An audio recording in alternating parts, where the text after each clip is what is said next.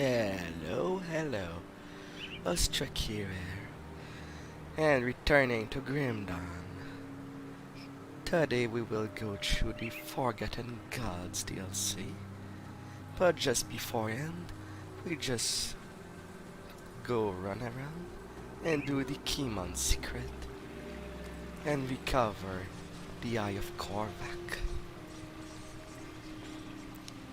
That is not too far from there. Already gone there once, but I was too early to know about the entrance. The secretive entrance.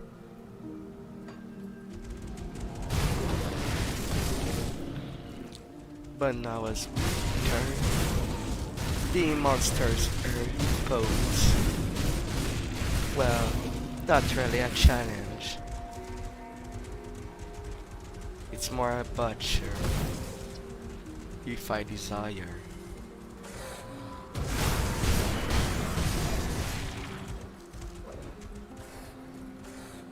Just gonna choose self.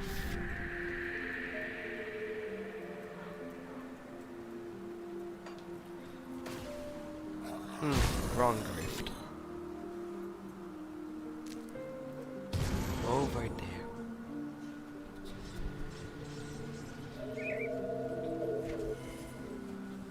Just the tomb there, the tomb of Korvac, to get his eye.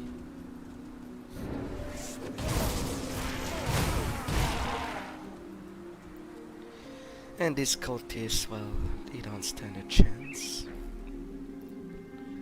And they even lost their physical resistance. So let's see, what's my most favorite? A little seal.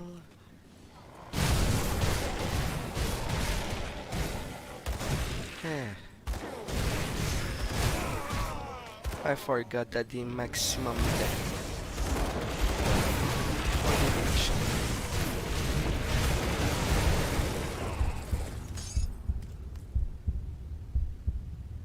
Well, that was pathetic of me. And it's all the way over there that they bring me back.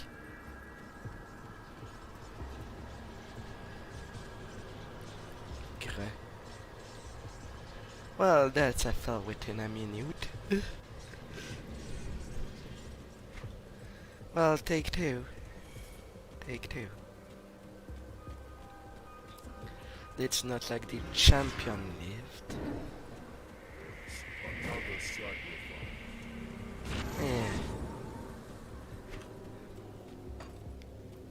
I guess my vitality and chaos resistance that high.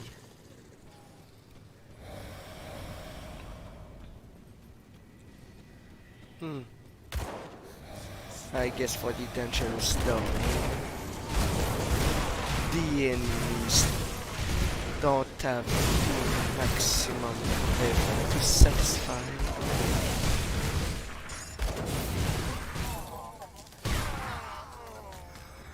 Oh, some are called crystals to weight them. No wonder. I should have never focused on the champion that was there.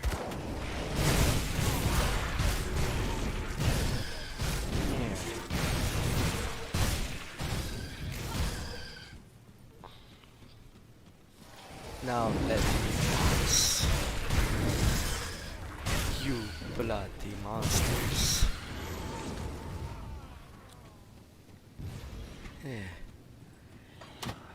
Going to the other head.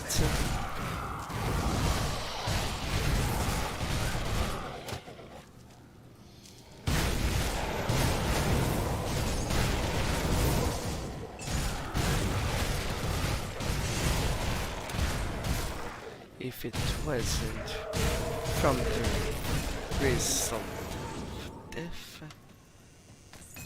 it will just go through.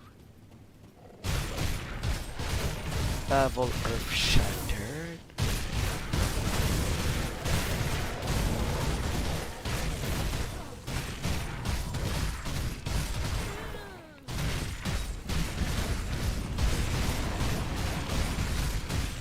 Stunning.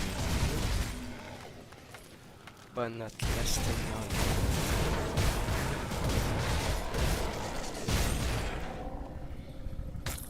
Now there was that thing about finding a torch to turn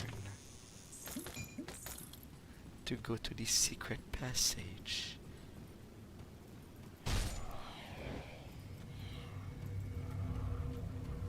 Just over there.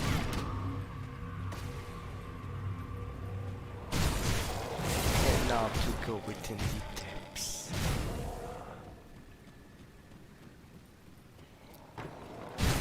Level 63.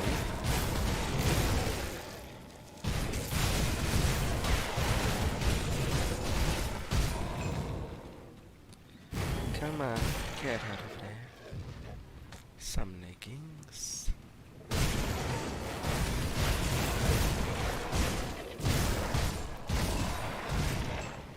Off they go.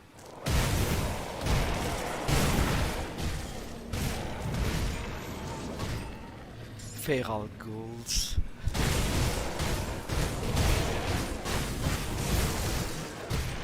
It's almost like being in Fallout, except in an actual tomb.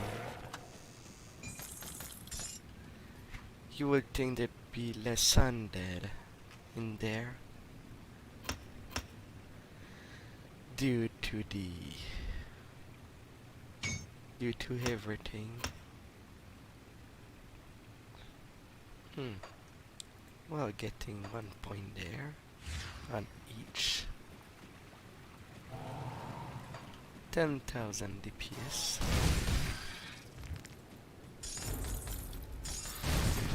Sharada, Harbinger of the Void.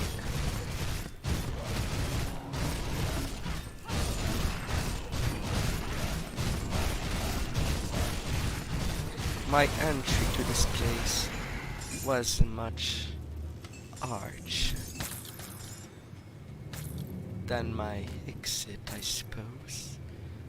Already the Eye of Korvac.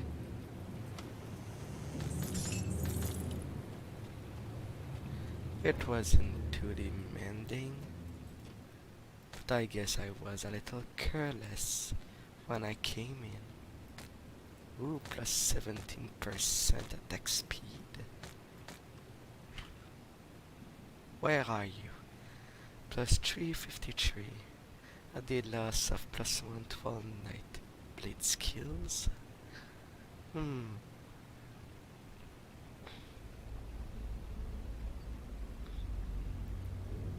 Is that a wise choice? 10,000.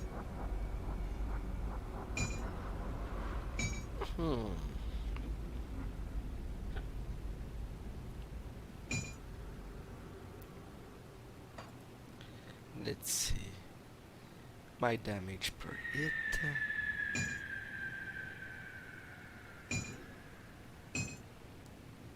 It definitely does increase. Well, my Willy Razor will be on the sideline.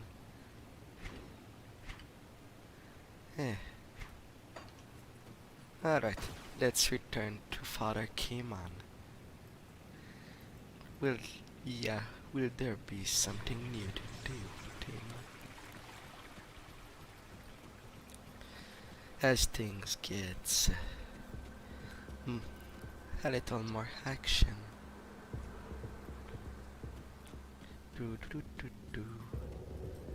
Hello, Father. Have you recovered the lyric? Yes, I have it here. It's pretty ugly. Eye of Korvac, a shriveled eye brimming with arcane energy. You can't help but feel as if it's staring back at you. I have it here. I thank you, Empyrean thanks you. You have been a devout servant and your faith shall not go unrewarded. I've opened my study to you as promised. Please go there and see for yourself what it means to serve God. What will do what will you do with the eye? I shall use it to peer into the earths of my chosen, find the ones I can call upon our time of need, as I did with you. What's in your study? Just the truth. Humanity facing unfathomable foe. It is our duty to make the necessary sacrifice, even if they go against our own conviction. I see, I will take a look. But what is in the study? Abbey Gate?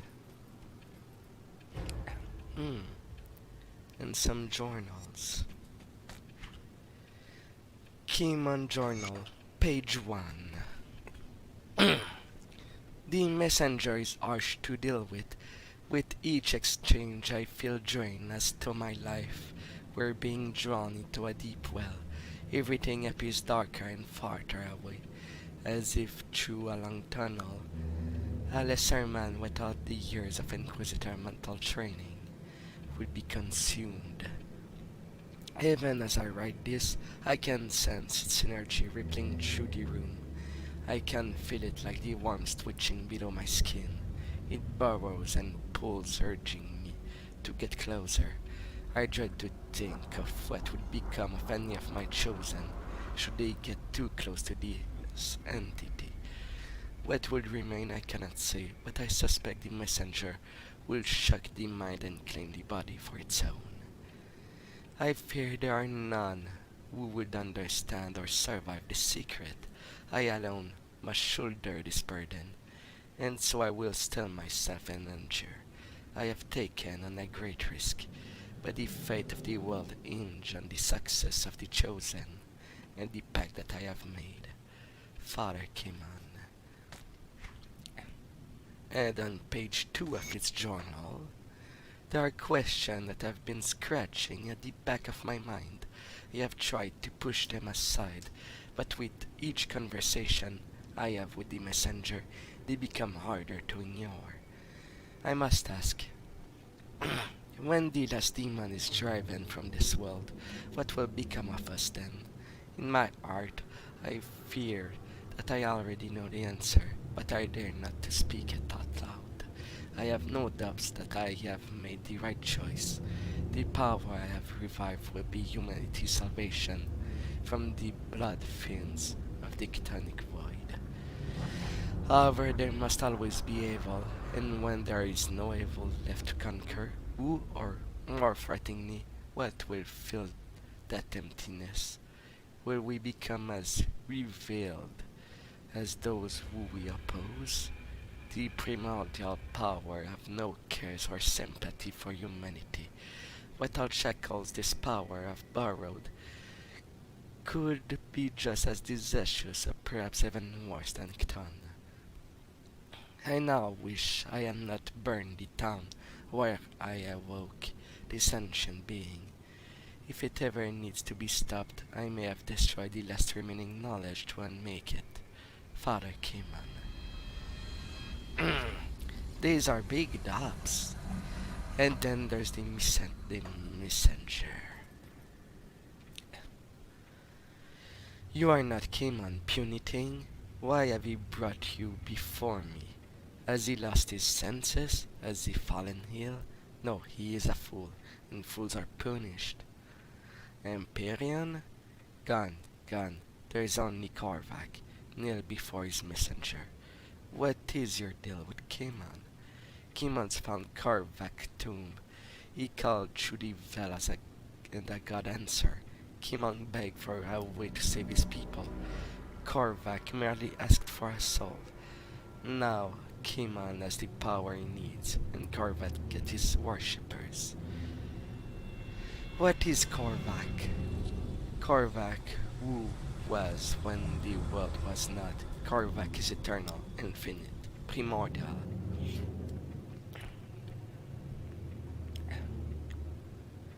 What does Korvac need worshippers for? The dead, the god grows in strength. It threatens the power of Korvac, and so Korvac must become the greater. Dead gods? You know it only as Cthon, whose blood courses through your veins, as it does in every living being. But the dead gods yearn to return from the void. It calls its blood, Gateriot. Someday soon Cthon will be reborn. Cthon needs my blood, all life. Cthon worshipper gathers it, give the dead god the strength to tear through the barrier between worlds. But as Cthon grows bolder, so too does Korvac. Rally's strength. Kern shall become the battleground upon which the gods shall settle their conflict.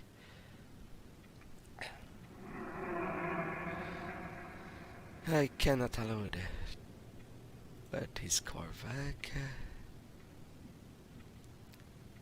The chosen must be warned. Foolish thing, the chosen serve their god and in turn are rewarded for their worship. You would be labeled as heretic, an ally of Cthon. You would deny their sacred faith.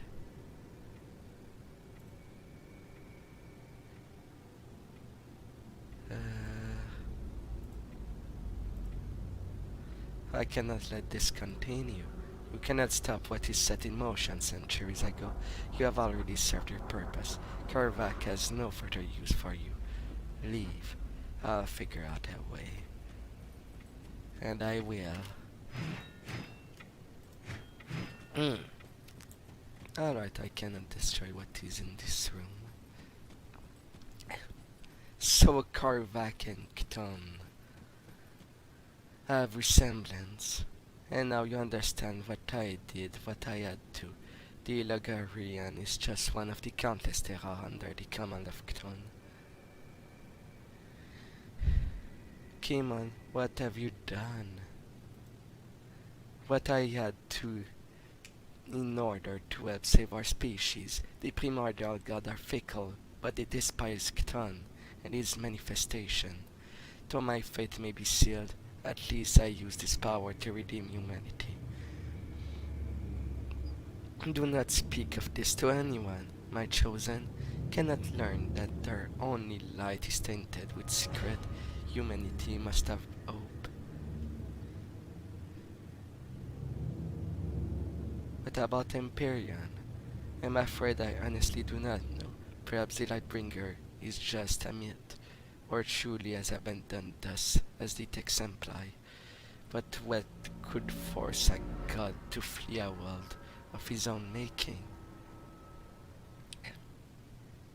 You cannot possibly know what this thing wants. Perhaps not. But I do know what it craves, the destruction of Cthon, just as we do. And I do know that this is the power to help us. I must tell the others. You may misunderstand. I did not reveal my secret to you so that you would call me an heretic and destroy what I had built. I wanted to know you, to show you just how dire our situation is. Humanity is on the brink of annihilation. I did what I had to do in order to preserve our species. One day perhaps this will come crashing down around me, but humanity will not be joining me in the pits of hell. I will see to that. You are a fool. I'm leaving. So we serve the being as Come see what's Korvac. left of my wares. This is quite dangerous deal that you did make to save what's left of humanity. But I guess he was really that desperate.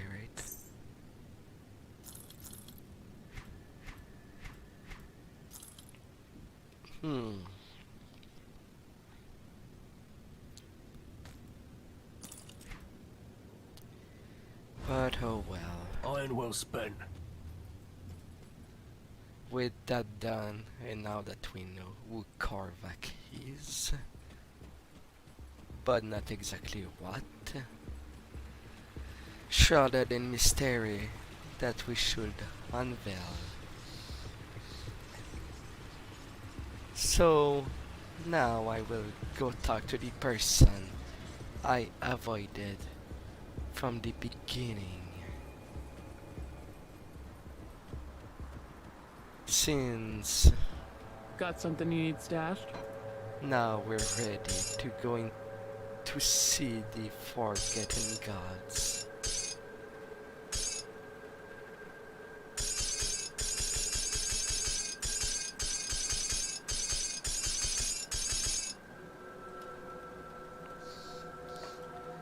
Oh, and as for the Travis parts, that apparently is part of a greater design, a quest line that is only available in I'll keep an ultimate eye on this. difficulty. So it won't be just now.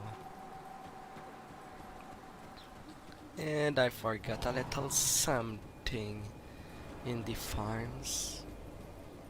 It's not too far to get the thing. Della Diary.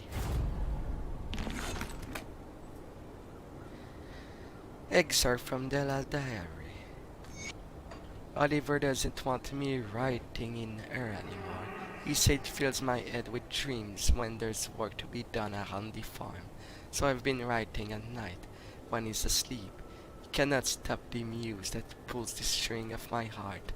The weeping out by Della Thornsberry. The limbs of a nearby tree tap steady in the farm rhythm against the bedroom window.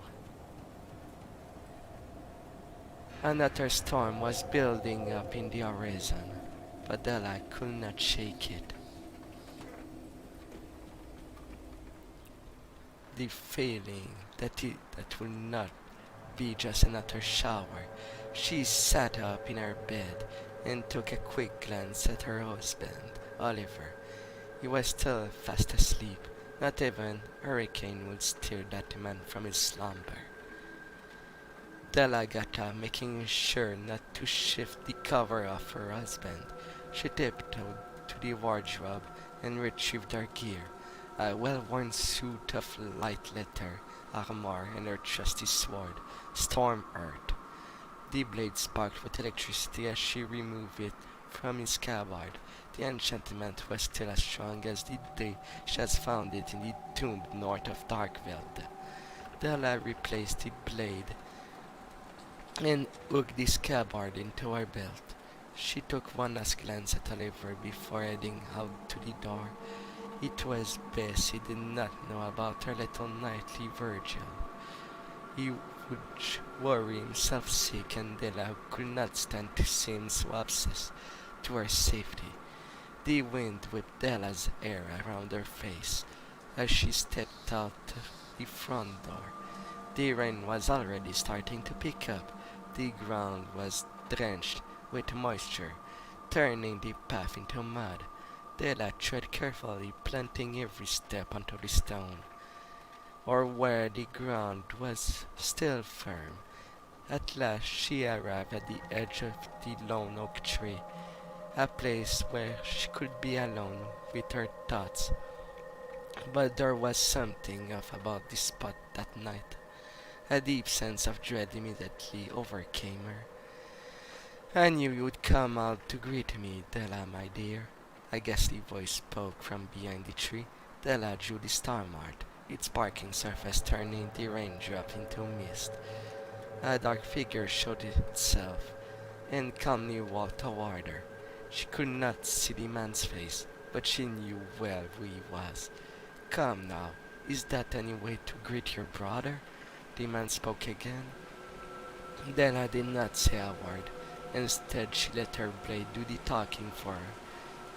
The figure countered her blow with a blade of its own, a burning sword that left strikes of fire across the air with every swing. I see you've been practicing, the man said with a grin forming on his lips. Thunder crackled in the sky as lightning flared down from the heavens, briefly illuminating the scene. The light from the storm revealed the face of Dela's adversary, the grisly, decayed face of her brother Travis. Della is truly clenched teeth. She does dove in for another attack. Della. And she's in Homestead. Della Thornsberry. Thank you for clearing out the farm. It's the best news I've heard in weeks. I found your diary. Oh, Evans, I hope you didn't read it.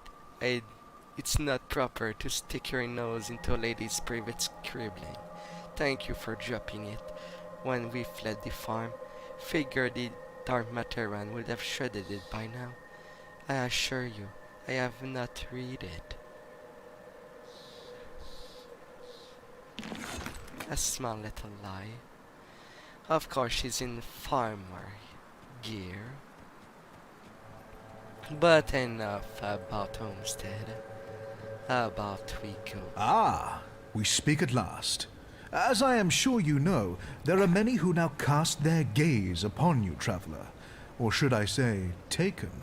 Some who mean you ill, some who fear your potential. Then there are those who command me. They have taken great interest in your accomplishments. It appears you may be just the one we require. You require me for what? I cannot speak of such things in this place. The cursed gaze of our foes is cast upon us here, so I will be brief. Great powers are gathering within the distant lands of the fallen Corvan people, and the Great Eye has decreed that you must play a part, whatever that may be. Will you answer our summons? Will you join me through the portal? Or do the mortal concerns of these people outweigh the calls of fate? This begins the Forgotten Gods expansion content. Who are these master of yours? I am sorry, I cannot say more here. All you need to know is that you have mutual interests and the same enemies. But if we work together, we can triumph where the individual cannot. Where is this land of Corvan people? Far to the east, beyond mountains and rivers. Weeks of travel by foot, a mere instant through an eldritch gate. My masters have granted me the means to return there, but only if accompanied by you.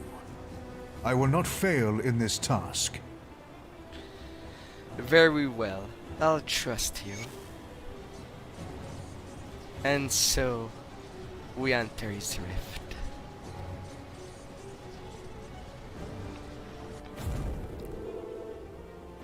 The conclave of the tree.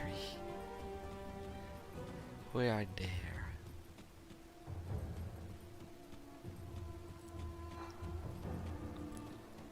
And just because it costs absolutely nothing, taking what's there, and we get a totally normal shield, a legendary one-handed mace. But it's meant to be used alongside another shield, so you can basically dual wield a shield if you feel humoristic. Alright. So, you have come, as the Oracle of Dreeg had foreseen. But are you truly prepared for what's in store for you in this forsaken land? What is this place? You are in the Corvan Basin, a land ravaged by gods and man alike. A land whose secrets are now coveted by a determined few. As for this camp, this is the Conclave of the Three, a gathering of occultists, warlocks, and witches that serve the witch gods. Here the three cults set aside their disagreements and join as one against our mutual foes. Foes which threaten your existence as well, I might add. What do you need me for then? The three have decreed that I seek out worthy allies in our battle against a common foe. But are you indeed the one we seek? First, you must prove yourself. What do I need to do? Go to the center of the camp before the statues. Kanatha, mistress of the Sentinels, awaits you to begin the Eldritch rites. Conquer whatever horrors assault you from the Eldritch realm, and we shall have our answer. I'll take your challenge. Worthy purpose. Let this sacrifice echo across the conclave that our brother Jairus was found worthy of bearing his life before Soloil's blade. Few are granted the honor, and fewer still have the will to accept the burden of the benefit of us all. And so it was with our brother, who not only willingly stepped forward to feed Soloil's hunger, he had Soloil's sigil pendant upon his bare chest as he parried himself to the center of the conclave. Larger than life, he stood proudly before Sagan and his curved witchblade, and proclaimed to all that at his mark the finished day of the victory against the usurper. Jairus kneeled. It was customary, but his eyes never turned away from Vika's stoic gaze. As was set down upon us, Soloil Sagan uttered the sacred words and slit his forefinger to paint a rune upon Jairus' forehead. Then Vika stood behind the sacrifice and placed the sacred blade upon his throat, and was the chosen last chance to back down. Though to be perfectly honest, such a disgrace would likely end in death anyway. Jairus looked ahead with confidence. His face was beaming with pride with such fate. For Sola, he began to cry when Sagan slit his throat, but plunged his other hand drenched the black flames into Jairus' chest. Sagan removed the dead man's heart in a swift motion and dragged deep of the lifeblood spitting forth. Jairus' body slumped into the ground, his eyes still staring forward. Several attended to saw his cremation as Vika delivered the art to Soloil's shrine. The art was placed in an ornate bowl and incinerated as it burned. The rune upon the shrine grew brighter. Soloil is pleased, Sagan uttered, smiling with bloody lips.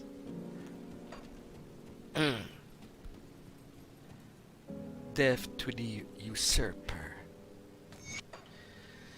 Praise be upon the tree, praise be upon their wisdom, their foresight, and their pity upon mankind. For what other blessing it would be as worthless husk, devoid of the gift of eldritch dream, and at the mercy of the luminary hounds. Curse be upon the usurper, the burning vengeance the Corvan destroyed. Curse be upon his lust for the eldritch throne, the pinnacle of the god. May he die 1,000 deaths, as Druid suffers 1,000 festering wounds. May his inside filled with spiders, and his eye turn into ash by eldritch fire. All this we invoke upon the usurper of the eldritch powers, powers meant to be wielded by the true gods and their servant. We march through the blistering sand and into the heart flame, the whisper of Trig in our ears, the hound of Bismiel at our side, the black flame of Soloil upon our blades. None shall be spared before our wrath. By the gift of our patron, we will reclaim what is theirs. Though our blood shall spill upon the Corvan sand, it will be done in honor of the true master of humanity.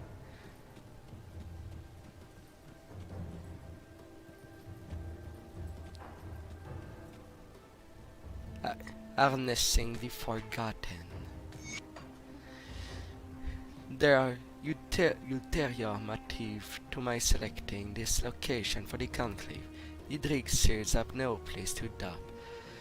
Felt it by now, and your spiders have suspected, yes. The veil is thin, and yes, that enabled the cults to better work with their gift of the Eldritch Realm. But another source of power lies buried at our fingertips. It might be as one of our most gifted scholars in the Val Mysteries, Mazan, is working on harnessing this power. As you well know, there are other realms that are construct of the primordial god. These statues adorning this sacred place are more than just mere decoration. They are conduits beyond the realities and could be manipulated to form a getaway with enough force of will. I believe Mazan is close to a breakthrough, and once he succeeds, we will have an entire realm of untapped potential to harness for our purposes. I for one am eager to see what we uncover, if past experience is any indication.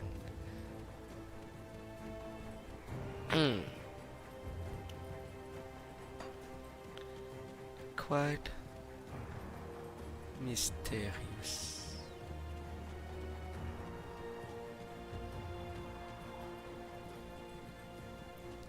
No.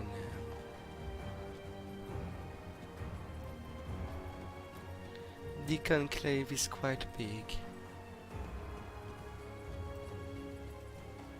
Convergence of the Covenant. I am certain you have heard the whisper as I had. The mad one is restless, his mind filled with visions of the burning one returns.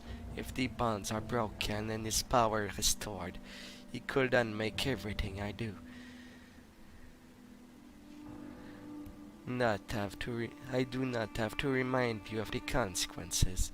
The triumvirate. Fate is bound to this moment. Send word along the spider web, rally the servants of Bismiel. I invoke the sacred covenant. The force of the tree must converge. In the forgotten lands of the Corvan people, our force must unite against this threat. Or divided, we shall succumb to the vengeful flame. None must be allowed to defy our summon, any that does, or as much as enemy of the force, we contend and shall be dealt with in any kind.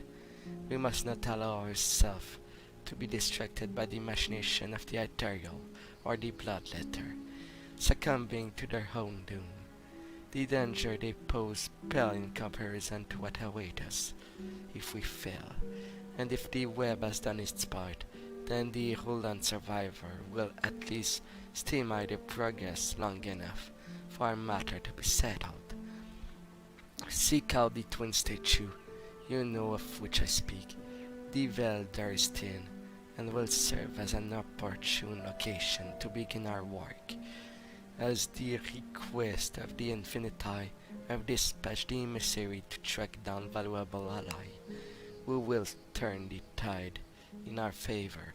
I consider their life expendable in pursuit of victory, but one must not tamper with the whims of fate. Then they are so clearly written before us. By the three thrones, we will eradicate this threat to our gift. The world will tremble before the might of the witch god, Sargon, Vicar of Solahel.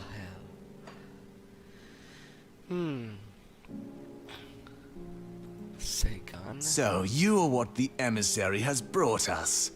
Are you prepared for the trials ahead? This should prove entertaining. Perhaps you'd prefer to test me yourself. That would be brief. Good thing that's not the test. Serve the three and prosper. Deny them and... I get the idea. Marys, I'm a bit busy right now. Come back and see me when you finish with the emissary. Alright, I will. I can't talk right now. Marys is watching. Hey Carl, you're talking. Who's Marys? Who's Mary? She's the love of my life. That's who Marys is. Now please, would you leave before she see us talking? I don't want her to get the wrong idea. The wrong idea? Don't want her to think you know, talking to you. You know what I mean. You have no idea. So they won't have any good dialogue as long as I don't talk with the mistress of the Sentinel Canal. The emissary warned me of your coming, but whether you may remain here is not a matter of his choosing. I will decide who stays and who dies. Are you prepared to face the trials? What are these trials? Save your questions for the scholars. If you are to survive out here, then you must be tested against the terrors of the Eldritch Realm. Are you prepared to begin or not? I'm ready. Begin the Eldritch ritual.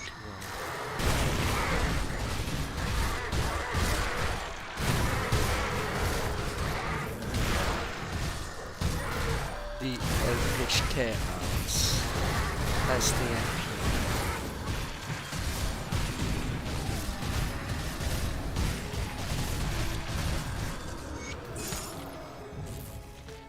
That was quite short. The emissary was right, as usual. You have earned the right to stand among us in the real trials to come.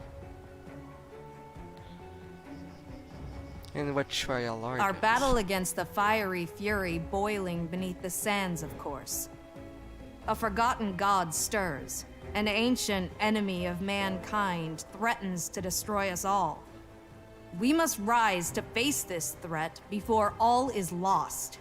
And what is your goal here? By the blessing of the Covenant, I am the mistress of the Sentinels. Those sworn to guard the interests of the Three and the survival of our people answer to me.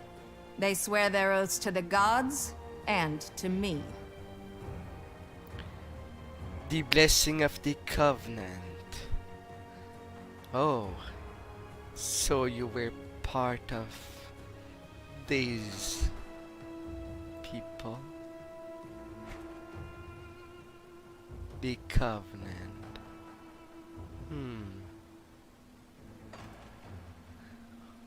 Or the Coven.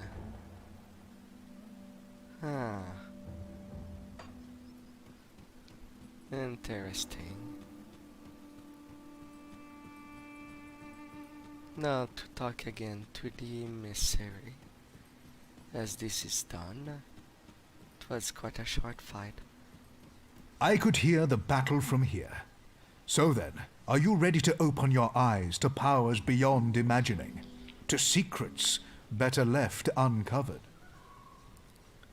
So why did you bring me here? Ah yes, ever driven by action. I admire your conviction. The fated hour is nearly upon us. Soon we shall strike as one against our formidable foe. But we cannot act brashly. Precautions must be taken.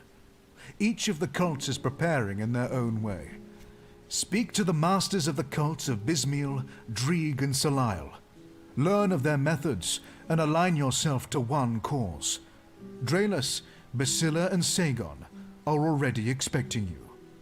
Why must I choose a cult? While we may be allies in this endeavor, the cults do not always see eye to eye on all matters. It is best for the sake of peace that you assist only one of the cults. Do not be concerned, though. The others will not see you as a foe for your decision. Not here. Besides, you may not find all the methods we employ agreeable. Speak to the cult leaders, learn of their ways, and make your choice. And which cult do you belong to? When I first stood before the witch gods, I said to them that I shall serve in this life and the next if need be, but I shall only ever serve the Three, not Bismiel, not Dreeg, not Salile. And so, I am the herald of the gods, the one who spreads their message and finds worthy allies. All the cults look to my guidance. Even the gods have sought my counsel in the past. Alright, I will speak with them. And the closest one is Sagan, Vicar of Salael. You show promise. Perhaps you would be of value to Salael. It remains to be seen if the emissary was right about you. You serve Salael. Why should I help you? Salael does not need your help, but that does not mean we cannot benefit one another. Only those willing to make any sacrifice, to go to any ends necessary, are of use to Salael. The world is ripe with power for the taking, if you have the will to claim it. Bismiel and Drieg hope to manipulate events to glean a favorable future. Salael knows that the mighty carve their own future. Love the strongest. That's what Salael represents, it seems. What can you tell me about him? Salael is the youngest of the three, but do not mistake that for weakness. His mastery of the Eldritch fire is without equal. The very essence of the Eldritch realm is for him to mold as he sees fit, and he shares this knowledge with his loyal servants. But such power does not come without sacrifice. Some must die so that others can bask in his glory. The ultimate display of loyalty. He does seem cruel. Cruel? The world is cruel. Salael expects great sacrifice, yes, but in return he gifts us with unfathomable power. What god worshipped in the fallen empire can offer the same? I'll consider my options. Now, just to sever my curiosity,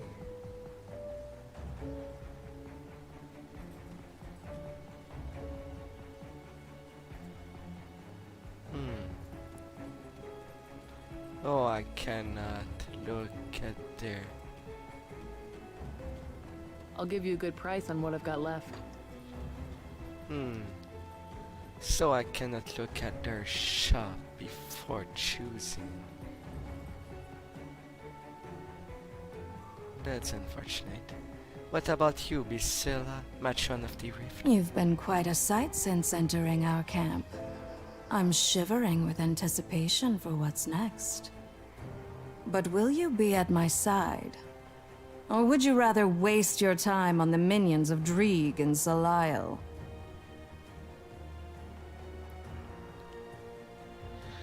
You serve Bismia. Why should I help you? My dear, who needs to see the future when you can manipulate it from the shadows?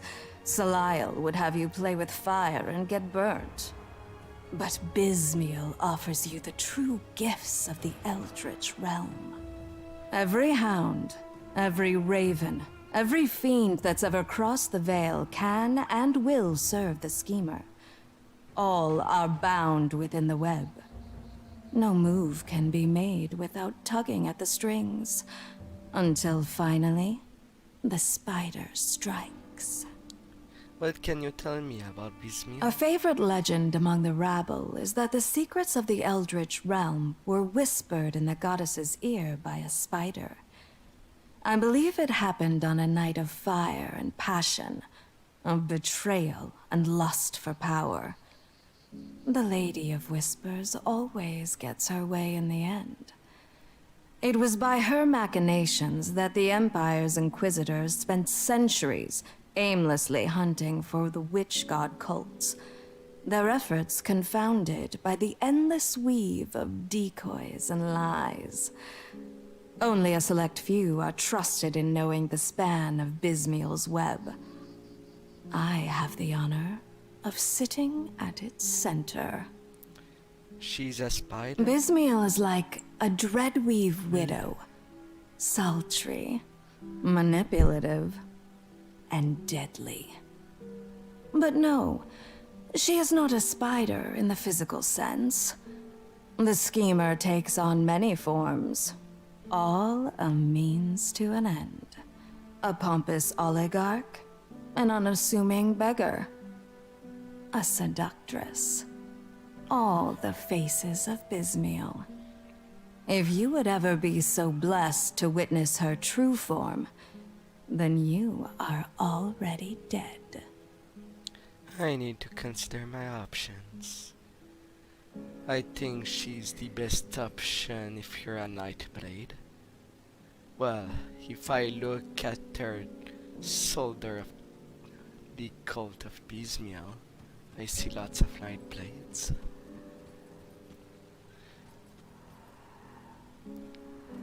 Mostly dealing with cold. What about the Oracle of Drieg, Trallius? The weeping spines do not lie. You have come to fragment the memories of the forgotten. But who will stand by your side? Will you step into the spider's web? Or will you kindle the flame? Or perhaps you will weep for the eye that sees all. You serve Drieg. Why should I help you? Much purpose flows within you. Allow me to temper that potential. Through the great Guardian's eyes, we shall divine the true path beyond humanity's struggles. Let the others play with their eldritch toys and arcane spectacles. It falls upon us to strike the balance. Driggs can see the future. The strands of fate have been exposed to his infinite gaze. His wounds weep for our future, just as his reach seeks a path through the calamities that still await. What can you tell me about Drieg? Drieg is the oldest of the witch gods. He sought to know all, to witness the truth in the fabric of our reality. He cast aside the ancient warnings, threw caution to the wind, and reached beyond the curtain that seeks to blind us of true sight. Even his knowledge and wisdom did not prepare him for what he witnessed. The event changed him irrevocably, and while his mortal eyes were forever blind, so his eldritch eyes had opened. For the first time in his life, Drieg saw the world for what it truly was, and he saw rot. Drieg does not distract himself with the folly of mortal pursuits. In the end of all things, we must strike balance. I'll consider my options. Alright, so Salael is for destructive purposes, good with fire, so good for Demolitionist and Oath Keepers and Inquisitors. While Driegs, I see mostly poison. And of course, the occultist class have many abilities that have Driegs in their name. Well, Bismiel, her will seems to be a lot with the shamans. Electricity, cold.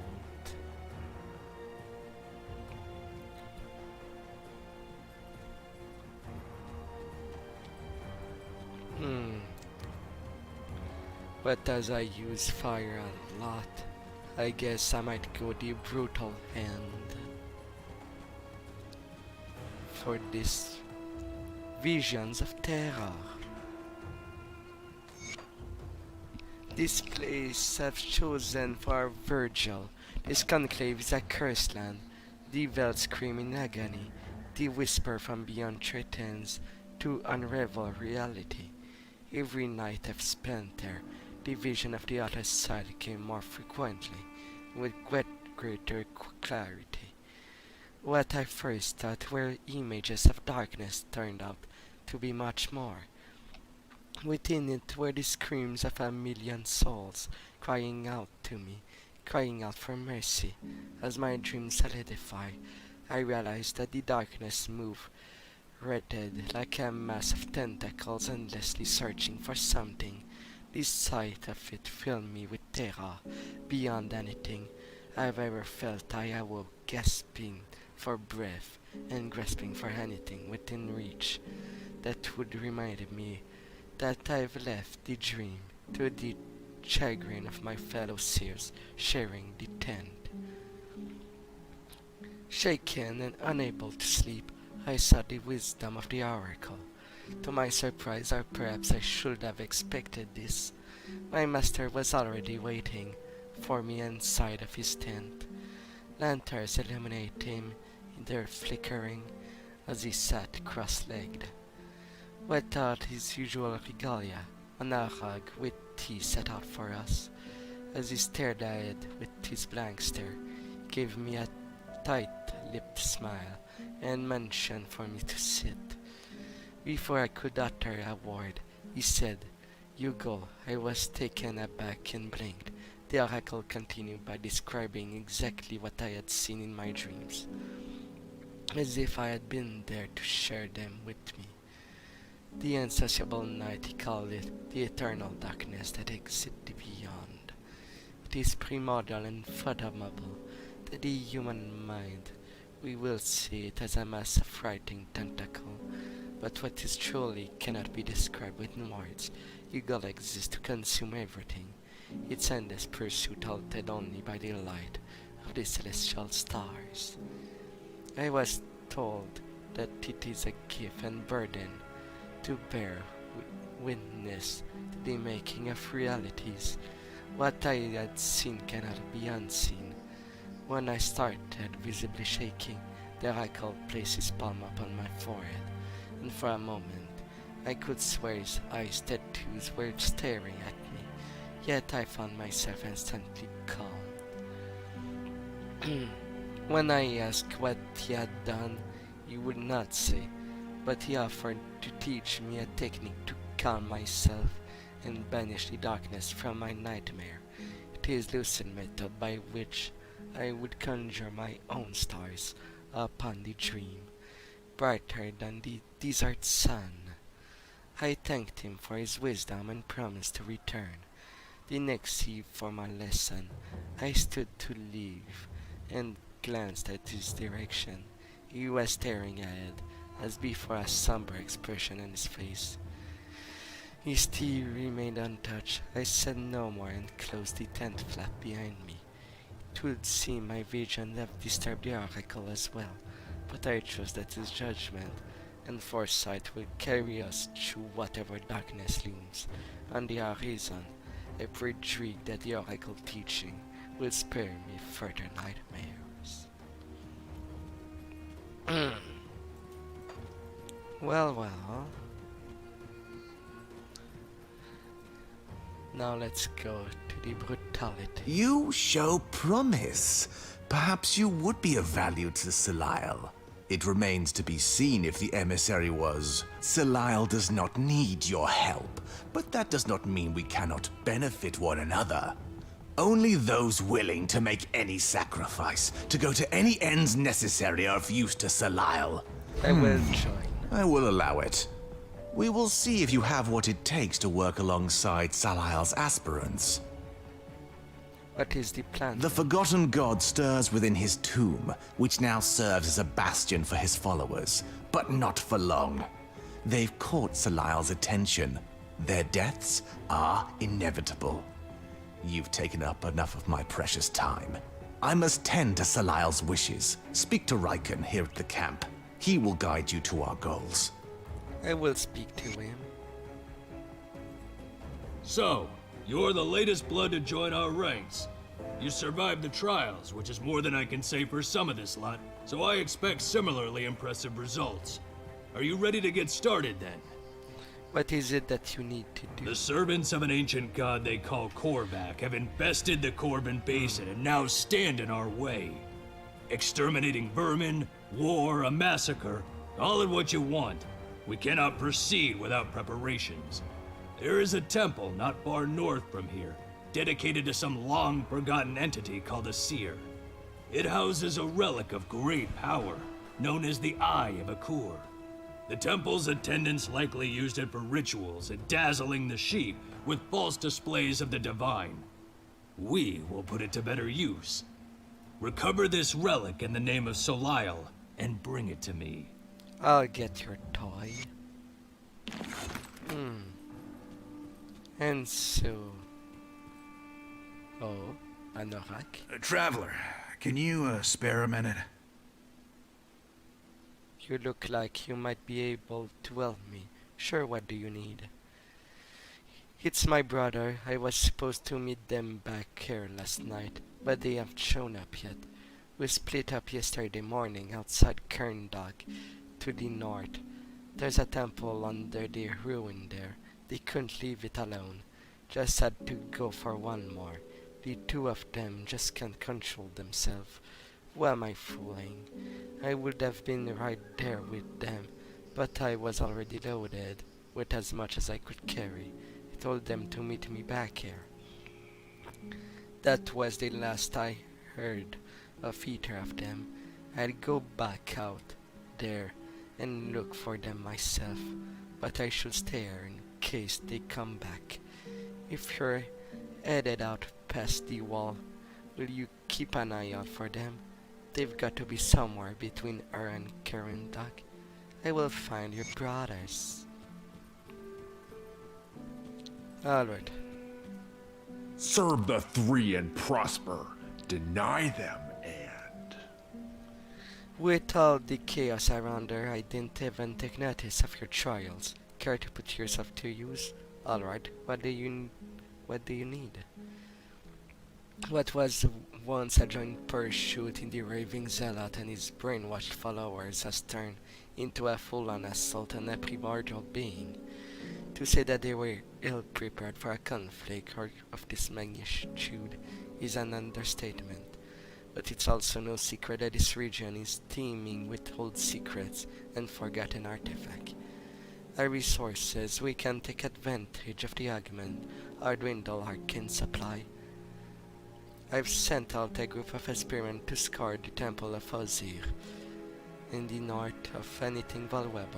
I expected them to return by now, but nobody's seen them. If you're going to make yourself useful, go out there and find whatever they scavenge and bring them back too, I suppose.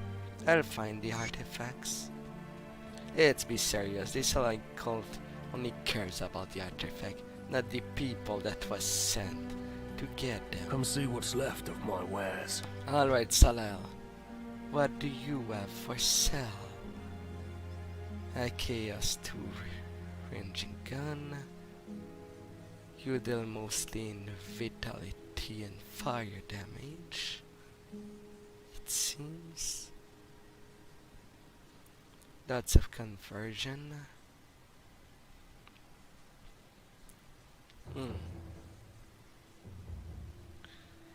If I'd used the Blackwater cocktail as a range option, I suppose it could be good.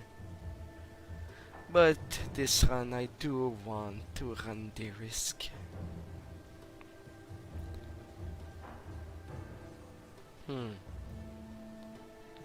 Fire and light. Iron well spent. Now, what does the other cults have for sale? The oracles of Drieg spoke of your arrival. Their mad choir whispers of you marching alongside our forces into the tomb of the Eldritch Sun and emerging triumphant. But even their eyes cannot peer into what I offer. The Shattered Realm is unlike anything mankind has ever witnessed, teeming with wealth and power beyond imagining, but also dangers not unlike those that we face even now on Cairn. I have the means to open the way, if you wish to join me in pursuing its mysteries. But be warned, the Shattered Realm spans eternity. One could spend a lifetime exploring even a small fragment of its vast reality. You must be careful not to lose your mind, or worse, become lost forever. Will you dare enter? Will you witness sights beyond imagining? I'll need some time to prepare. That is basically the endless dungeon of this game. See anything you like? Alright, on Bismill term. Stuff for Nightblade, Inquisitor and Oathkeeper. Lots of piercing bleeding damage. Cold and lightning as well. A dagger that boosts all elemental damage. But that is great for pet. The mark of the Shadow Queen. A medal. I turn elemental. Night Stalker pendant. Ring of Steel. Nightblade. And Demolitionist item. I feel like I've chosen poorly now. Bismiel has more of what I need. Fire, physical, boosting skill that I do use a lot. And that I like. That is at her final term.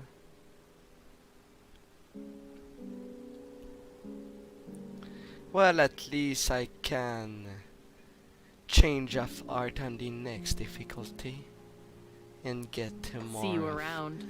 her favors. Well, look what we've got here. You've made your decision, choosing to pledge your loyalty to the witch god. I heard that you that kind of thing very seriously around her. Which do you serve? What, me? I certainly don't serve any of them. I serve the god of making rigs, a wealthy man. Then what are you doing here? Well, what you might call a supplier, a provider of particular good, if you will. I have a special talent for finding high-end and difficult to acquire objects. Things this crew here can't seem to get enough of.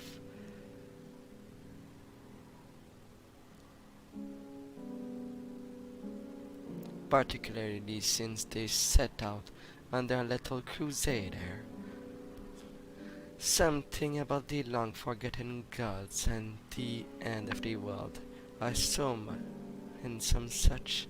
Sounds like business as usual to me. A wise man once said, where there's a fire, there's a fortune to be made. Who said that? Me, ya fool. I just said that. It was a joke, you see. So you're a merchant? Well, that's an oversimplification. You see, those other trash peddler down there, they've got it all wrong. Selling goods for iron bits is child game. A man isn't going to get rich playing games. No, my friend, I trade only the finest good for favors. Favors from the very powerful. Favors that I'll be cashing in when I see fit. So you just give them things? No, I don't think you're listening to what I'm saying here. I give them things in exchange for favor. They're in my debts. They own me, you see. There are people all across the land that owes me. From emperors to dunk sisters. Sifter. The living, the dead, it makes no difference. They're in my debt when I need the most. I'm going to come calling. That's wealth right there. Well, that's a perfectly acceptable way when money ain't really there. Or when money is worth nothing anymore. Exchanging favor is the best choice. How do they make them pay you? That's the genius of it right there. So many people across this land are in my debt. You never know who they might be or what they might be capable of. Say, I make a deal with the wealthy merchant. When later on, when I come to collect my debt, he doesn't feel like paying. I pleasantly remind him that there is a lot of other folks looking to make good in their debt, and then leave him to think to who else might own me, and what I might be willing to do to pay up. That usually works. If it doesn't, I just get one of my other debtor to come and tune him a bit. Sometime you need to send a message to anyone else who might be thinking about defaulting to their debt. But most folks are glad to pay up when it comes time. It's a relief of sort. You have anything for me? See, now you're getting it. That's what I'm talking about. She wants to make a deal. Let me think for a second. Yes, come to think of it, I do have something for you. You know what this means, of course. You're going to owe me. And someday I'm going to come collect. Do we have a deal? Yes, let's do this. Well, there you go. Either chaos resist. Not useful at all to me, anyway. I'll tell you what, if you come back sometime later, I might even have something else for you. At the right price, of course. Of course. Of course, of course, of course. If you say so. Alright. Now... Alright, I wanted to see what Drake said for I'll sale. give you a good price on what I've got left. And for what is this time to? Occultist, avant-garde, soldier, occultist, necromancers. That's a physical and poison damage. Bleeding, piercing, phantasmal blade. For range players, from what I see, thematic burst on a shield build. Occultist and Oathkeeper as well. Mark of the Farseer, Shaman, Soldier. A little for the Demolitionist, if you play it and run. Yeah, he definitely sells for classes that it and run with the right skill.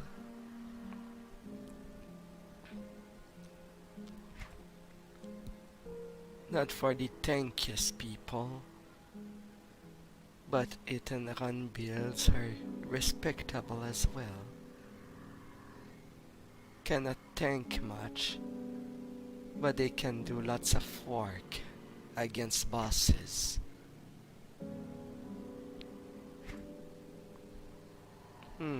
Put it to good use. Yeah, when I'll be on elite, I'll focus mostly on Bismial since she has most thing I need for my build. As I cannot change of who I want to serve after the choice is made.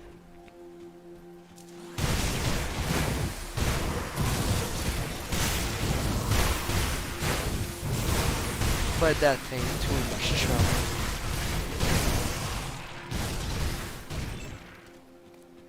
Actual maggots. Oh, and thank you for passing by, kind stranger.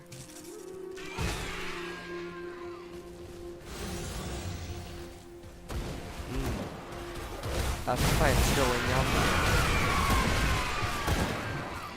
So I am killing dinosaurs nowadays. Okay, just die without them doing much. Bags. Bags?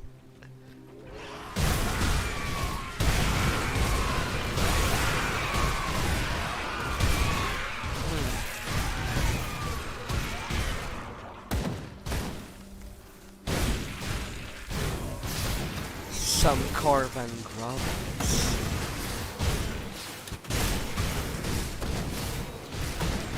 Some big vipers. I'm sure they would be panicked to see such big vipers and gigantic scarabs around.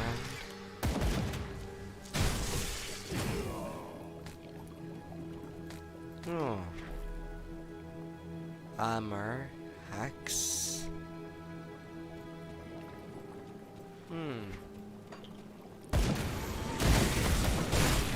So much thing. God. In tiny little pieces. Level 58. Some grapplings.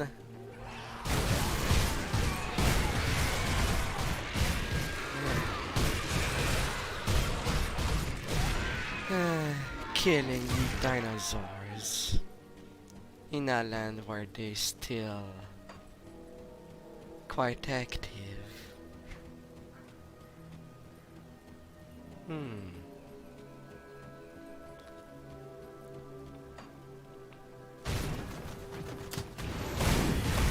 I might take my time to explore this place.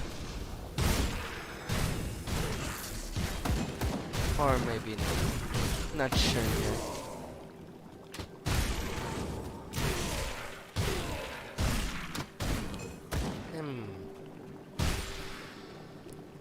But I know it's good to get the favors along the way. Just need to find caves.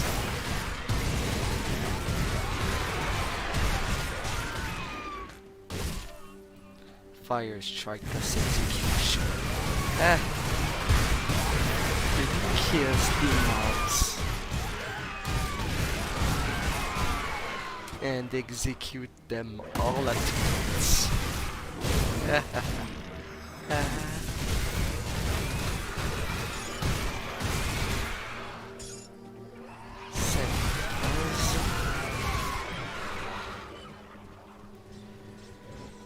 Portal.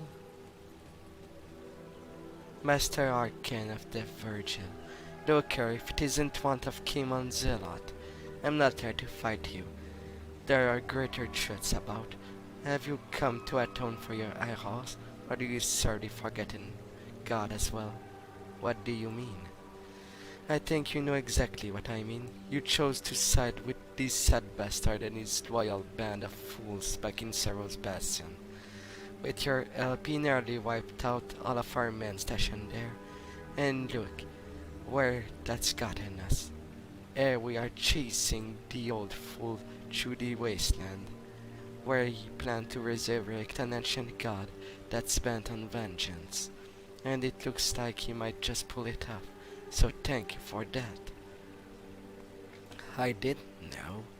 Of course not, it's not like we tried to warn you or anything. I suppose you were even convinced that he found a way to defeat the Chthonian. I think he may truly have believed that himself. The get above will believe anything, particularly in desperate time like this. But that's all behind us. What matters now is what you're doing to help us to stop him. You are going to help us, aren't you? Of course. I suppose that's good news. I've heard rumors that of your deeds in Karn. If any of them are true, it'd be nice to have you on our side now. Do me a favor too. Stay away from me and my men. After what you did to our brothers in Blood Grove, I'm sure they'll be on edge with you around. Okay. That's a fair point. And now that we know that Kimons was in favor of Korvac, the thing that now we have to stop in the Forgotten Gods. Well, we'll have lots to do. Will on the difficulty go to side with the Virgil? Possibly after I bought the things I need from Kimons and get their side of the story. Although I don't like Eurobaron either. So if it was down to personal choice, I think I would deal with both of them.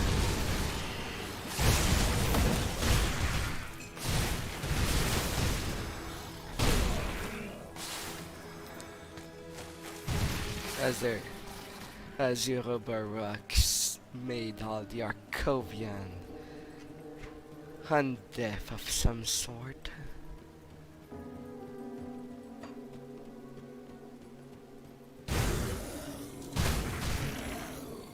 Mummies.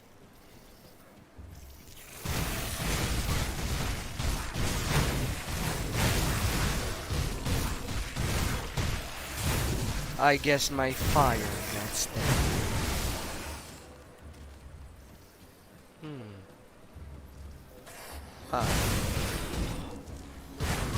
Let's see.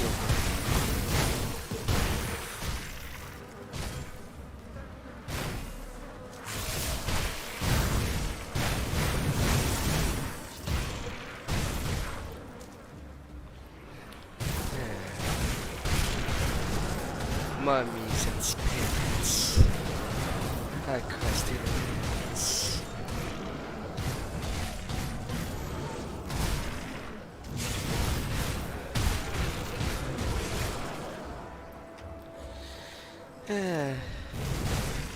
Well, follow ends of the line with the post-nuclear world or a post-magical world, or where the end happens because of God reappearing to the world.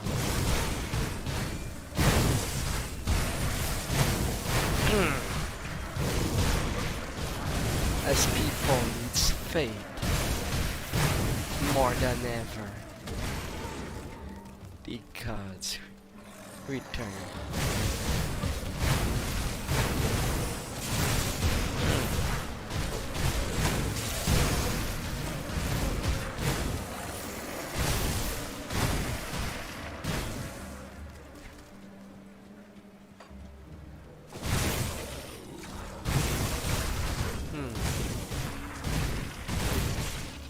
Temple of Ozir.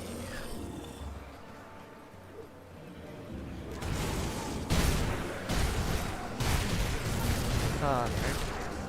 I think I'm getting close of where I'm supposed to go. I'll get there.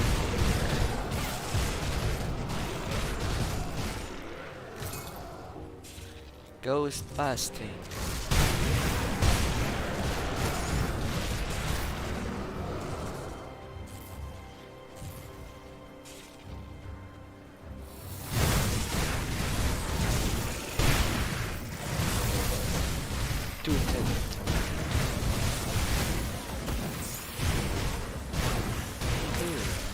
Empowered boots of the unseen swiftness, level 65.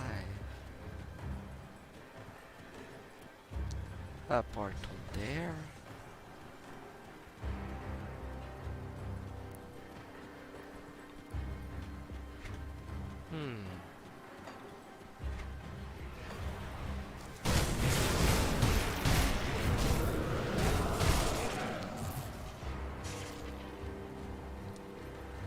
Oh, a star.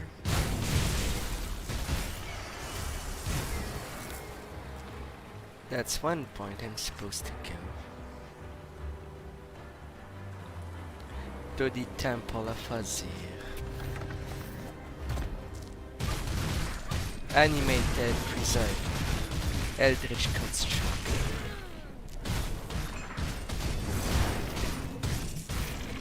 And of course, after destroying the construct, I have to deal with the spirit within.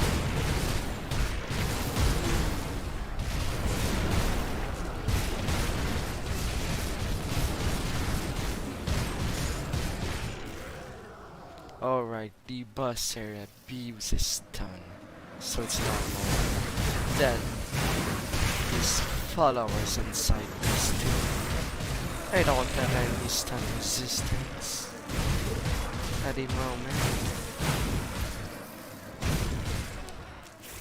I guess I might perish along the way. If I'm not, that's good.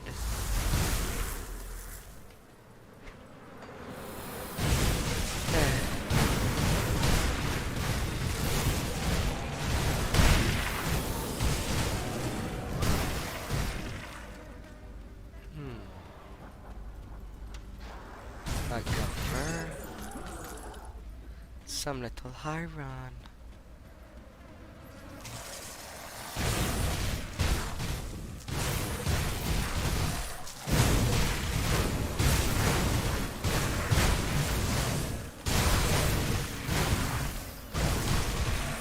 I will cut you down, spirit.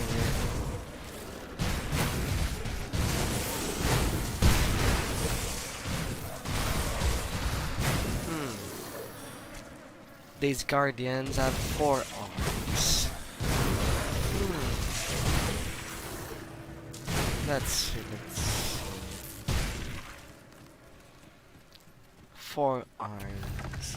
Is it a Buddhist thing? There's so many religions. No, not Buddhist. More Hindu inspired. Is that what Hazir is? That's one thing I do love about religion. Is that the inspiration that can be taken for the fantasy world is absolutely marvelous.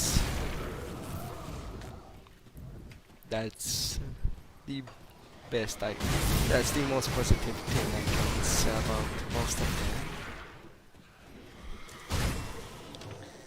It has unlimited purposes in terms of stories.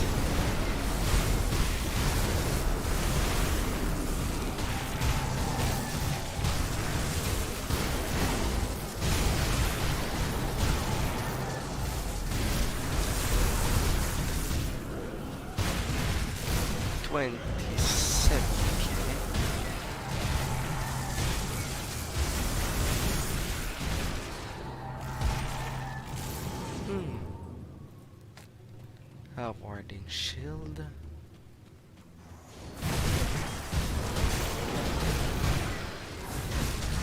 And now as I reach the 2nd floor underneath,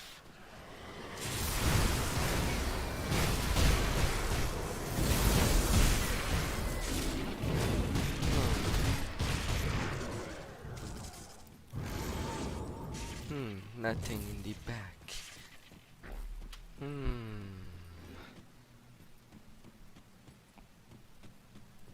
Alright, let's go into the tomb part of the temple.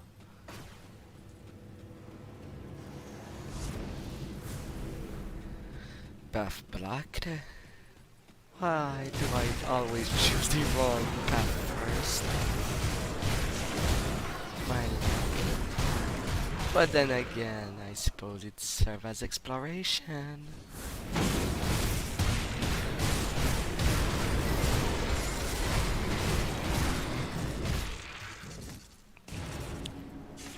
Wildfire. Gimme what's inside.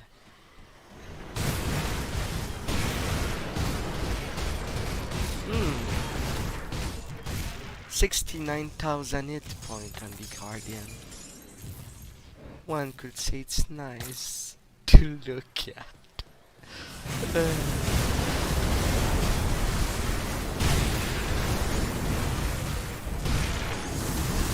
But I'm sure it is an unintended purpose. But when there's number, it is bound to have a 69 something.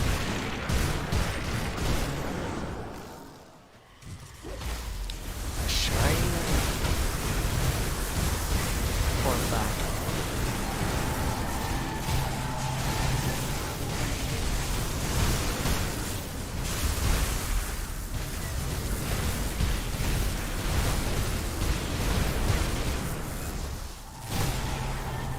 a few cold abilities. Resistant carbon, polytron, cold, poison, and either resistance. Now I don't remember how brutal that shrine is.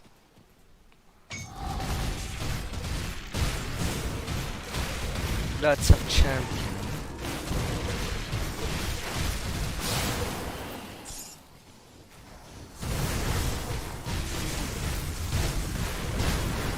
But I suppose they're kinda slow.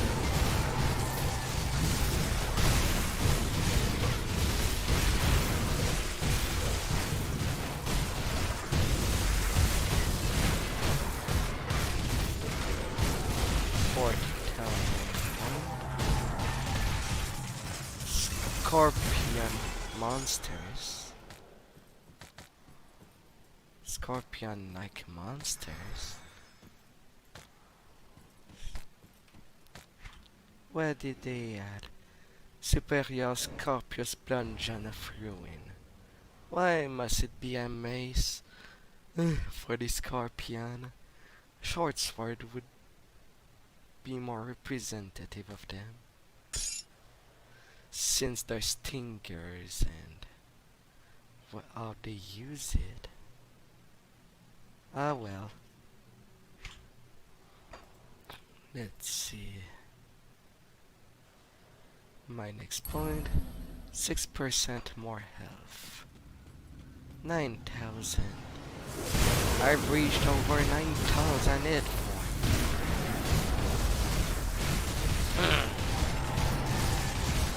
I do not have a Saboteur.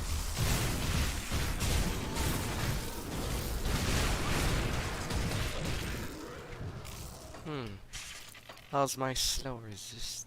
35%.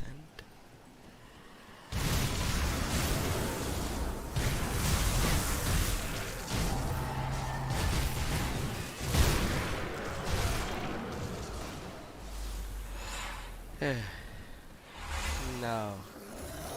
Casimir, High Priest of Ozzy.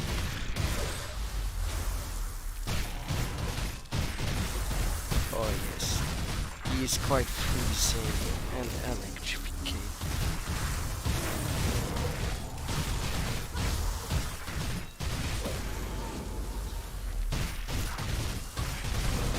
I'm just happy that I have lots of health regen.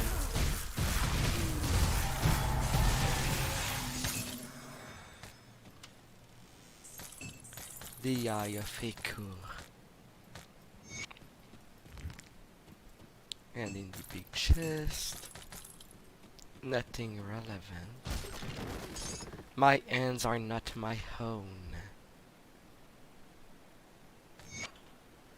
I write this final letter so those who may find this know that what had transpired, know that I am not a sinister man. I will never murder anyone in cold blood, but through some evil dwelling within this place. That is precisely what had happened. I came to these lands with my two companions, Arnen and Belik, after weeks of travel through the accursed lands, and we at last came to see spires of those carven ruins. They were stabbing up from the haze of the horizon, like the rotten ribs of some great dead god. It was not until we stepped foot inside the first tomb that I began hearing the whispers. I kept asking what the authors were muttering about, but they would laugh, saying that I was merely hearing things. As our days of digging and opening tombs continue, I became convinced that they were conspiring to slit my throat. I refused to sleep. I grew weary and delusional. The whispers kept gnawing at my mind. Yesterday, as we made our way into the latest tomb, the voice took their toll.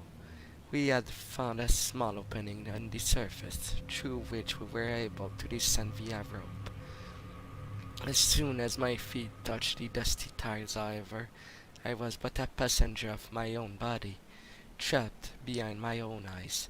As my companions moved into their inky depths, my hands reached for the rope and soaked it with lampoid. I screamed to warn the others, but I had no voice. I stared in horror as our only means of escaping vanished in a brief blaze. Deeper inside I found Arnon, overlooking a golden railing near a waterfall. My hands came up into my vision. As if to push him, I tried to find my arm down. I commanded my mouth to make any noise, but nothing came of it. I was powerless and could only watch as his hand shot out in desperation, grasping for anything within reach. The railing, the wall, me. His eyes met mine with the final fearful question, why? Then he was gone, tumbled over the railing, and out of sight into the ravine. Billick was not far from my grisly deed. I found him admiring the intricate work of gold-encrusted statue. The figure was frightened, with too many arms crippling a razor-sharp halberd, as if they were ready to defend the tomb. There was an eerie quality of a knife about that made my blood run cold. In a flash my hands were wrapped around Billick's arms, and I lifted him with inhuman strength way up into the air, before forcing his back into the statue's weapon. I relished him and watched as he slowly slid down the length of the halberd, his blood pouring down along the shaft and pulling at the foot of the statue. It was at that moment, when my last friend was dead, that whatever spell had enthralled me had ended. Freed from my own mental prison, I screamed and wailed, and pounded the cold stone like a distraught child. For a brief moment I could swear I saw a withered face clad in golden armor staring back at me. But then it was gone. I could say when or how, but when I put Belix down off the statue, nor do I know how long I lay there, holding my dead friend. My mind was broken. There was no hope of escape. I saw to that. By my own hand I became trapped down there, to waste away to rot to bone with my fallen companion. I needed to write this, if not for myself, then for my friends. I cannot only pray the spirits know in their hearts that it was not me, and they will greet me with forgiveness when I see them beyond the veil. Gods preserve me. My hands were not my own. Ouch. Killing your own friends, but it was not your desire to do so. Aye. That must be a painful watch. Really painful.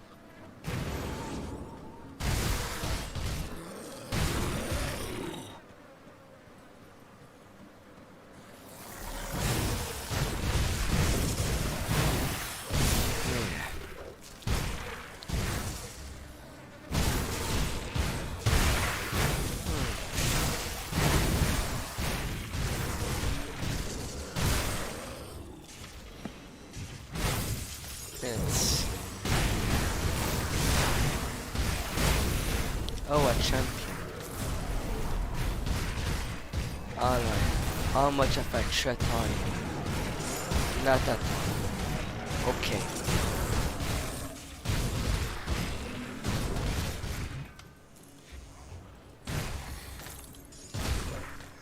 Not at all of a threat. After the kills.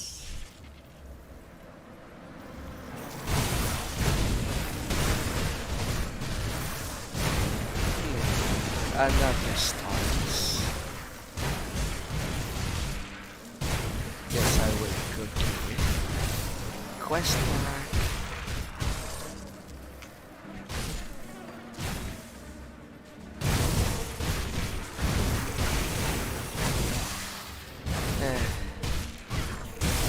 once I'm done with these mummies. I don't want them to interrupt me. Kate, this all gotten way out of hand. Don't suppose you can help us get out of here? Yep. Oh, thanks the tree. You got here just in time. Two things had us cornered. Listen, we're not in no condition to continue, but we need to get out of here. Do you think you could help us here? I've been looking for you. Kazan sent me. I knew they wouldn't just leave us here. We need to get back, but we can't just leave our supplies here. That would be frowned upon. If we come back without this supply, we might as well slit our own throat. I can open a rift and send you back with your supplies. If that any safer given what roams in the Eldritch realm. You know what? It doesn't matter. Do whatever you need to, whatever it takes to get us out of here. Here you go, people. Well, so far it goes well. Let's see if I'm more than choice to take that risk.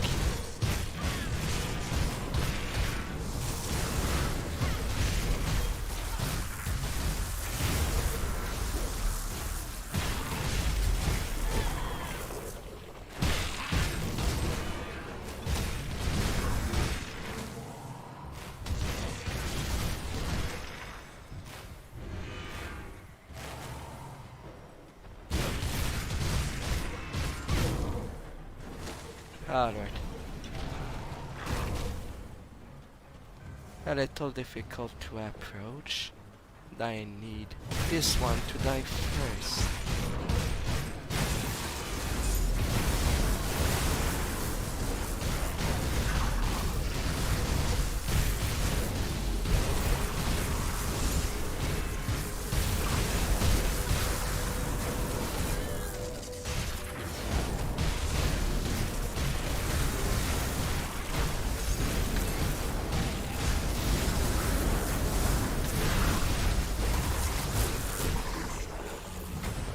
Alright, got lots of epic from that one.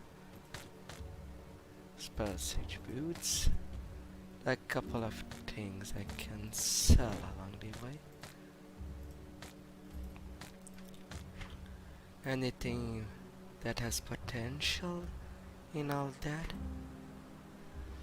Empowered and astral leg warp, poison, elemental resistance. Not good for me. Elementals, kill disruption prediction. Barely more enough armor. Not good either. A cannon. Not even better than what I have on my gun slot. Only the empowered Blood Reaper mark for the set I use at level 20, but its superior version. Yeah.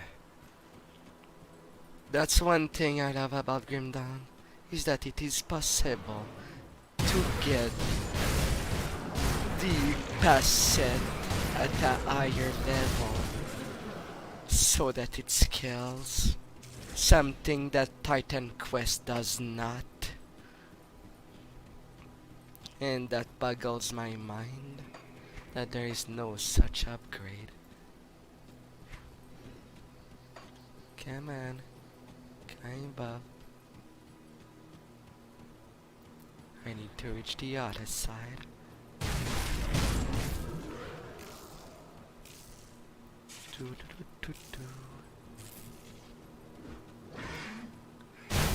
And now Griffon starts to appear. Maybe they taste like chicken.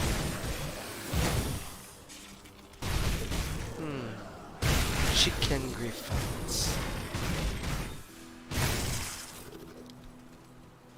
What taste could they have?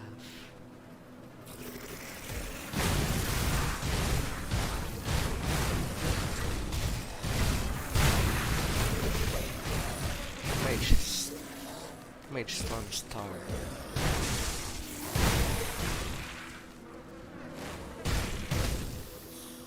Alright. Ammonia Altar.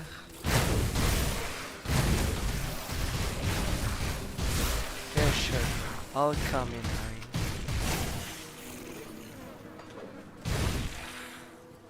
Oh, that's good.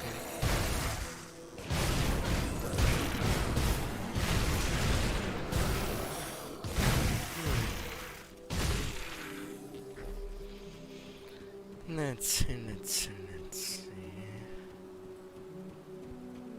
The Corvan Plateau.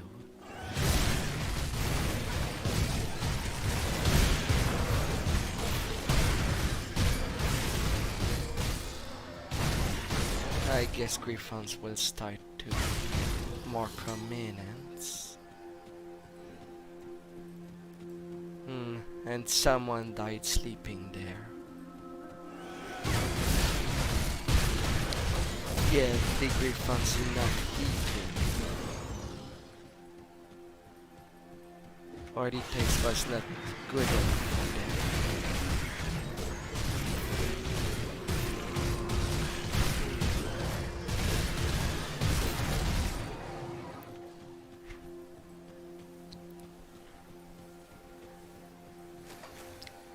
Camps of gravel.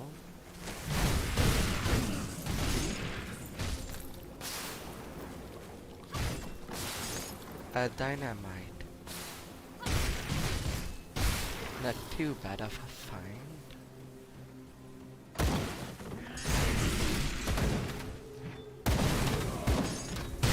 Don't you shoot.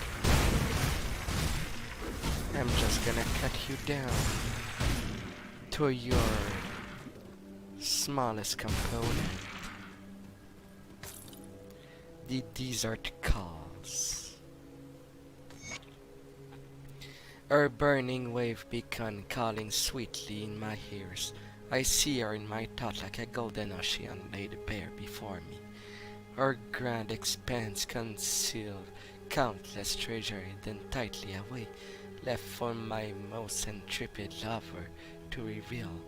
To our dangers bound she lingers in my mind, haunting me as I sleep.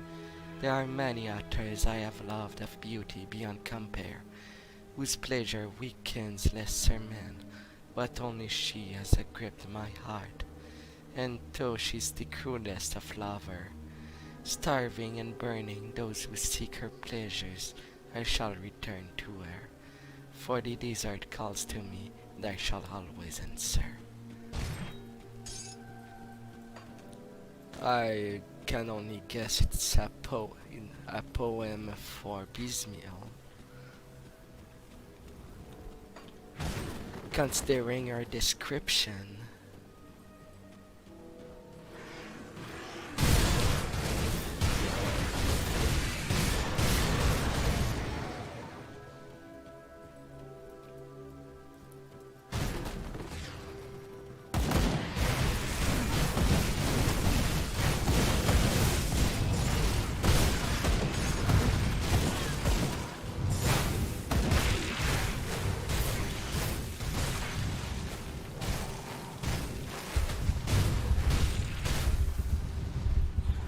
oh, there were two champions.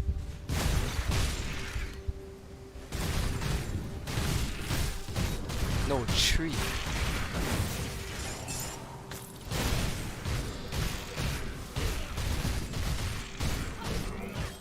Three champion shaman. Oh, and my first legendary drop. Bone weave leggings. Vitality and chaos resistance. Plus 21 to F regenerated. A skill of consumption when hit. Not too shabby. Not meant for me, but not too shabby.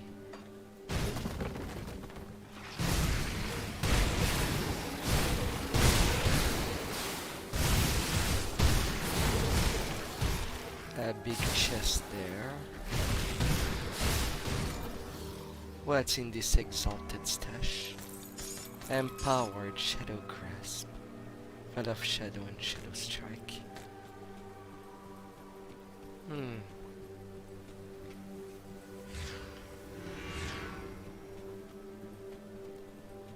Not sure why my buffs were not there anymore.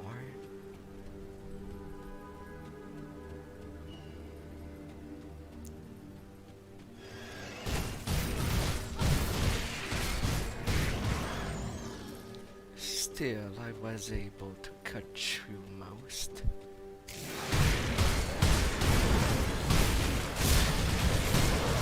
With metal armor.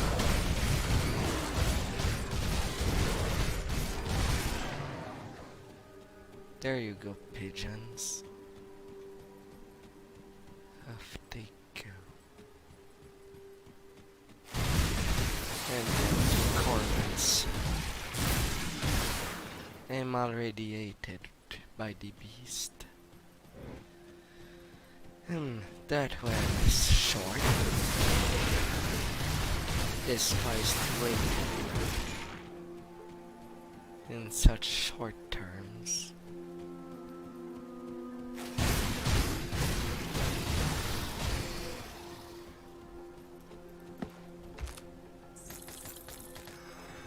That person there. And then scorpions.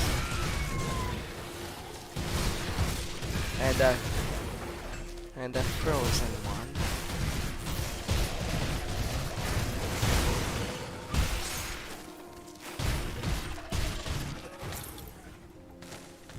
Still getting Homestead reputation from a different one.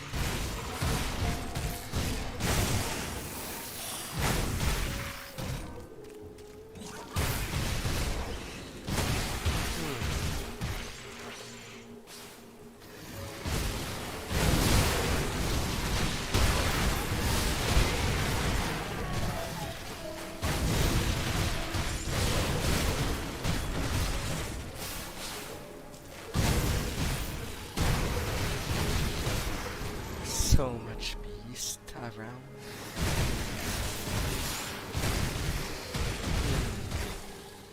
Let's see. And what is there?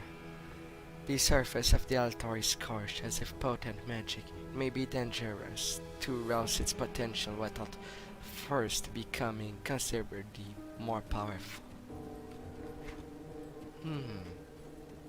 More powerful.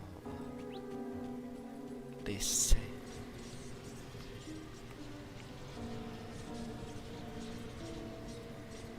Well, almost 1/3 of the map explored.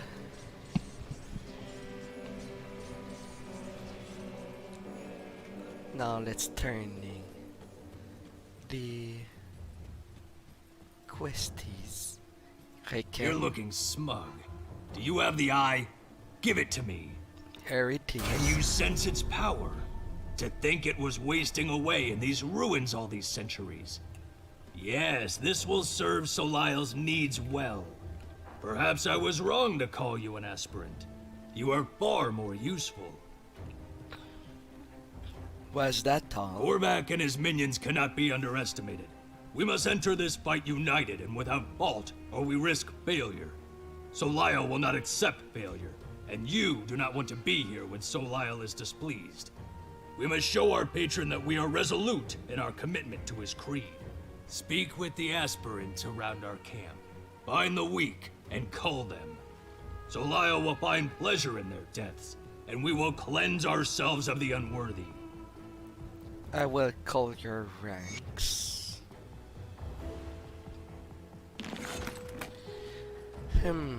Serve the three and prosper. Deny them and... I see the artifacts have been recovered, and the aspirant too. I have you to thank for that. Yes, your aspirants are safe now.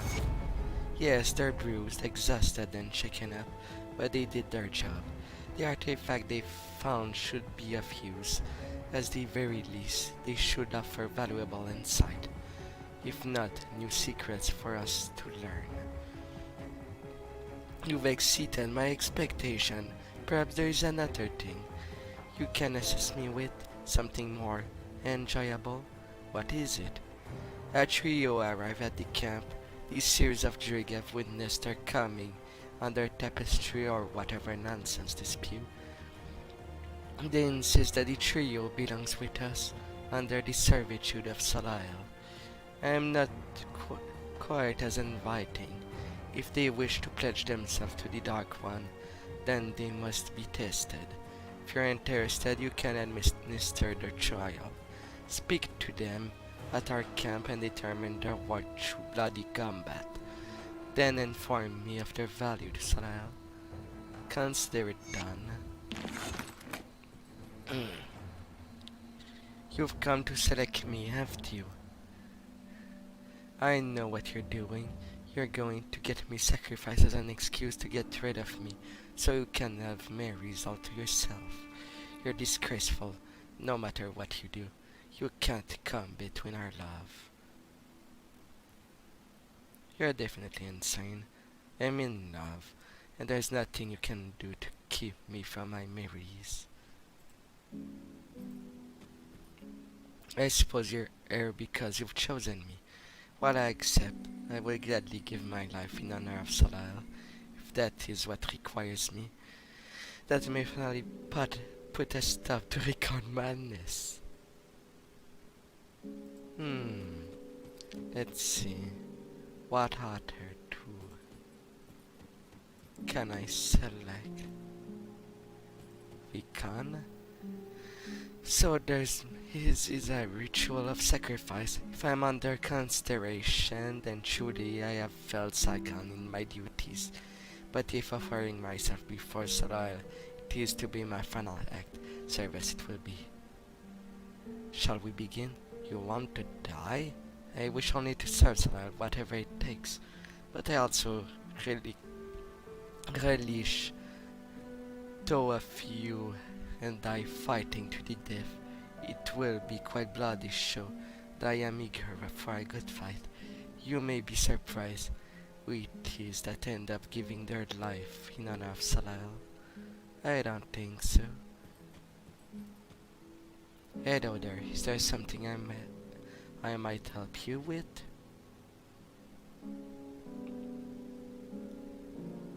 Saigon has ordered a sacrifice. Indeed he has. Am I to become chosen for this noble end? I would gladly give my life in service of Salael. Without the tree, I would have lived a life without purpose. The least I can do is give what remains of mine to honor the will of Salael.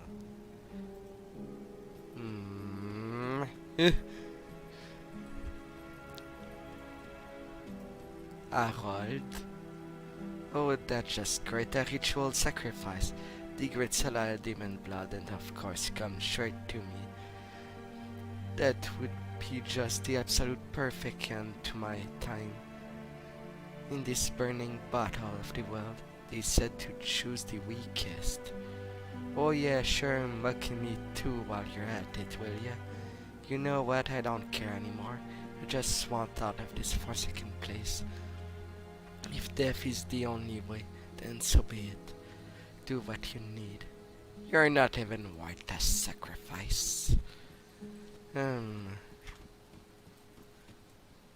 so that's all the people there. Calling the weakest?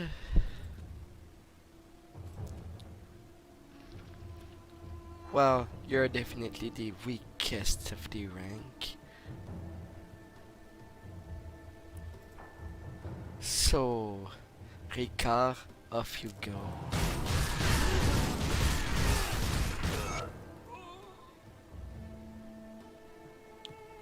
Off you go. Serve the three and prosper.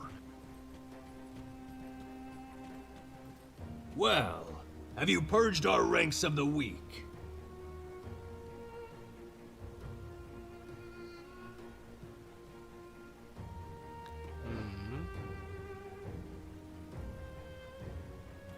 I'm supposed to choose 3. Oh. Well then,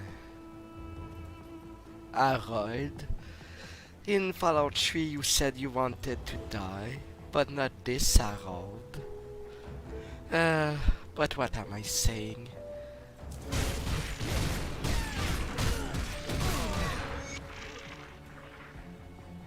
Cult of Salaya. Why did you help me? You didn't even need help to die.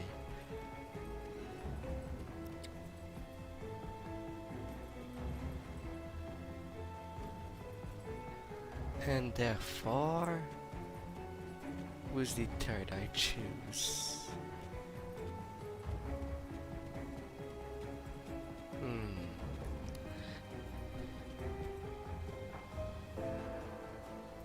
So that is ordered as sacrifice. Well, you definitely don't seem to have the mind. Well, have you purged our ranks of the weak? Yes, the grisly task is Good. finished. You should never hesitate to exterminate weakness. They are like a festering wound. Given time, it can kill you if not treated properly. But I digress. Sagon demands you speak with him. He expects you at the vanguard of the Three, north of here, beyond the Sunbane Oasis. Don't make him wait. Very well. Very well. Now about you down there. We've been instructed to wait here for an initiation. Don't suppose that's why you're here? Yes, that's why I'm here. We're prepared for whatever you throw at us, whatever it takes to earn our rightful place in Salay's ring. So what will it be? Slaying some beasts, a battle of wits, or you will prove your battle prowess to me? Oh, I wasn't expecting to fight people, but if it's what it takes, alright, we're ready.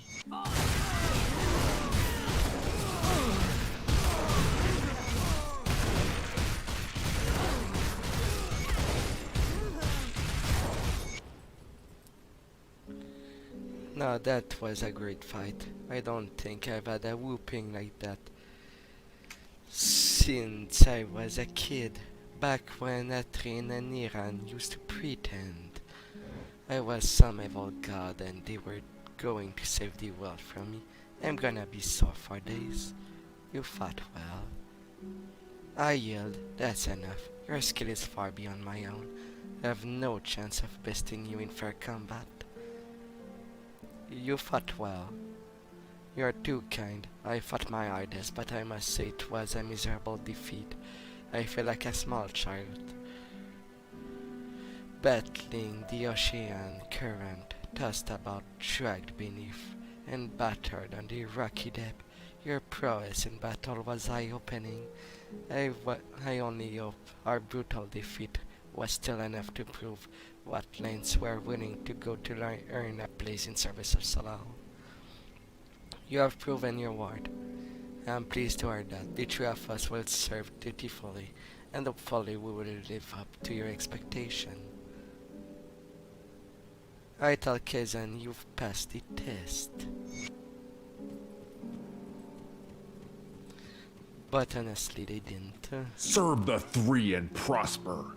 Deny them And how did this recruit do? They are worthy. Excellent. More blood for the service of Salal, more loyal servant to live and die in his glorious name. Perhaps we'll start them where the scavenging crew failed. Just don't expect me to go rescue them. Good lord. Now I still have to find the Toon Brothers. And go ahead. New level. Let's see. Increasing my fire. Or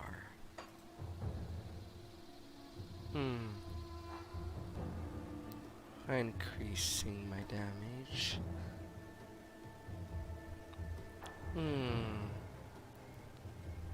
or my livelihood.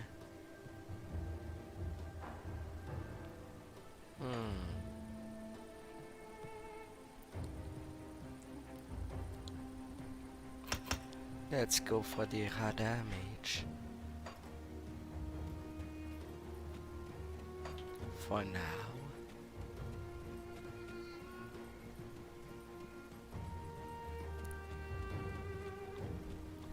Now to go to the next side of the map,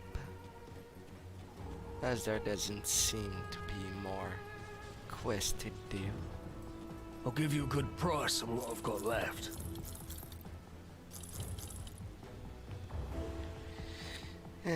Getting rid of the useless. Plus 59 of regen. That was quite the amount.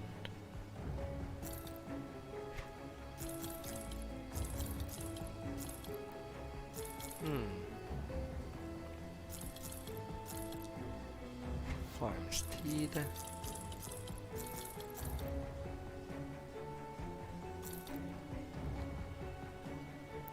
4% attack damage converted to health.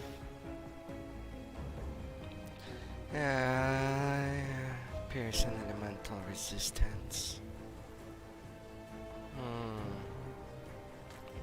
Well, I have still that ring from level 1. I have to think about changing it anyway. Got something you need stashed? Yes, yes.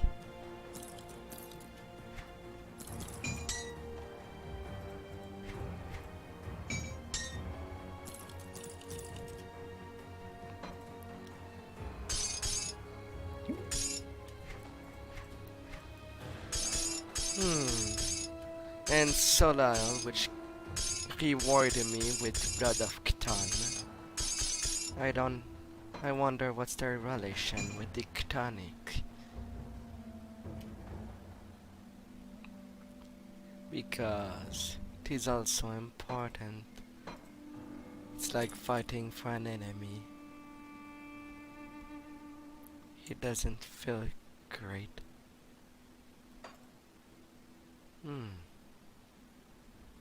Plus 73 of regen.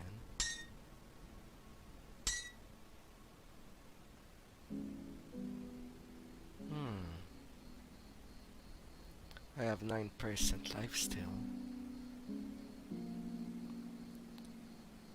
Ring of level 55. And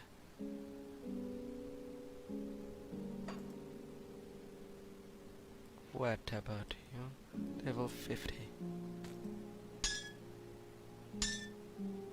Really, I mean, not change. It's safe with me. Promise. I'll give you a good price on what I've got left. I saw you, Dad. No use for these junks. Iron well spent. Welcome, welcome. Now to go more north. Nighttime.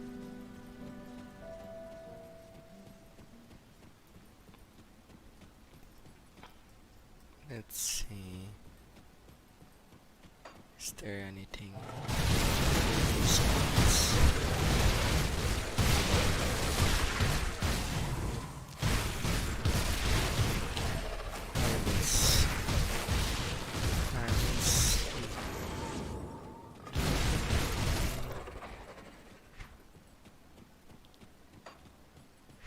Not really. Except enemies.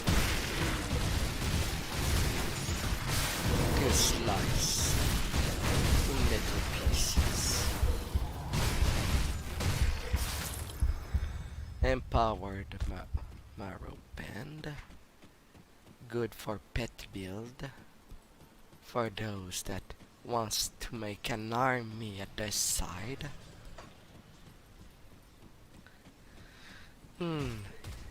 Karen Orthodox.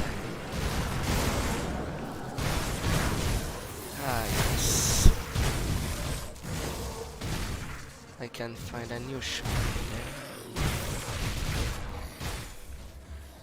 Well, at least.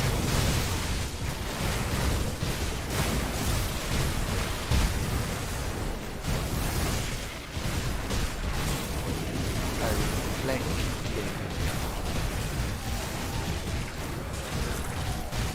And also dispatched and cut.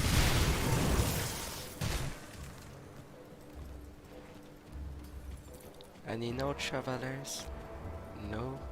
Alright. Alright. I will continue my exploration around these parts.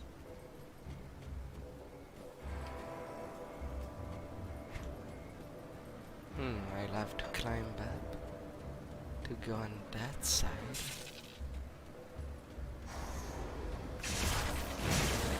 Oh, there's nothing on the other side. It's just silence.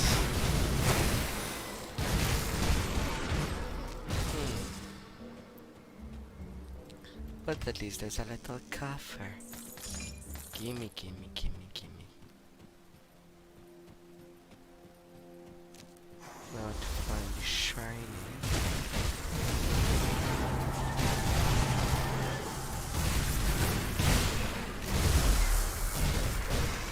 And these ones.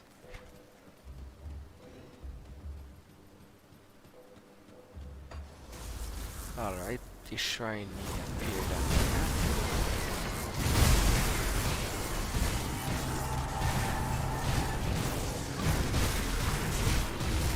Spirit, eldritch spirits.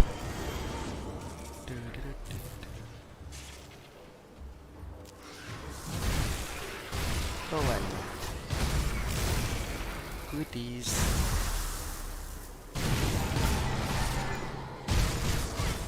Now to ensure my tranquility when reading it. Captain Fringo log. After more than months of travel, we've reached the port of Keran. And a hard month it was. The crew has suffered more than they deserve. During our first week at sea, a freak storm flooded the hold and ruined a portion of our better provisions. Steward been forced to dole out smaller portion that I'm sure he'd like. There were more than a few threat to his life come meal times. To add to the lean condition, a particularly bold band of native pirates attempted to board the ship from a small canoe as we passed near Tarkin Island. I didn't know what they were thinking at the time, as they had little chance of sacking the ship.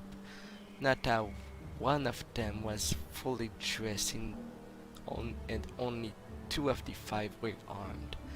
If you call it that, they carried no more than roughly fashioned spears. Little did we know they were so little. The crew response was expectedly concise and the attempted raid was stopped almost before it started.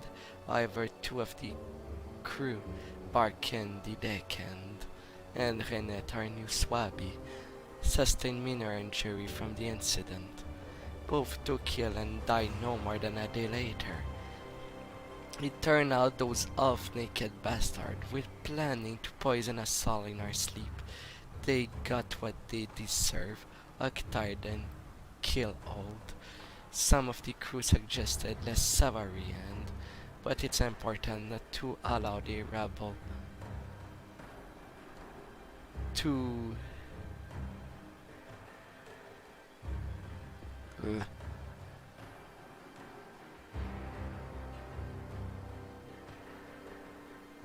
Some of the crew suggested the Savarians, but it's important not to allow the rabble to run rampant in such situation, as it allowed them to keep the ends.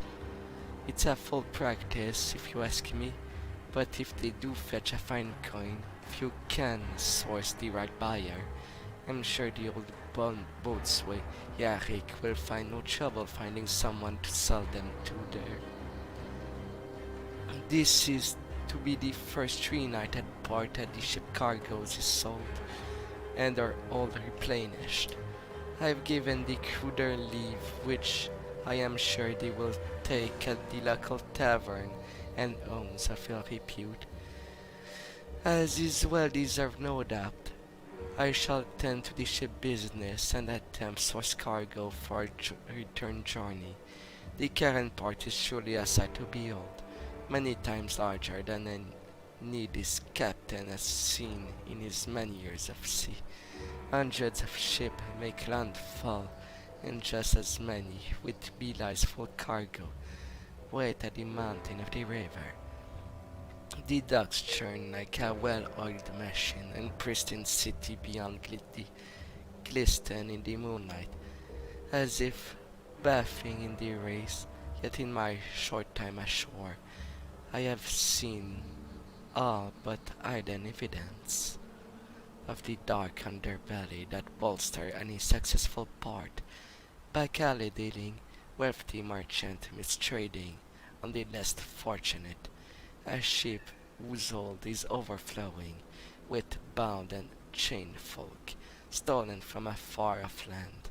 I am certain our return journey will be profitable one, though I hope the old a less unsavory cargo.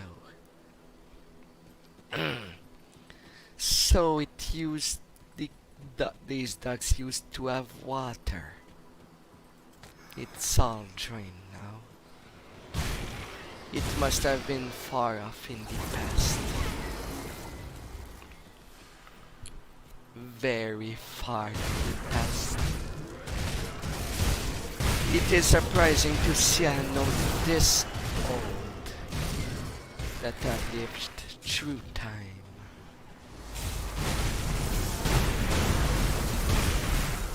It must be preserved in a library of some sort to have outlived such treasure.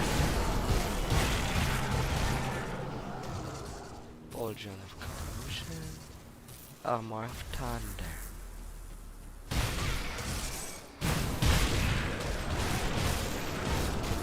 Alright, a fighting shrine. Open up for the task. Time warped.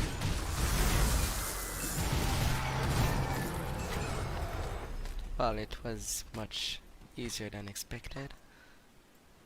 Alright. More health and vitality resistance. That'd be good. Now I have to find the Amarat brothers. They were the dogs. That's their brother's seat.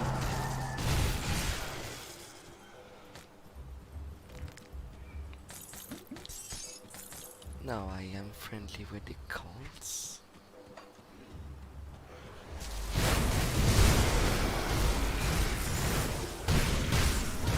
And despised by the Eldritch Armies.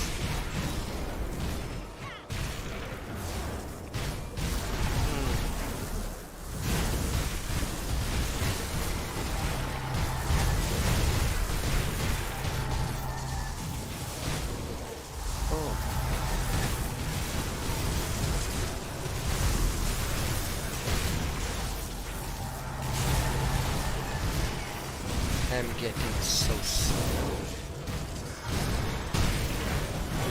that I feel paralyzed.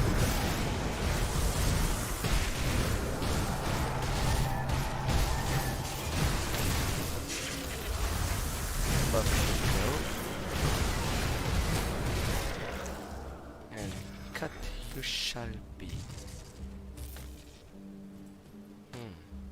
Writing of Ryan the Scholar. Final entry. Sadly, my timer has come to an end.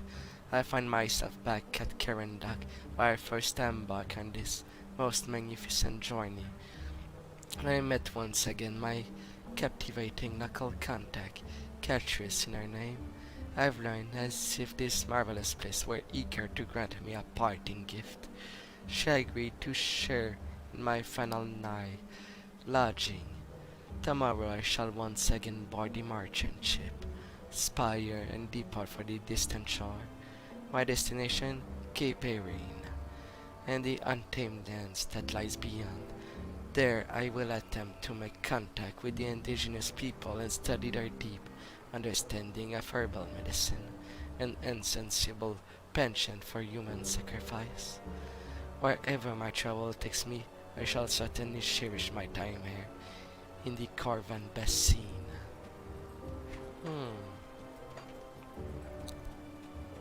Alright, you do you, Captain. But considering it was your final entry, I think you were the human sacrifice. You've chosen poorly. You don't deal with cannibals.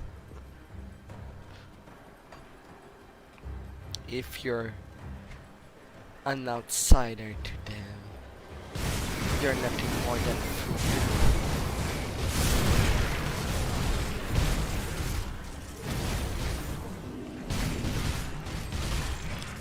And no risk is worth it. Well, if you care about your own life, that is.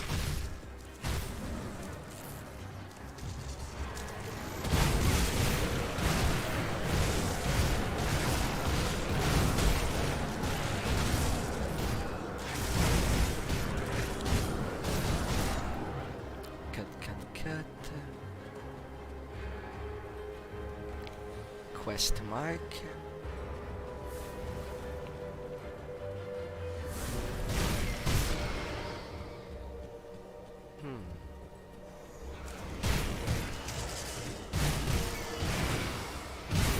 Come to me. An Norak journal. Aral got the three of us working with an odd crew, some bunch of which worshipping fanatic, but I have trepidation. For one, getting mixed up with such controversial group may prove more dangerous than it's worth. They also seem like a terrible conflicted lot, all pledging themselves to different deities, none of whom seem to get along very well. They've somehow roped my brother into joining their little cult, though I suspect those two aren't buying into the mumbo jumbo the witches are peddling. More likely they think we'll turn a healthy profit by going along with the old deal. If that's the case, Aral and Aderan are doing an awfully good job hiding it. They're joining in with daily ritual, kowtowing to their new god. It's an odd sight. Those two fool pretending they care for anything other than making themselves rich. I wonder how long it will be until they try to get me to join with them. I have had an opportunity to speak with them about it, but deceiving groups are fanatic like this could be dangerous business. For the time being, the witches have kept us all well supplied, and there seems to be no shortage of grave robbing they want us to do. I don't exactly know what they're looking for, but they don't seem to have any interest in the unusual trinket. They were rather displeased with our festival, saying that it was all useless junk. We just grab what usually sells well, jewelry, anything that looks expensive, but they said to focus our effort on items that seems to have greater importance, auras, whatever they meant. On top of all else, things are heating up in the camp. The witches seem to be preparing for something, arguing among themselves, making plans in secret. There are a lot of strange people coming and going, and some rather concerning rumors about going on in the north in the ruin of Carvan City. We don't have anything planned to head out to. At least I hope not. This morning it's off to the Caron Dock. For a second run, there's a network of tombs and temples beneath the ruins that the witches seem particularly interested in. We've been down there before, and most of those places seem like they were picked over years ago. But maybe the stuff with auras is still down there. In any case, I'll have my hands full, keeping Aral and Anderan out of trouble as usual. Whew. Well, they were occupied,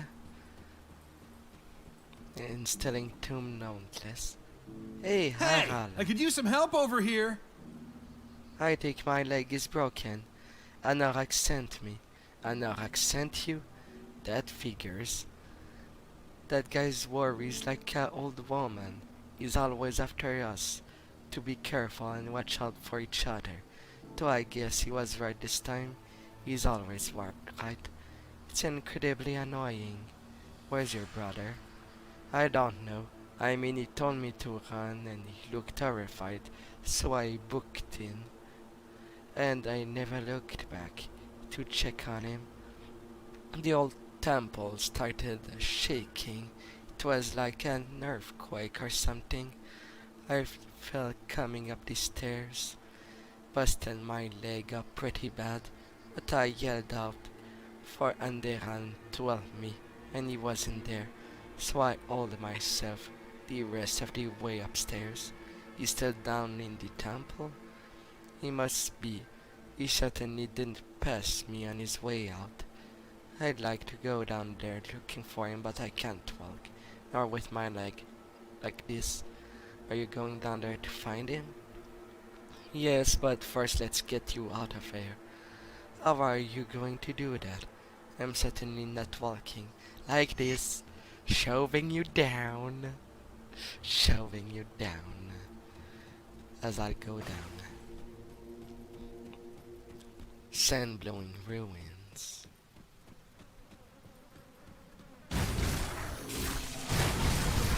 Mommy's around.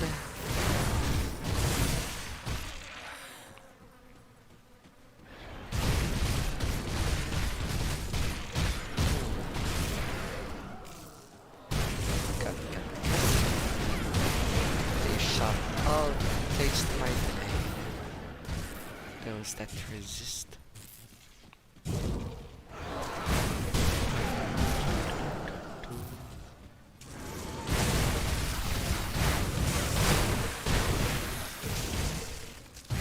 Off you go.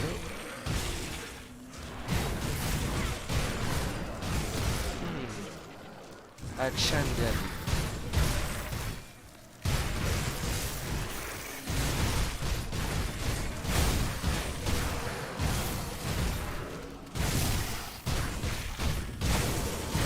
I shall cut you a nice deal. You let me pass, and I don't cut butcher.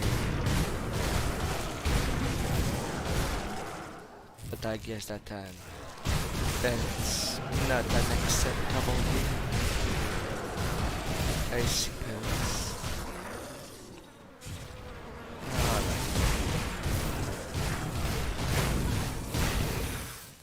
Then I shall go for it. Dynamite.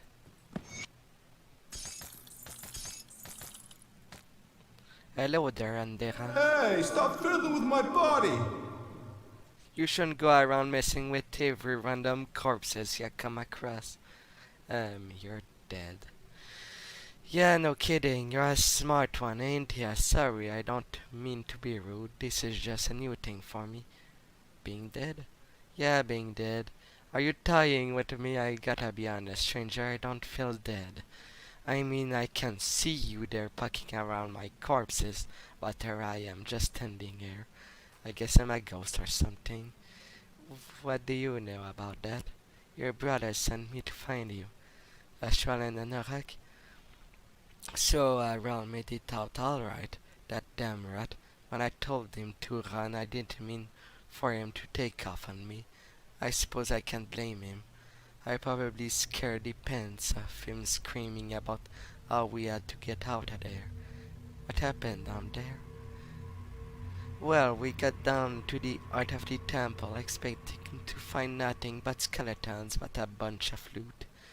But there's a crazy old man down there with an army of ghosts. Without so much of saying hello, the old freak cast some spell at me. I panicked and told around to run. We took off for the exit like a couple scared kids, and the whole place started shaking, rocks falling from the ceiling and everything.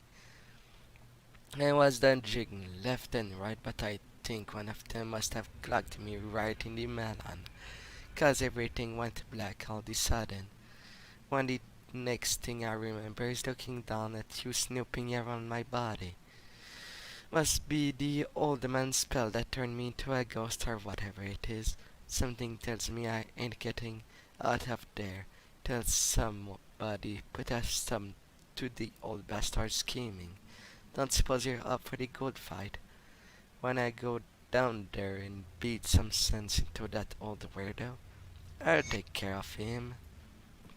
I will take care of that boss. Whatever I find him. Second floor demon.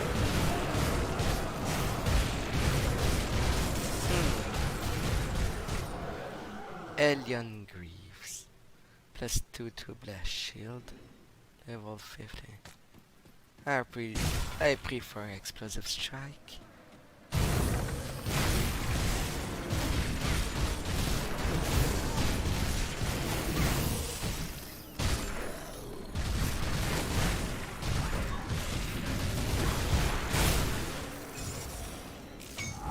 There's that shrine.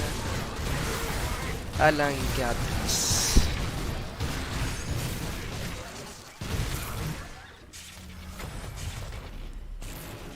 Cartosian scroll. Shoulders. Vanity replicating missiles. I turn chaos resist. More elemental damage.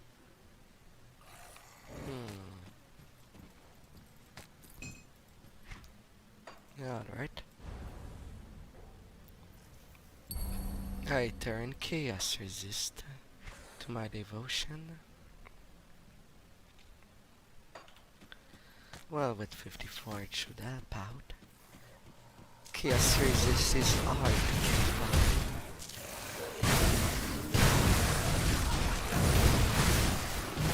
Not too much. Wait.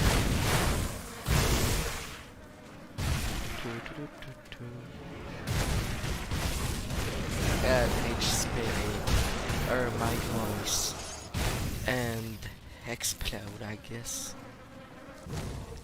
Explode in tiny bits.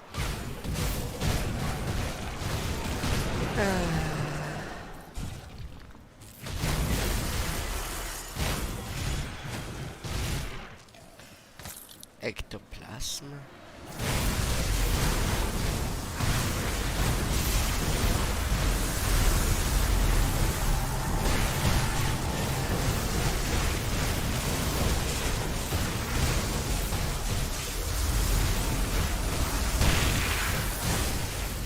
Is lightning up.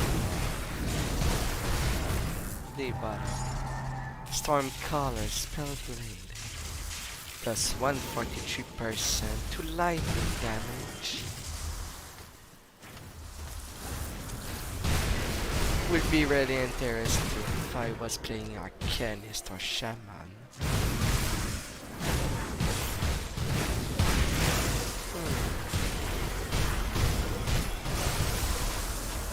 Alright, undeads.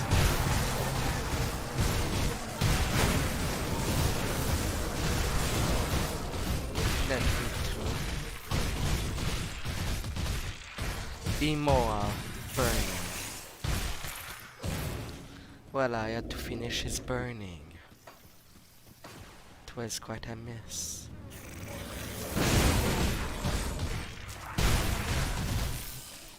Bodies.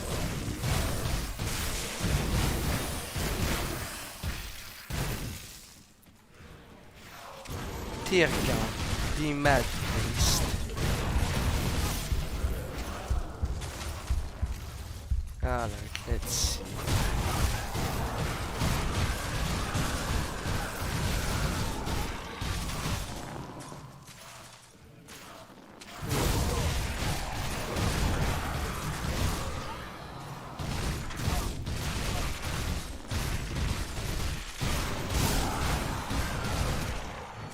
Oh, you have a second phase.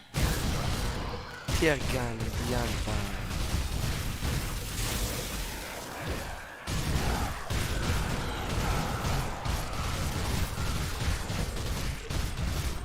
His second phase is definitely easier than his first.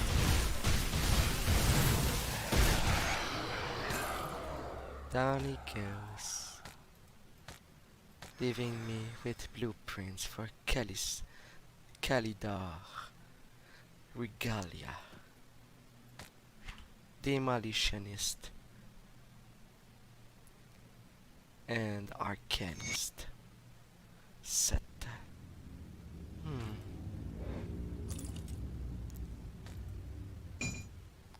Stormcaller Spellblade. Now, was there anything more?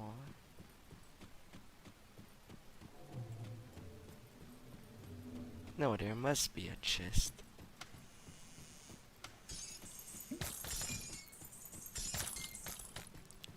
Two chests. I think there's a secret passage also. But I don't remember where it is. If it didn't open by itself when I was attacking. Oh well. Not a big loss. Not a big loss.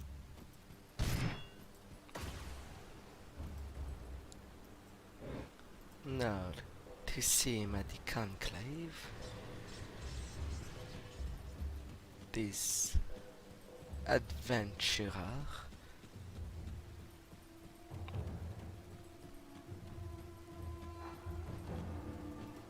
Hello again, traveler. Thank you for bringing my brothers back. What's left of them. I'm glad I could help. I have to be honest, this is all very strange. I don't really know how this happened. The thing with the ghost, I suppose I don't really care. That thing, my brother, is much Adera than he was, as he was when he was alive. I'm just glad to have him back. What is Aderan Ghost doing here? You're asking me? I have no idea. I've heard stories about people raising the dead or summoning ancient spirit, but I have never heard of anything like this before. When he first arrived, I thought the witches were playing some sort of cool joke. But then Oral just started and like nothing had happened.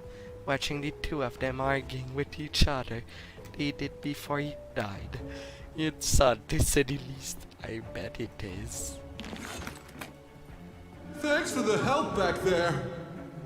I've gotta be honest, I might be getting used to this whole ghosting. Seems to think it'd be like good for business. What with me being able to just walk in whatever place I feel like. Benefits of being a ghost, I suppose.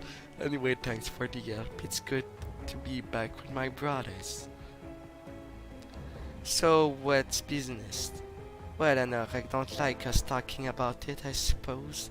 He thinks people will come after us if they know. But he will have a good life for digging up all the junk from all the tombs and temples around there. Especially since this lot showed up, they can't seem to get enough of that stuff. That Dinka over there at the Bismarck camp, she paid us a small fortune to keep Mom about the little deal we've got with her so that some artifact go missing on her behalf? Suppose I said too much, haven't I? Don't go telling an Arak. We've been talking, okay? Good luck being a ghost. At least he won't have to worry about harming himself. And he takes it well. So... I suppose that's one that can find happiness in unlife.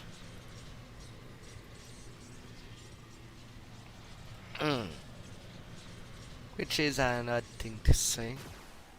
Not having to worry about decaying anymore.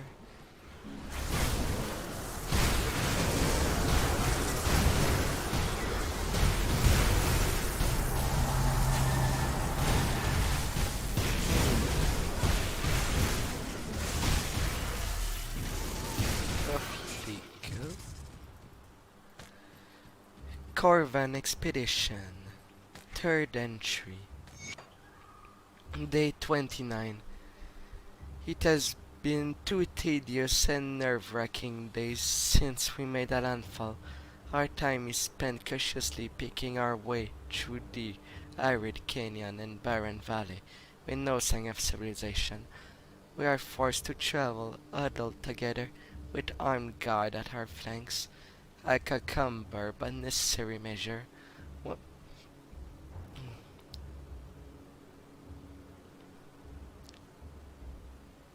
One of our porters was mauled by an unknown predator while revealing himself. We must be incredibly cautious to prevent further attacks. I am no expert in the study of animals, but I have witnessed many here that defy my understanding of the natural world.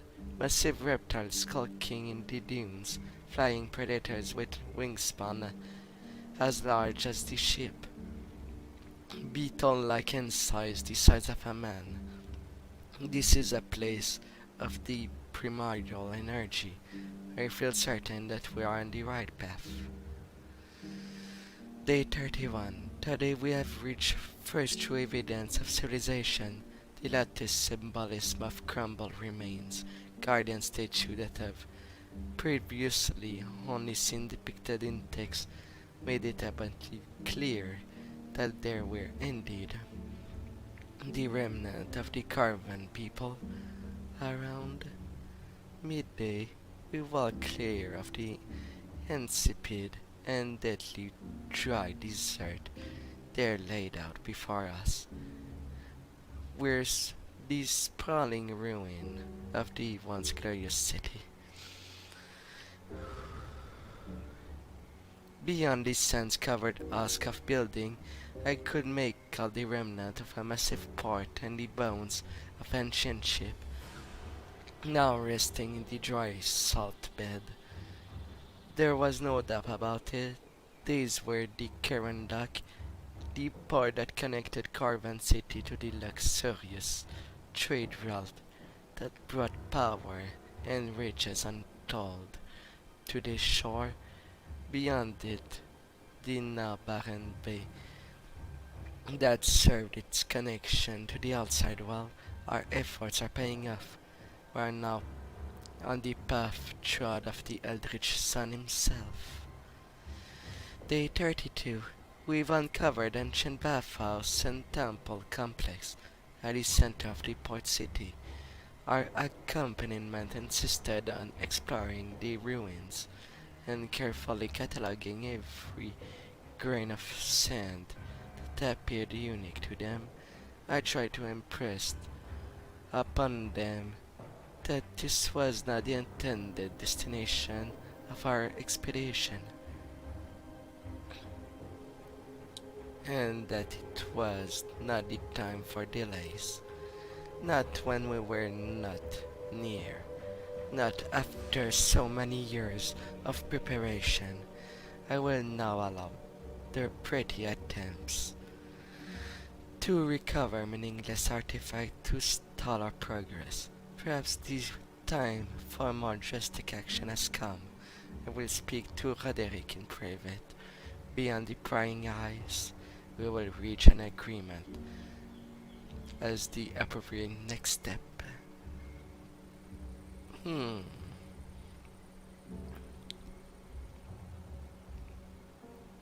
That is quite the adventure.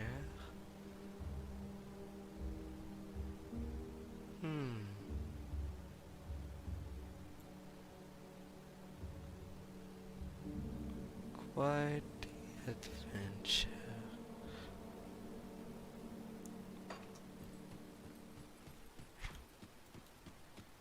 Third entry. I don't have the first or second entry. I find it and find it around. Exploring some more. It's not too bad getting some experience. Nothing upstairs.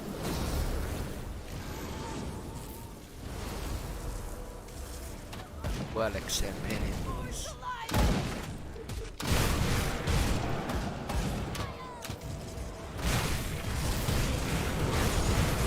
Some solar cultist. A little more Saboteur. Can I find it?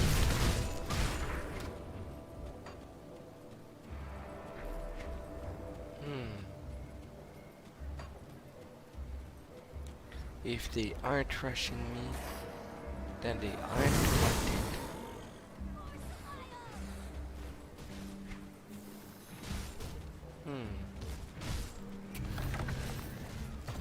Nothing in the house itself.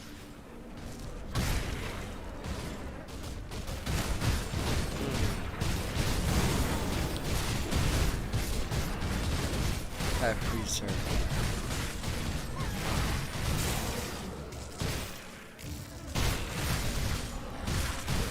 And the cultist has perished. Ah well. Not a big loss. Alright then. Little more to the east. Should I see the woods?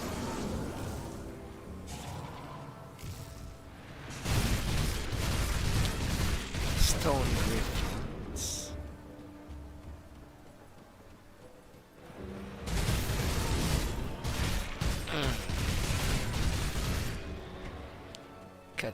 Cut. Taking some risk. And I see lots of dinosaurs.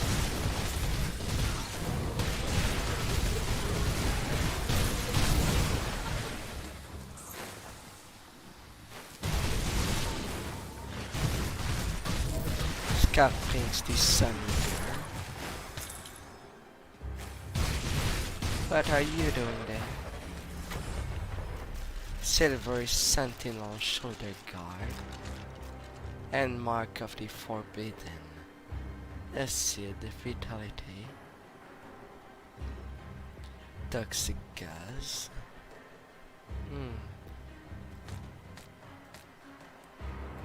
A cutlass. I hope I will eventually see something better for weapon before I have to examine my stash.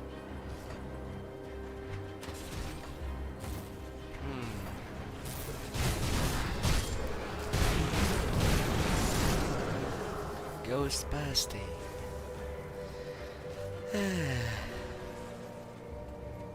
Alright. Then bit more to the east. I'm not good with mapping.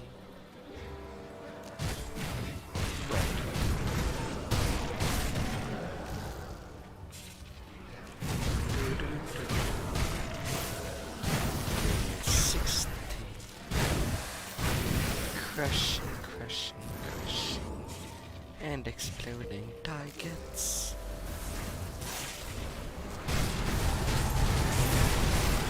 No hits.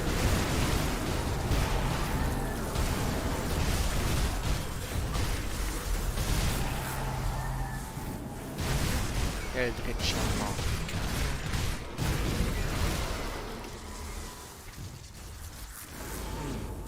It's still dark over there.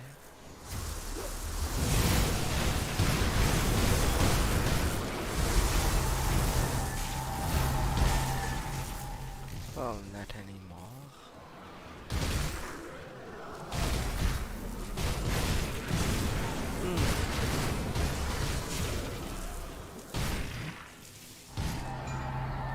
Judgment of Empyrean, of Keeper and Soldier. For of Keeper and Soldier, nothing for the Demolitionist. That saddens me. But it's an offend. I wouldn't have used it anyway. At the very least.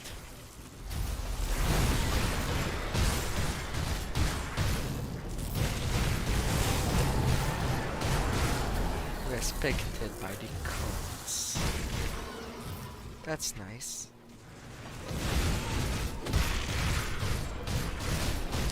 Very nice. Alright. Nothing over on that side.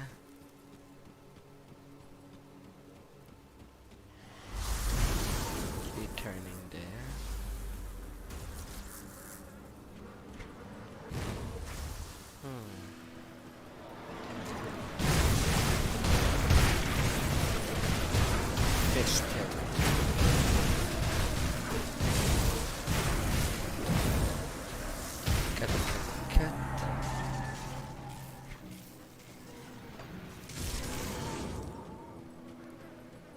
If you want my skin, hunt for it.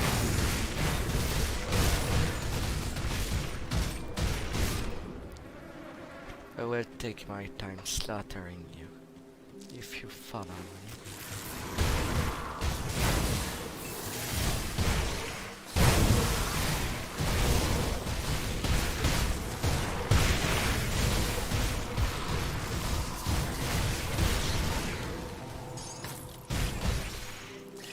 And power stone costs.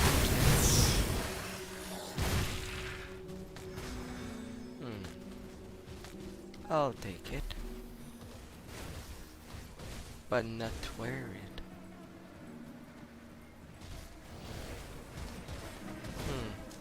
Some fighting around.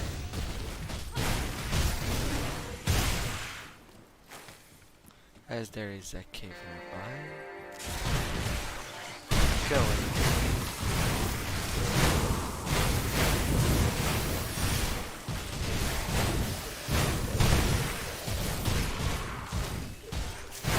So much scarabs. A beetle nest. Well, I'm expecting to see beetles in there. Monsters have greatly increased movement. Well, susceptible to ground control.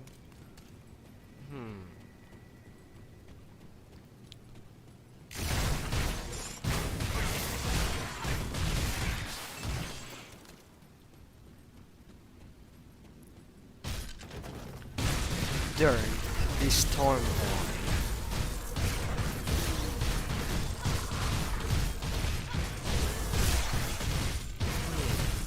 Level 65.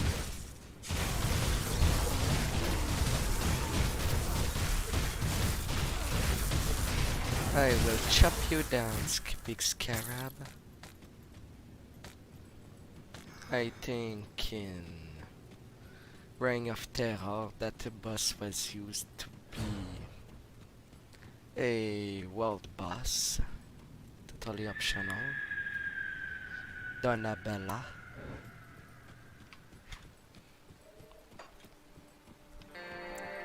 Unfortunate that it was pretty unstable.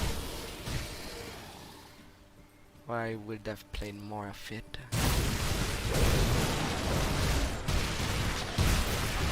I cannot use in good conscience the keys that it gives. Knowing that the game could crash at any time. And just use a one use item to no avail.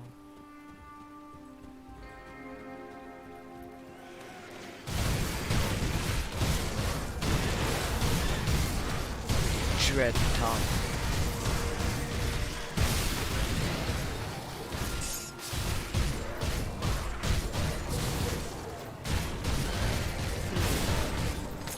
Homestead and the Commons East.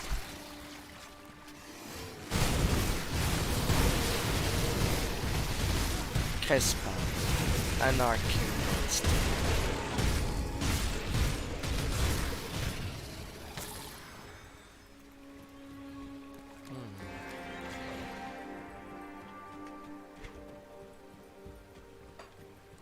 Way down. And more dinosaurs to rip through.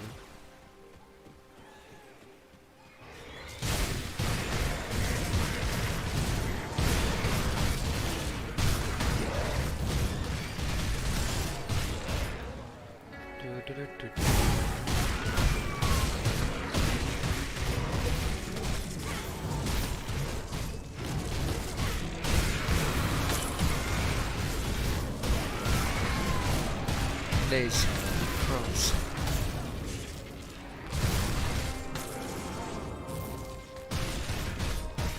Where's that griffin?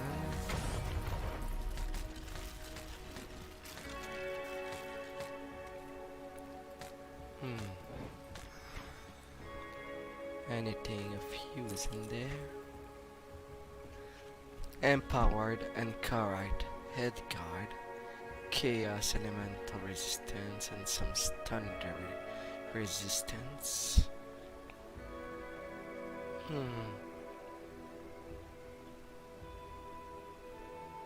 Well. Alright.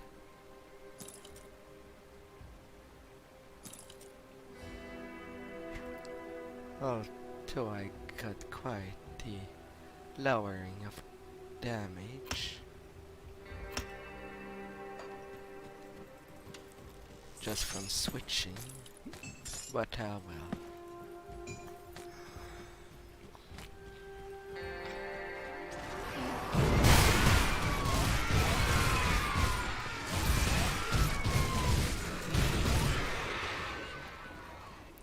Well.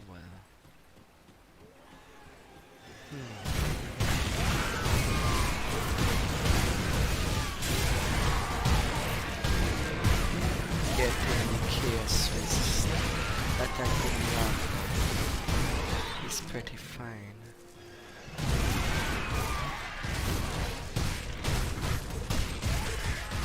Then Tala. Off you go. I'll take that ancient heart.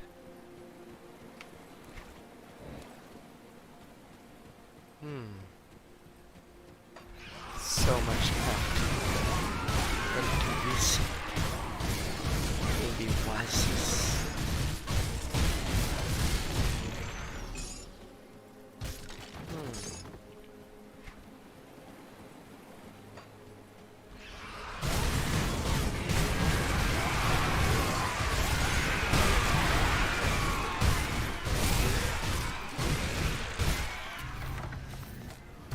Oh, I'm now revealed. Buddy code.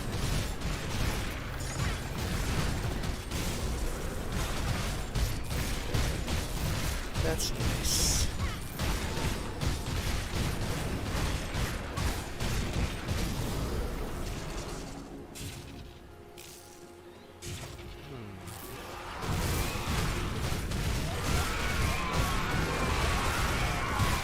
Now I know there's a cave in there.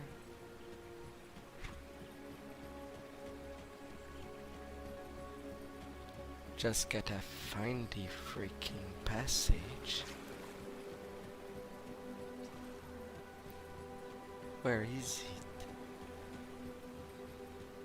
I know it's not downstairs.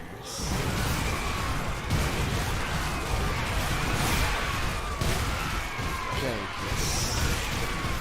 And seconds. Ah.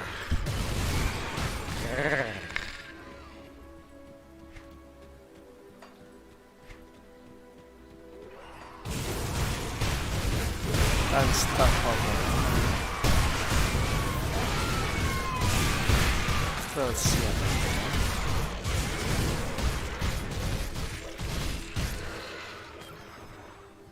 We'll see. It was not unstoppable.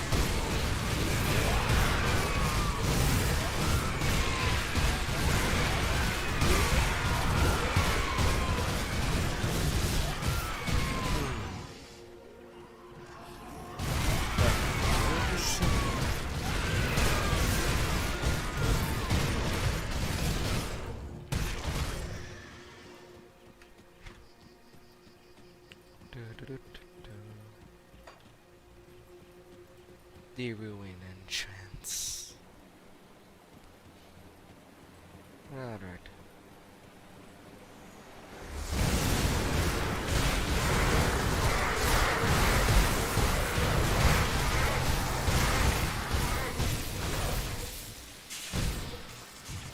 That was quite a pool of poison.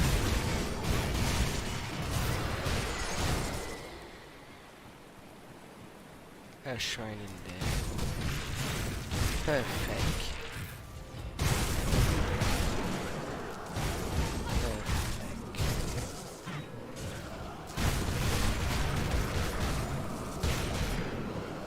Of Keeper with Child.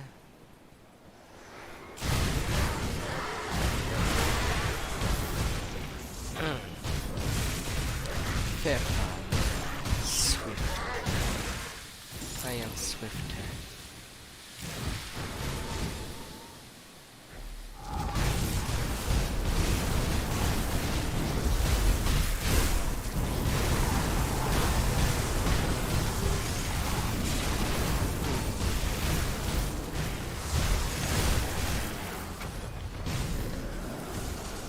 Empowered Molten Walker and a Eastern Robe, Menacing Ruby.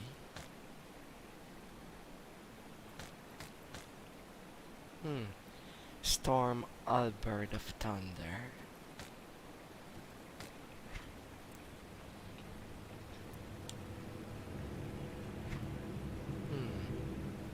Sharpshooter Coat. Ah my. I still have a level 35 armor. Well then, I guess I will switch it. Chaos and Pierce Resist.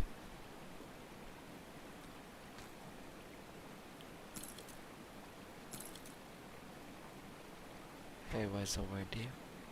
And yeah, Power Mountain Walkers. Are you any better? A flame patch when hit.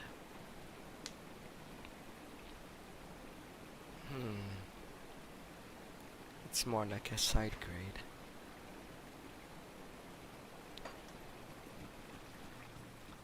No point looking at it more.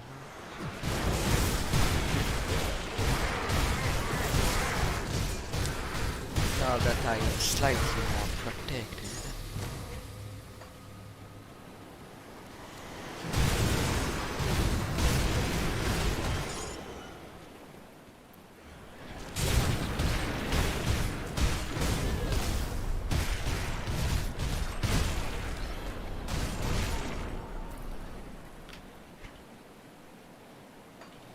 Fire strike.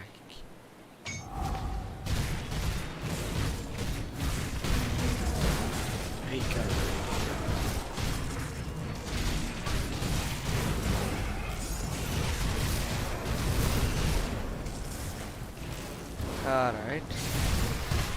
Can you stand out of these circles, please?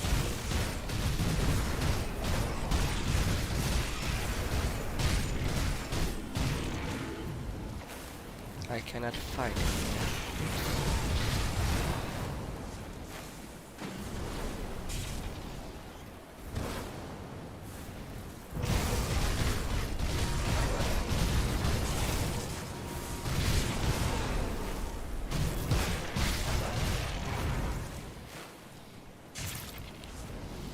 Quite odd.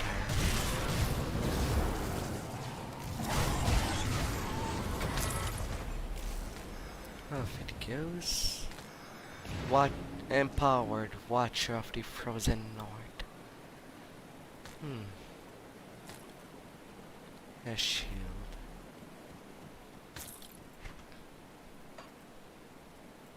Then in my devotions, Light of Empyrean, more physical and fire damage, and maximum Aether and Chaos resist.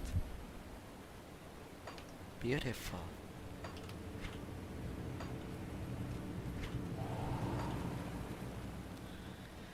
You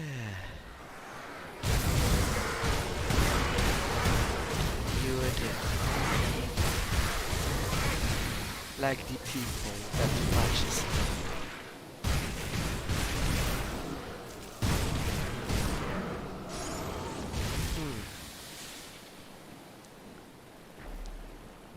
A way to go more lower.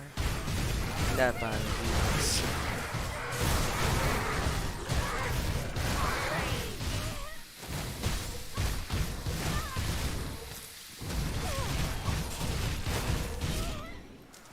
For trees.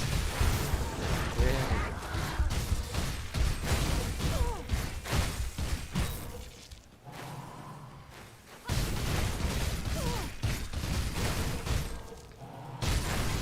We don't have that many attacks going on for you.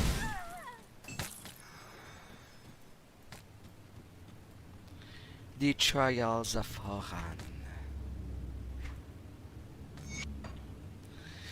All who drinks the water bath in their cleansing current shall give thanks to the Oran, will be indebted, for it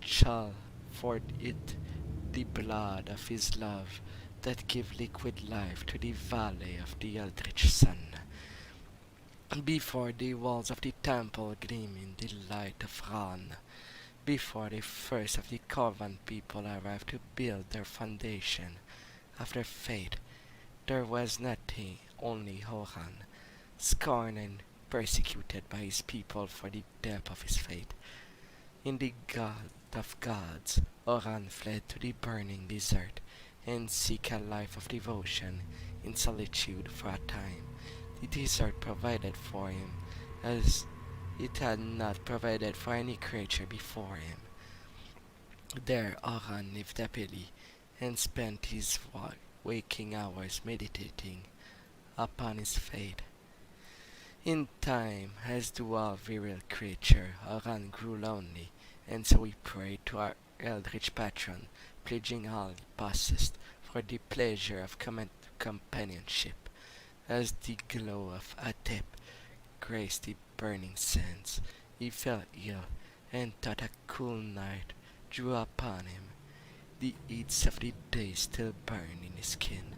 His god bade him sleep, and as he slept, a feverish vision overtook him.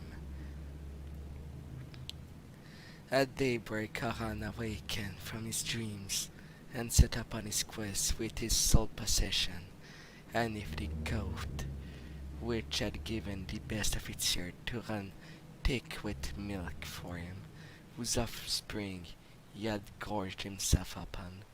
He marched deeper into the desert. The burning light of Ran waited heavily on him that morning, and for 7 days hence he marched without food or rest. On 5th day, Anet, like many creatures before it, succumbed to the heat and could go no further.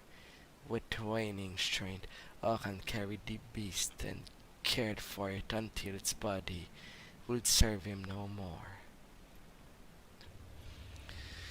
There, at the end of his journey, Haran collapsed and prayed for the Eldritch Sun mercy. His god commanded he lay dead, and it to slit the beast's neck and drain the blood upon the sand. And Haran did as his master asked, as the crimson water of any life runs out upon the sand. It is and burned the midday sun from the pool of burning life. There arose a woman, Eraya. She was called, and she poured upon Oran the life of which he had so earned. Together Eraya and Oran knew only ecstasy, and for a time they were happy, but their love bore no more fruit, and so they once again prayed to their God to sate their desires. Thusly, Yalia was born, a child of such immense beauty that Ran and Atep both became jealous of how the light of the sun and of the moon danced and sparkled in her eyes. Araya and Oran were happy once more. But there was a gift that was given and a price that was yet to be paid, and so the desert turned against them. They struggled and strive beside Diana and Oran. Food aged and rotten at their touch, water turned into sand as they drank, and young Yala fell ill of hunger. With nowhere to turn, Oran begged his god for mercy. The Eldritch Sun answered, but to save the life of Yalia, there was a price that needed to be paid. Oran once again did as his master bade him, and gathered the blade which had slain in it. Then, as he stood there hovering over the bed of Hyena, the jagged and terrible blade raised high above him, Oran fainted, faltered. He could not take the life of his love. Even to save Yalia, Oran turned the blade upon himself, and drew its claw-like edge across his throat, but it made no mark. Then Ayala called out and clutched desperately, and her neck, the life seeping out between her fingers. Oran ran out to her side, but it was too late. The warm blood flowed from her body and pooled in the sand beneath his feet. From the pool Ayana's life there burst ceaseless spring of cleansing water. The Eldritch Sun had once again answered his prayer, but Oran's life was not his own to take. Oran bathed in Yalia's in the water of the spring, and she was healed.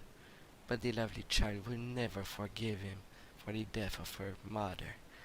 At the cost of his greed, Oran was cursed with ceaseless life, such that he might remember the death of his beloved Raya for all eternity, and so that one day he might hold Yalia in his arms as she too drew her final breath.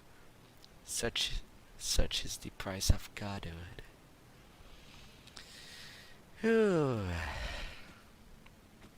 Trying to save their child, to ultimately living further than his little kid because of an immortal curse. Such a sad sight. There's the secret passage.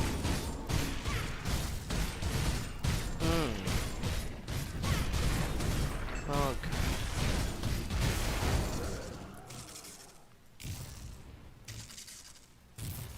Can I see what's inside? A belt, Iron Man, and a two-handed axe. Well, my inventory is full.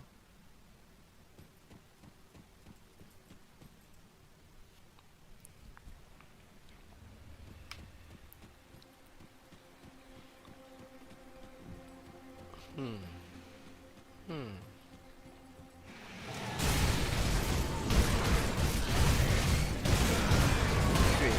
of the sea.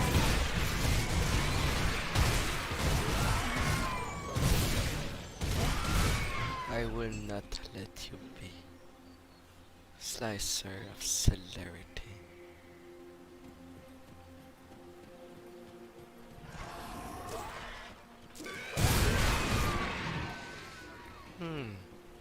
It doesn't take me much to get rid of 28 points.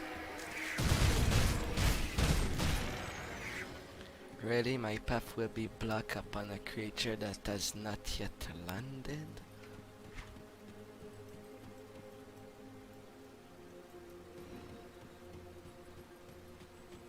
What a joke.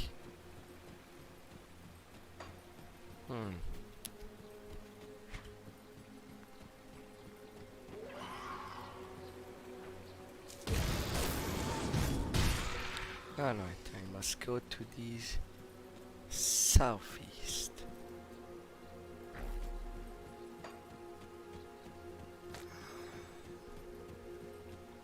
To continue further. Tome of Enatom.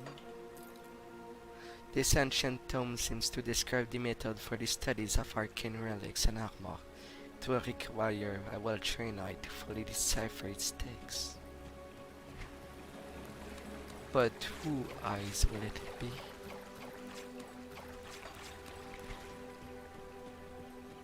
I wonder.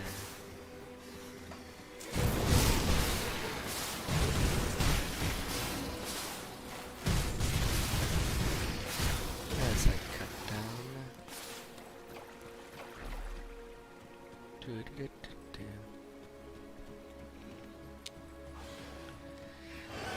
Perfect.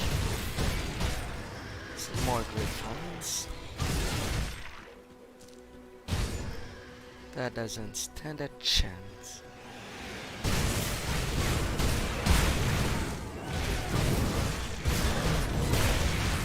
More chicken for the phone.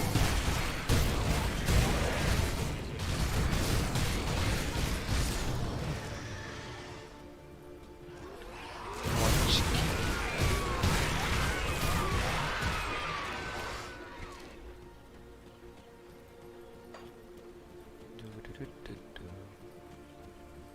Portal over there.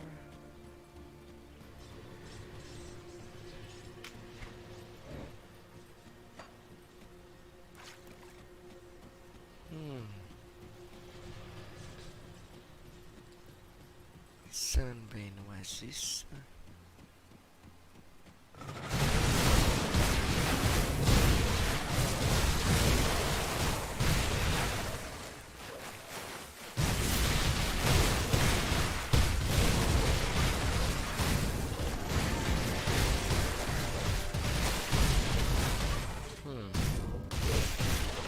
Revered with Homestead. Faster than expected.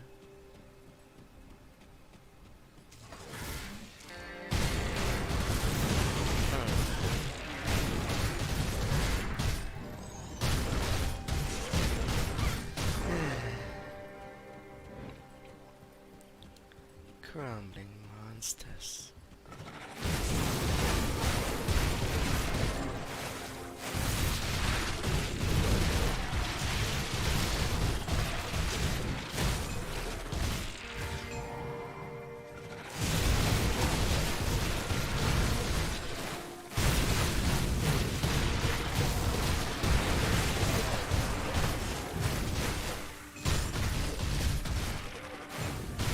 Off you go, Scorpion Man.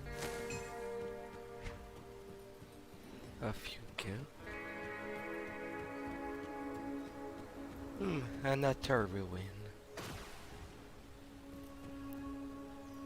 Guess I'll go sell now. They happen so fast. I'll give you a good price on what I've got left. Enchanted ritual blade.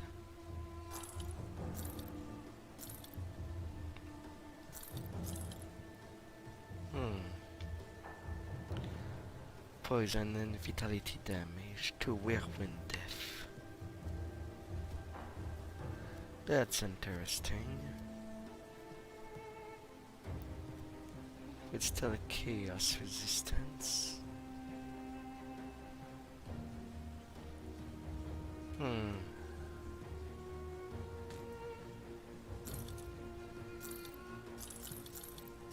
Of that will go. Using shields. The shitting of Scarab as shields. Alright. Pierce, vitality, elemental resist. But at the same time I don't want to reduce my poison resist. Choices. Amulet. Ring.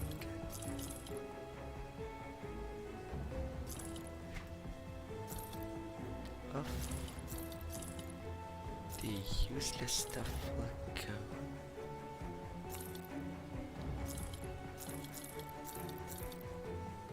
Another crown. More boots.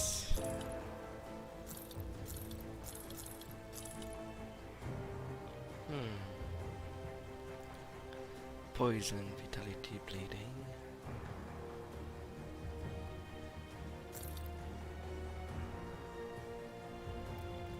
The alien greaves. No use for them.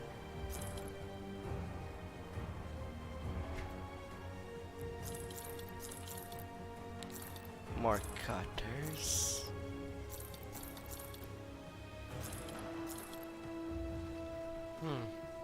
Mark of the Forbidden. Fire and Aether resist.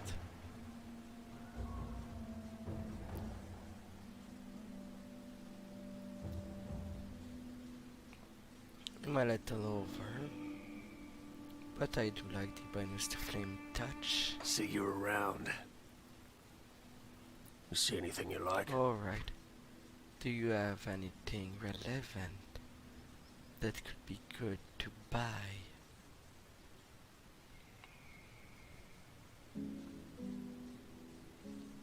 Iron well spent. No. Got something you need stashed? The answer is nope. It is always nope.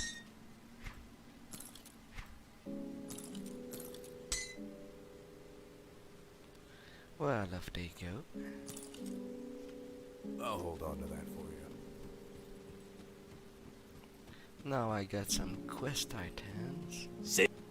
Is there a new one that I can speak about? Any exclamation points? I'll give you a good price on what I've got left. Already learned. It's at the next tier that I can get the red. See you around.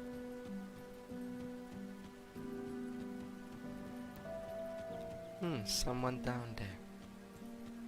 Greetings, Capcom. Seeker. Words around the camp is that you'll be traveling out past the gates. If so, I have a bit of a situation that you could help me with. Sure, what is it? It's about my apprentice, Cannon, or more specifically, the thing I sent Cannon to retrieve. You lost your apprentice, really? Yes, well, good help is remarkably hard to come by, and I'm in no condition to be traveling out past the walls. In any case, yes, he is lost.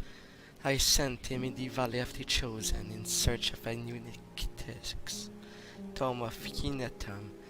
It was simple enough that he should have handled readily and quickly. That was more than 2 days ago.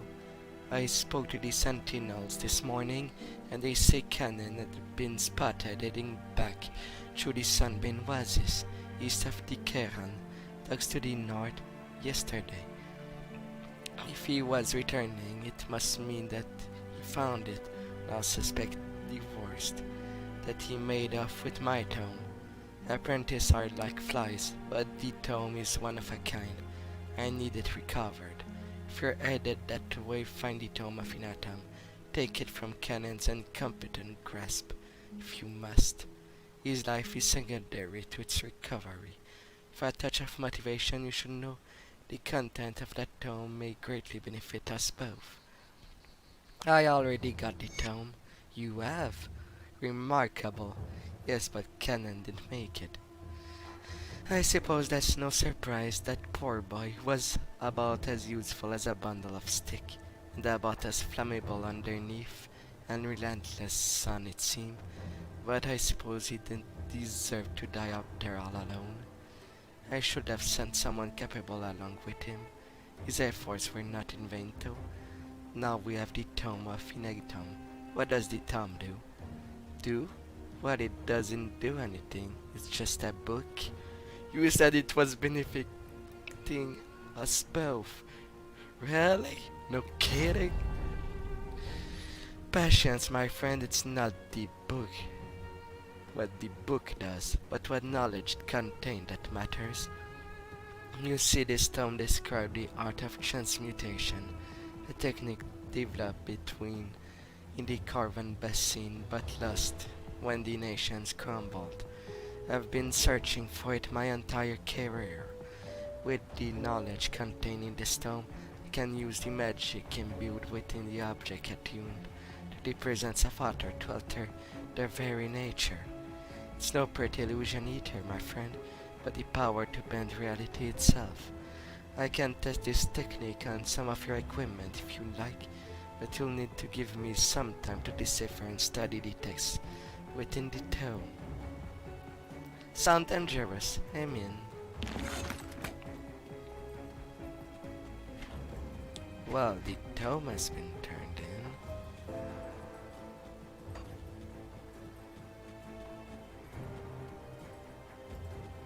I'll give you a good price on what I've got left. Yeah, and you got nothing of interest. Put it to good use. I will try. I will try.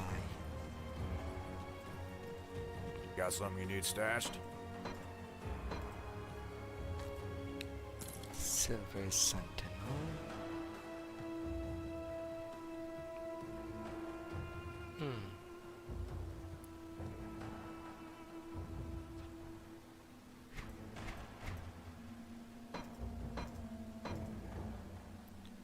Well.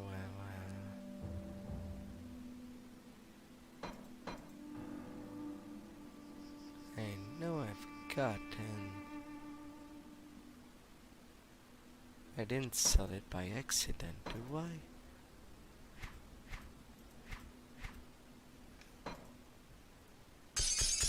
Okay.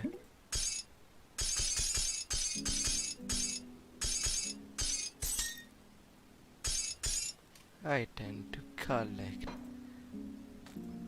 every piece of set I can, but I failed.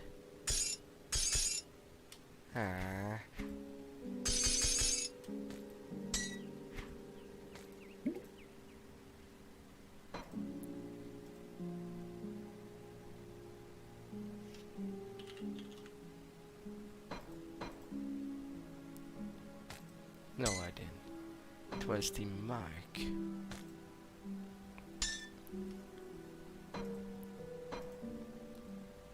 Do I have other piece of the empowered Blood Reaper?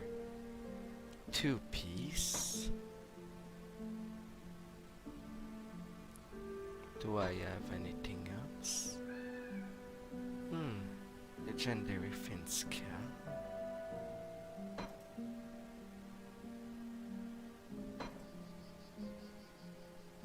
And the cleaver. That's make for 3 piece.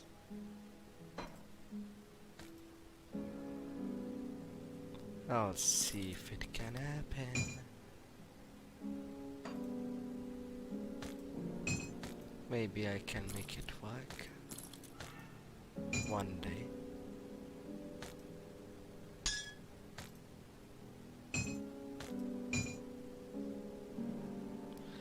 Well, with 3 out of 5 piece. I'll hold on to that for you.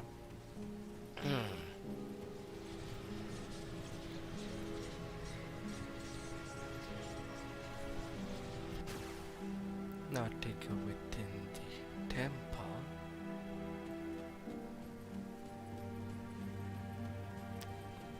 Beetles.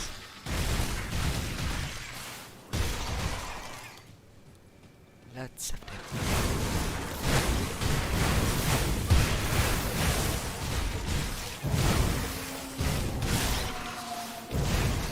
Crown over from our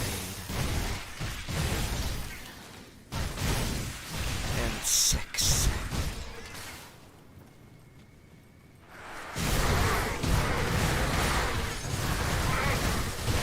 Toxic mongrels.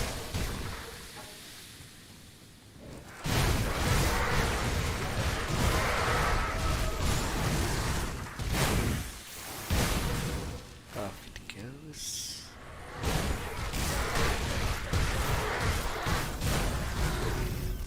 And level 61.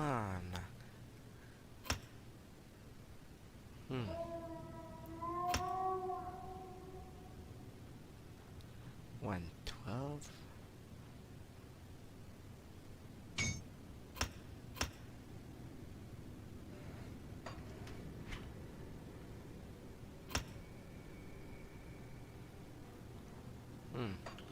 Offensive ability is still fabulous.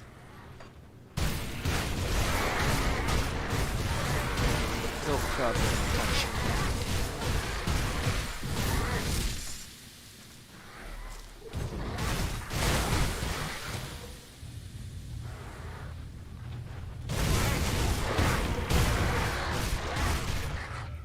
More mongrels. And then to the cave.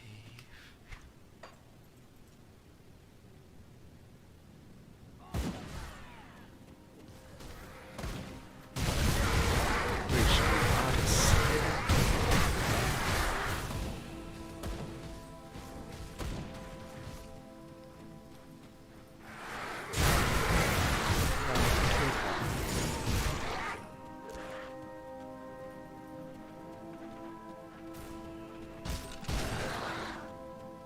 Off it goes. Jaren travel log. First entry.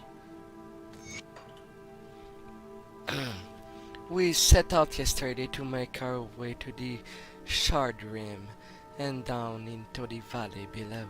It is a wild place where towering basalt formation just from the ground like the bones of ancient beasts. I don't know what happened there, but it appears as if the earth itself turned inside out, spewing its jagged trails across the valley floor. The land rests now, but the signs of ancient turmoils abound. I must say that I am pleasantly surprised to find that Amal's map has been accurate. When he brought us to the old rag from the wandering junk peddler and then tried to convince me to join his little treasure hunt, I was skeptical to say the least. After all, what kind of traveling trash merchant carries a genuine treasure map for a few measly iron bits, no less? Even if the map was real, I thought, what business do Amal and I have trekking through the burning desert to raid some poor soul long forgotten grave? But it really comes true this time. The map is in fact real, and remarkably, Amal has led us this far without incident. According to the map, it won't be more than half a day's journey to the place they once called the Valley of the Chosen, or so Amal say. I'm relying entirely on him, as I cannot read the supposed ancient language the map is written in. How he can is beyond me. There are signs of once mighty civilization everywhere. I've seen buildings, statues, tombs, and temples. Some stand as if they were erected yesterday, but most have fallen prey to the ravage that tore through this land long ago. If I didn't know better, I'd say the earth itself has reared up to lay waste to the structure built there, intentionally raising some and leaving others untouched. It is an unnerving thought, no doubt. I do not know what happened to this place, or the people must have inhabited it, or why no one has returned to reclaim it. Amal tells me story of cataclysm event, the roiling hot blood of the earth pouring over the land, unnatural beasts risen to the exact revengeful punishment of a scorned god. Honestly don't know if he's making it up to scare me or if he genuinely believes that's what happened there. In the end, all that matters is that everyone left in a hurry and left a whole lot of valuable behind. If it is true, and it appears to be, this will be a very profitable journey after all. Well, profitable if you don't end up dead, though. But that is your call, buddy. Don't take risk you don't think you'll survive.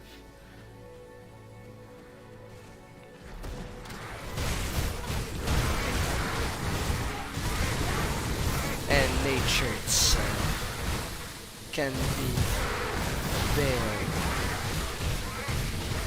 cruel.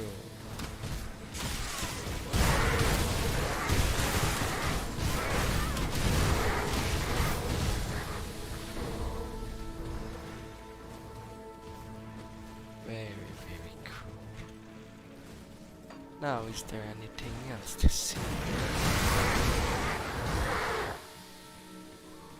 That was the first entry.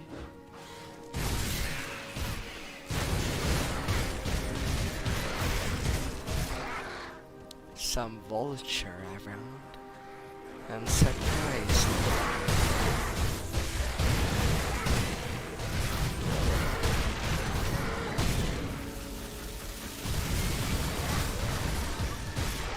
Grim Packhound Alpha.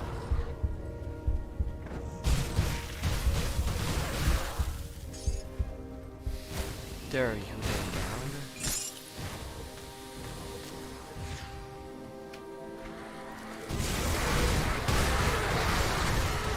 Oh, and I cork.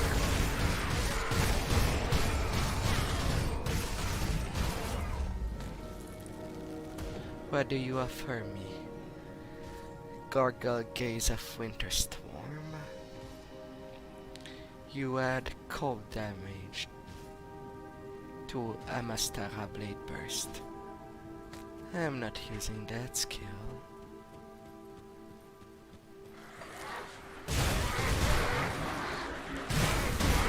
At least nothing is wasted if I can use the bloody skill. Vanguard of the tree.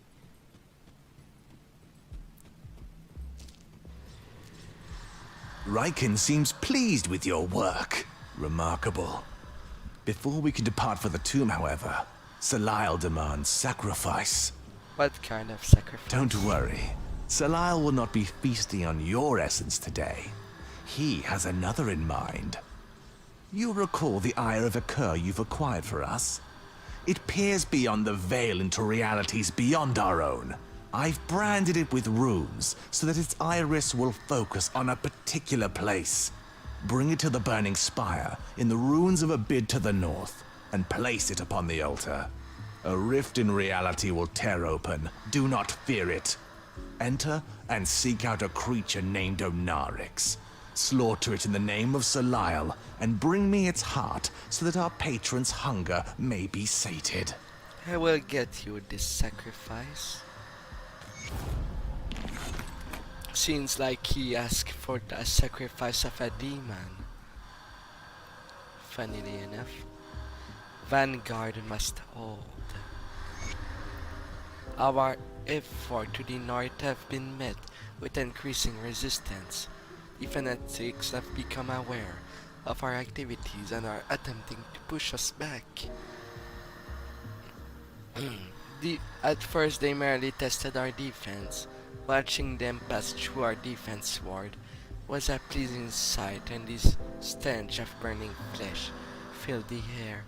Unfortunately, they were more prepared during the later incursion, and I regret to say that our wards are no longer holding them back.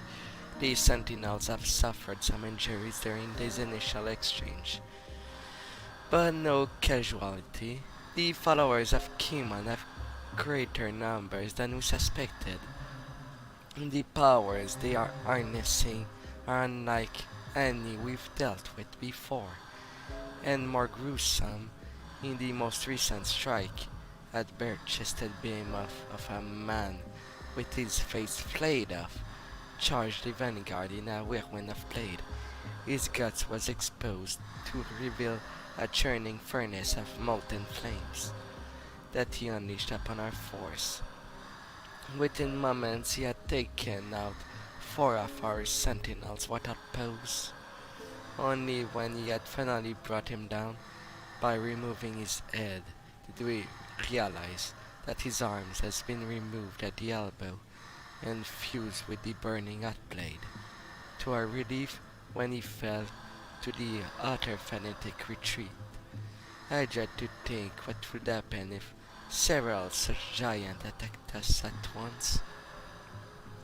I pray to Drieg that the time to strike is nearly upon us, and that our main force to the conclave will meet us here, as without reinforcement, the vanguard will not hold much longer.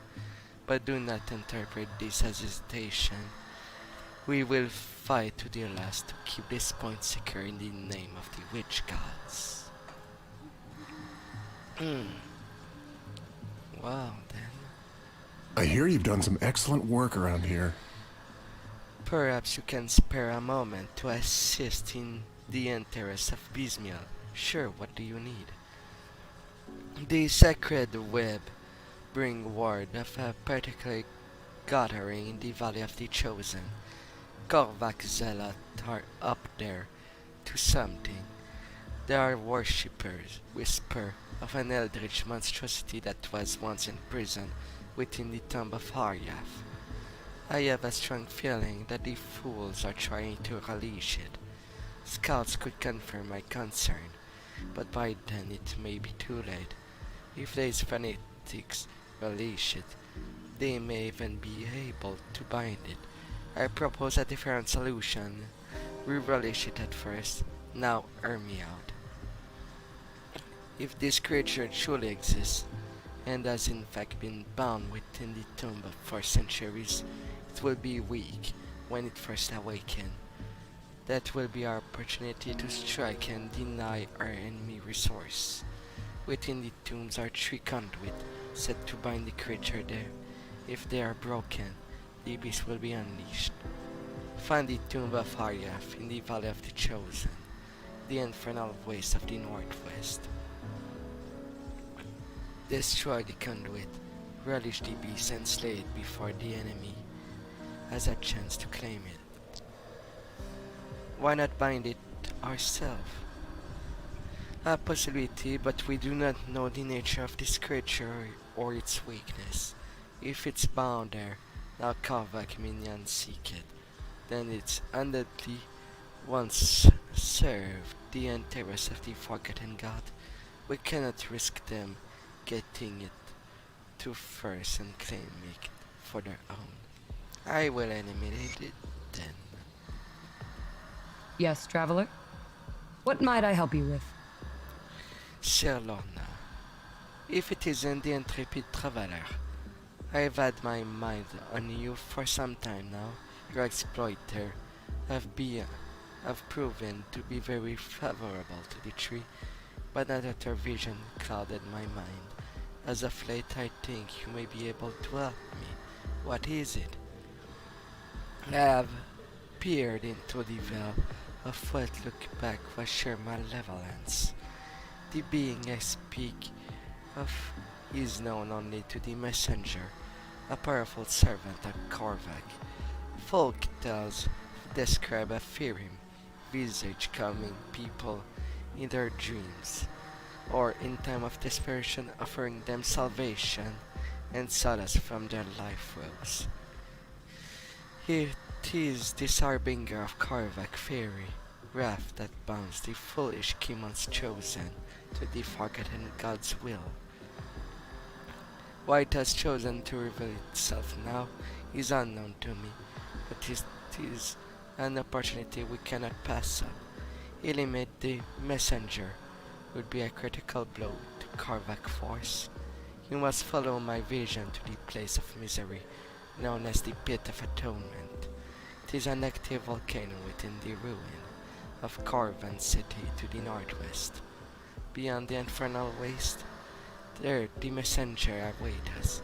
Seek it out, destroy it. The wave of fate demands it to be so. I'll see that to be done. After all, we did see the messenger beforehand.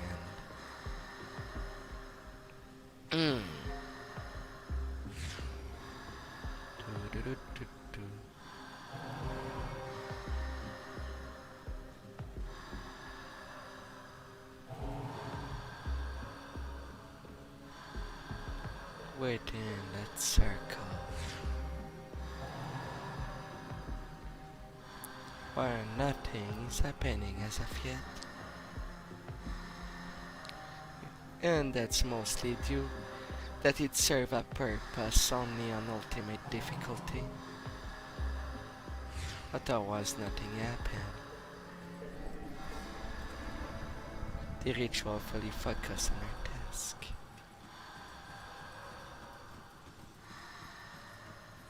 Don't worry. I'll be well aware of your every move. You need not come tell me yourself. If you say so. To say that our model served as the icon for Ashes of Malmouth. Beesmeal. Your fate was written upon the noose. You merely play the part you must. Yes. Come see what's left of my wares. Of these peace skills.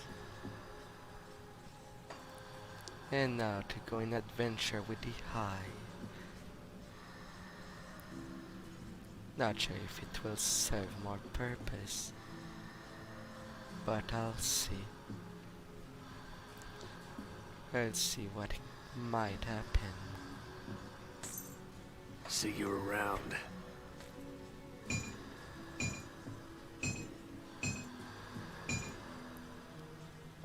Oof.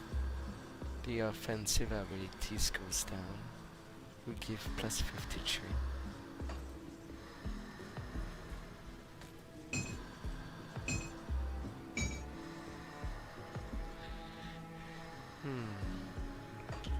Come see what's left of my wares. Well, that was a poor choice of buying. But now to go forward. Call back flame urgently.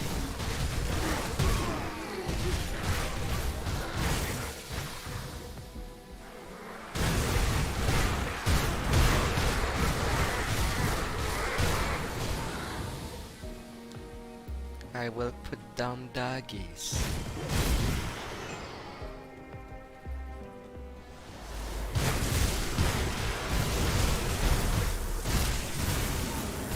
Eldritch Armors.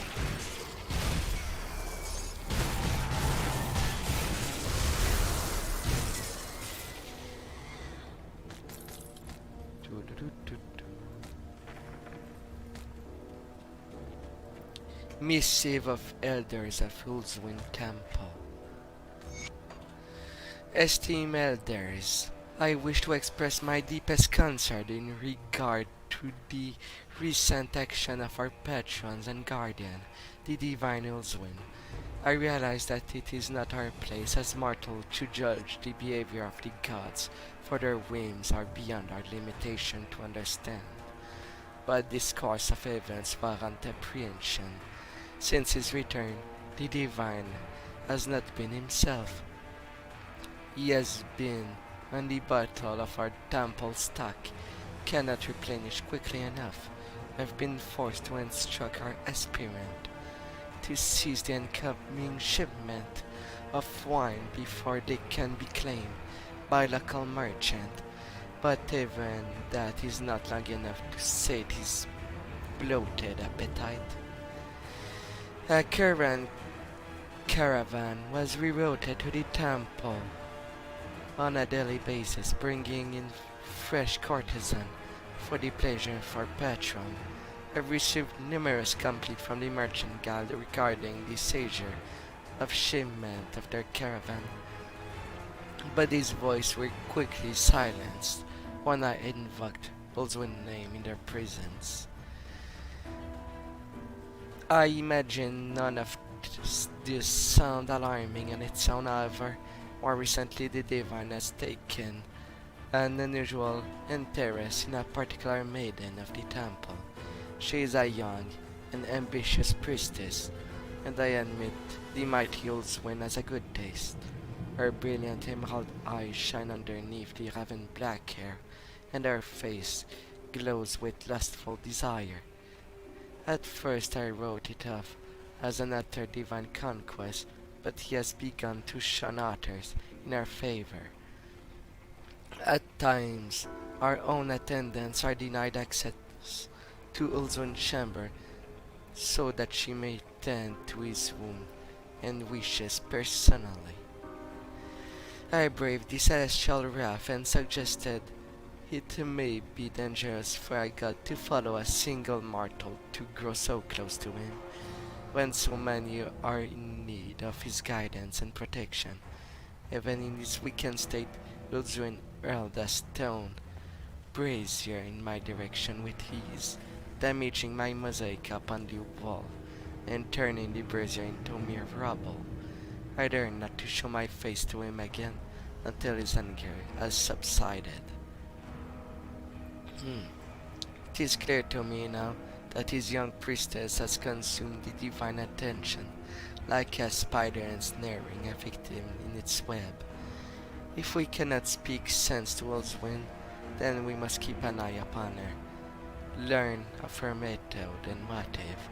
It is possible that she merely desired to taste the pleasure of divine flesh, but I've never seen our mighty Lord so enthralled by a mortal. I call upon all my brethren to take heed of this warning and join me in my endeavor without drawing the ire of our patron.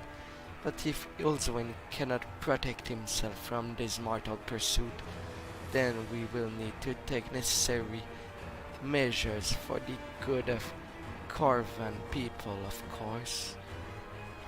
Are they suggesting to eliminate the priestess? Their god might not like it at all.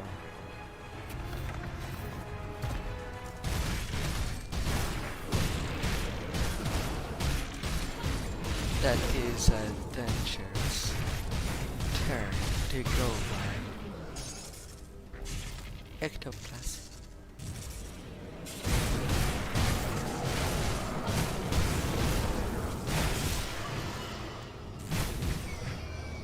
Things are going well as of now. This altar is teeming with potential. It just requires the correct relic to activate. Place the Eye of Icar upon the altar, and a chthonic rift appears. Well, what's the condition here?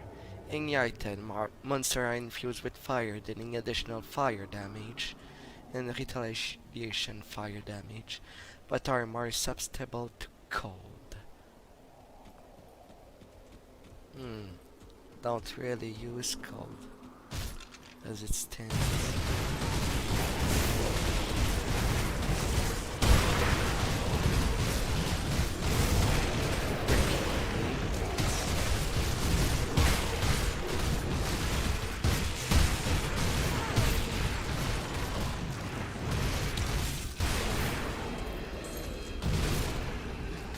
Empower Headhunter Trophy. Anatomy of Murder.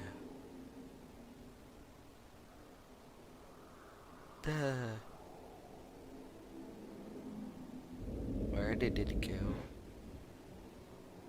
Oh, there it is. Putting that over there.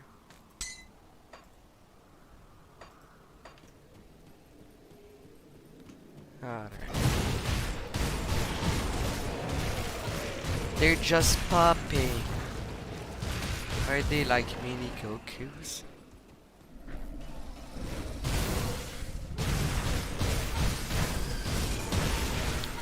Void Taskmasters.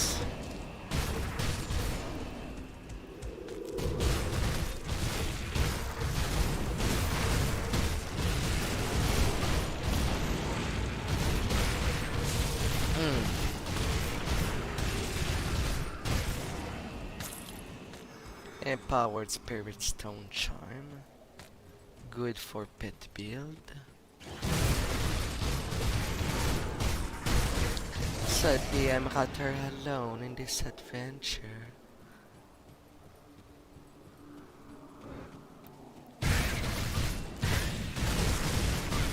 No one quite come.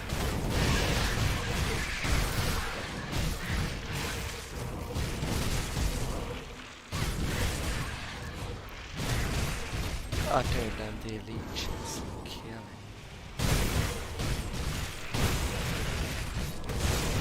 Level 65.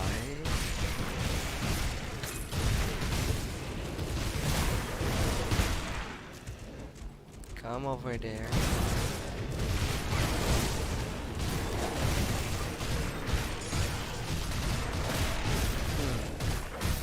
I'm still getting Kimon's chosen reputation.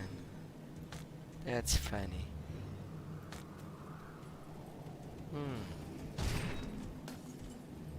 Some food.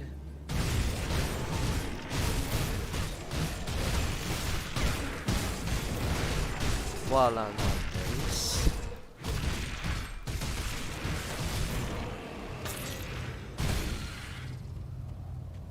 oh, Onetrix, the Razor Blade.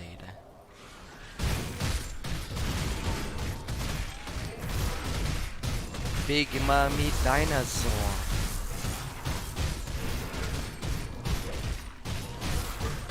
But she doesn't seem to do much to me.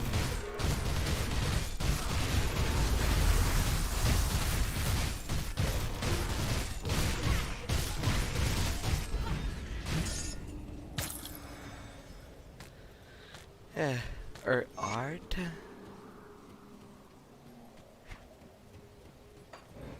Now. Respected to Barrow Wall.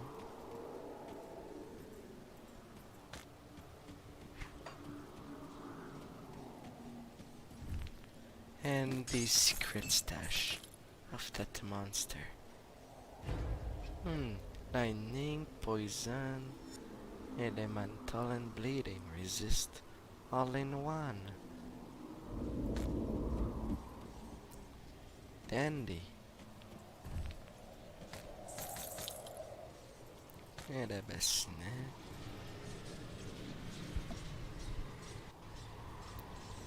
Well, the heart has been collected. Let's give it back.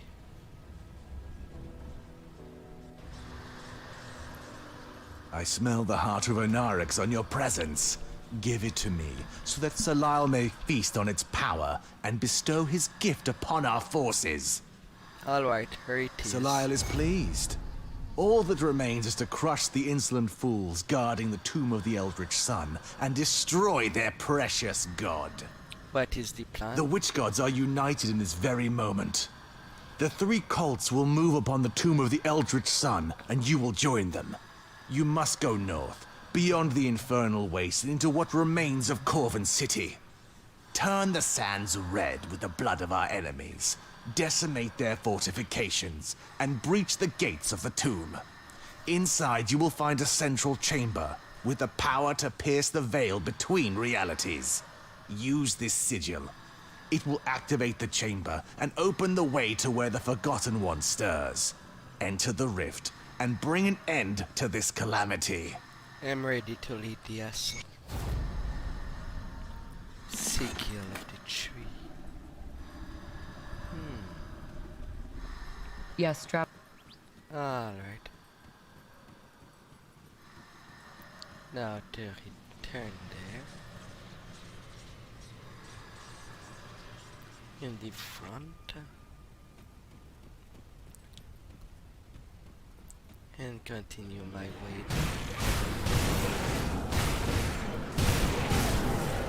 No, east. East.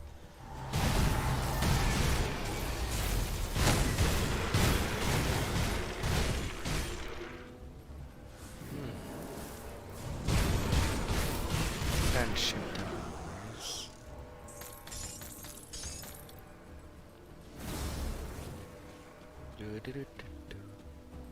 A shrine over there.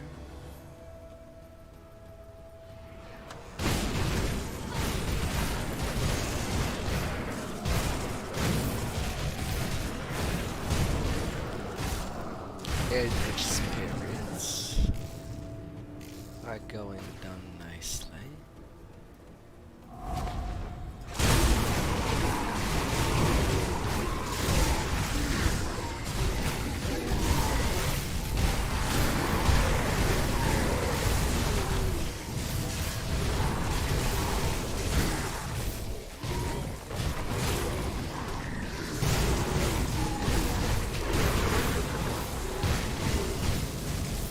A deceased creature.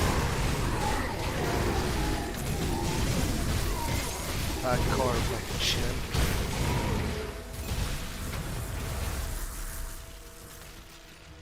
Like, and from that I get the sight of Tenebris.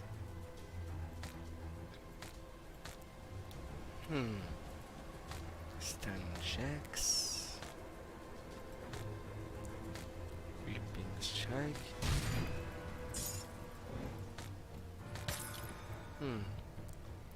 Begging of shadow dancing. 6% chance to avoid melee attacks.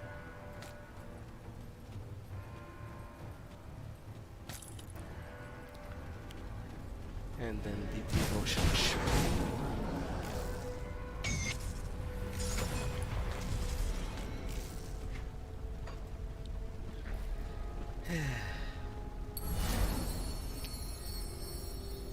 Now that it is done, Light of Empyrean might trigger when I'm getting a headache.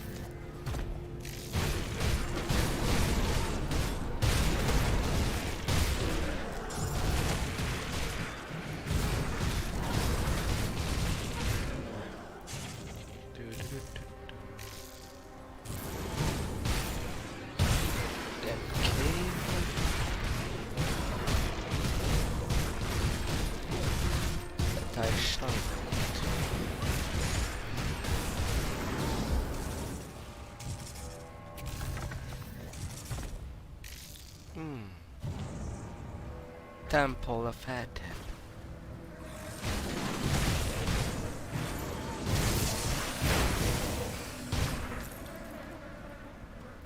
What will I see inside?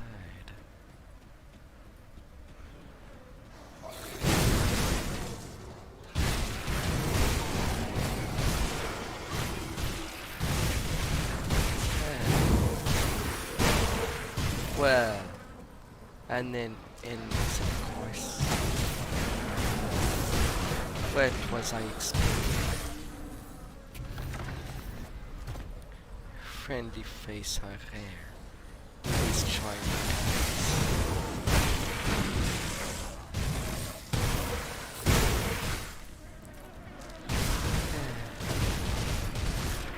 Animated preserver.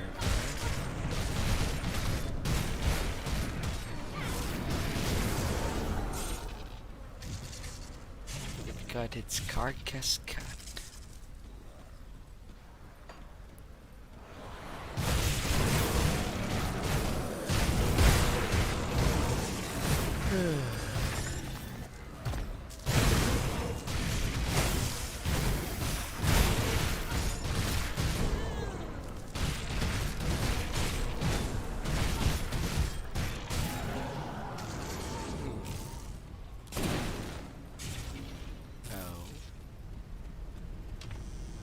Secret passage.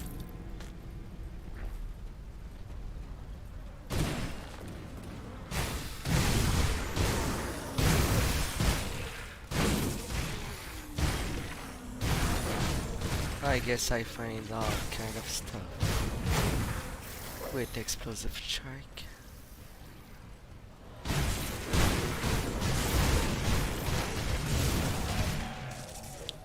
But so does the animals.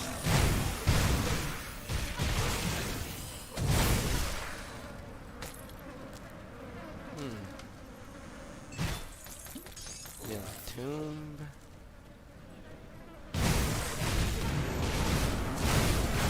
Be nicely spotted.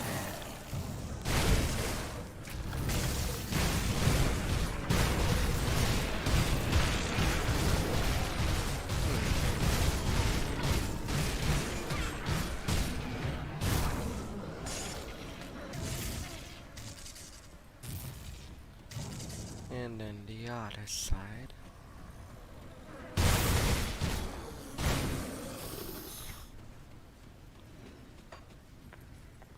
Up. I leave this place. Keys and Stone Temple Guardian.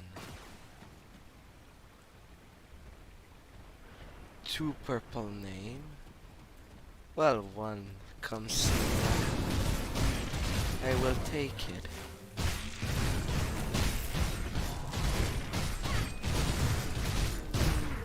That will ease my excursion.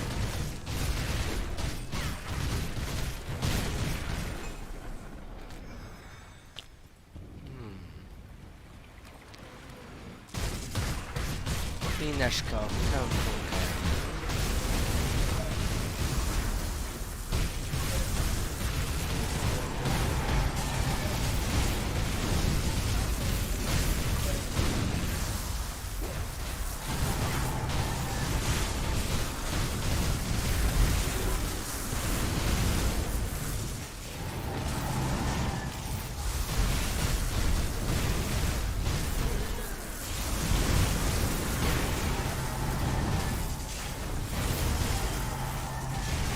Alright, these lightning guardians are very charming creations.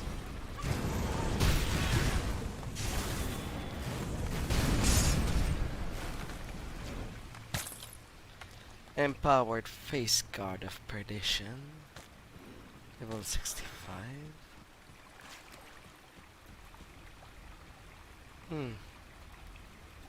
An altar that demands nothing.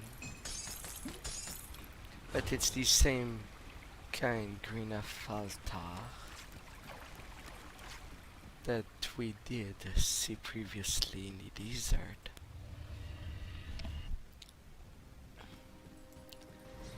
I mean, the quest line is a little different than whom we choose to be in favor of.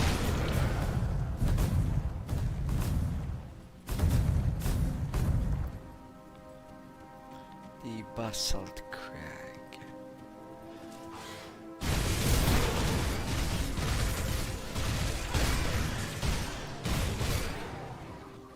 Off they go.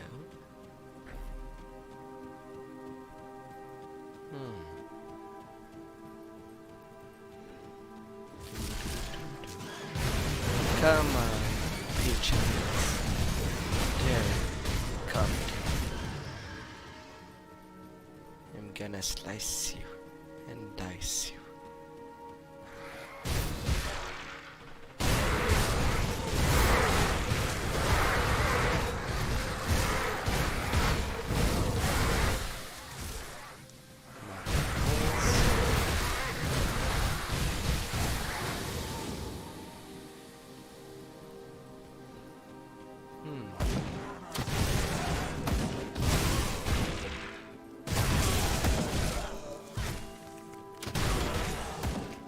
Now constellation wise, I'm not sure whom I shall do first. Chosen Fenris, Avalanche, Ember Spire,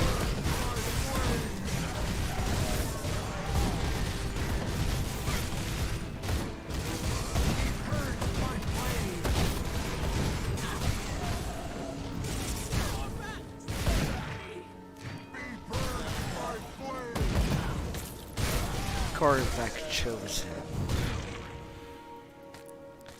rebranded themselves.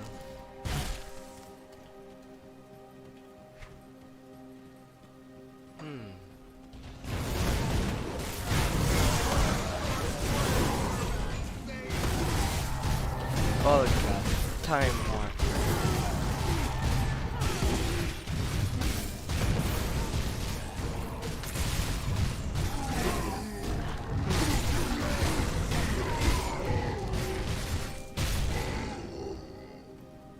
Empowered Arcane Storm, Ruby Ring of Protection.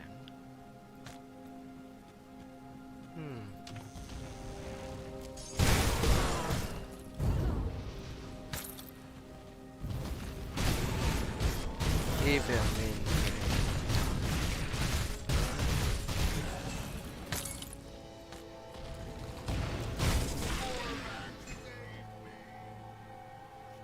Charge Korvac Stormblade. Big boost to electrical damage. I would have rather a fire one or physical one.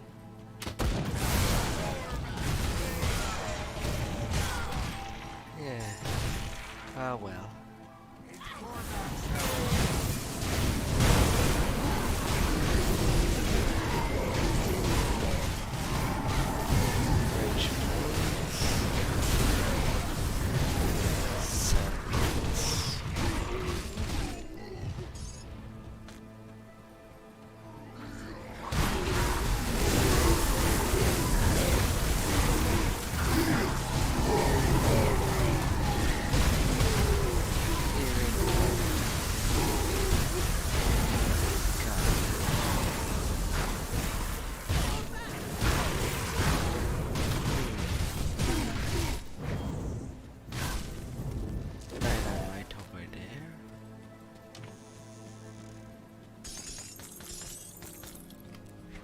Ingredients.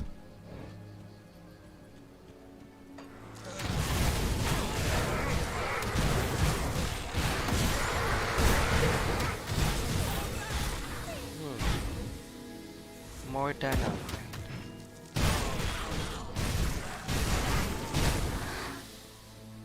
Would save me some time to collect some.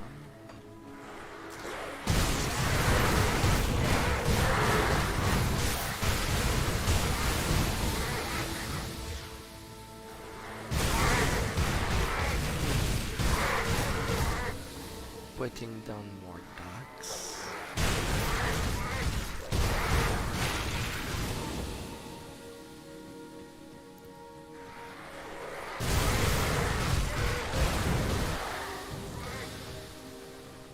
And yet Mark of the Traveler. Yes, that's nice. And then the Infernal Waste.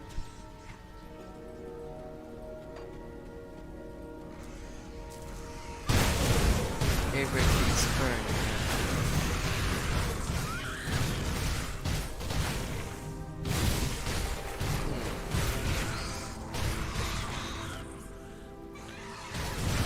Dinosaurs walking. Molten claws. Eye of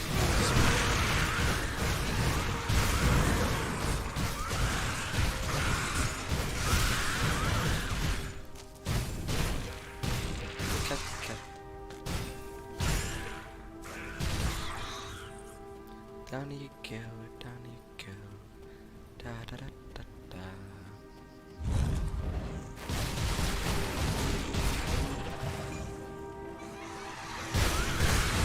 a passage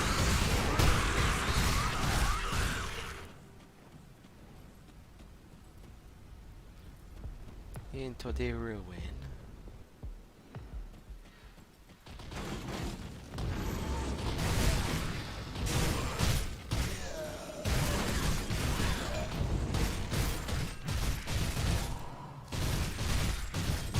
Even the enlightened Vizier Armand. The temple grows cold. No longer does the warmth of his heart wash over the city below. I do not know what has transpired, what could possibly cause such an event, but the patrons of the lesser temple have begun to notice. Those who come to pay homage approach me after prayer with questions I cannot answer. Have we angered Korvac? Has the eldritch sun waned? They are rightfully concerned and scared. However, these are the type of emotion which spur revering faith and thought of dissent. There are even some who speak openly against the temple. Though they are few in numbers, I am concerned that the recent event may embolden them. They have the potential to become a rotting core at the center of larger movement. In the meantime, I have pleaded to the elders for guidance, for words and calm that I might share with the patron of the temple. They give no notice to my anxieties. I am told to continue, and as I always have, for Korvac's flame is with us, as certainty as the sunrise each day. The eldritch sun works in ways I do not hope to comprehend, but we must take heed when the populace become restless. The foundation of our city and our very fate must not be shaken. I will do more than just offer the people words. I will give them a spectacle, a grand sacrifice to the art of the temple.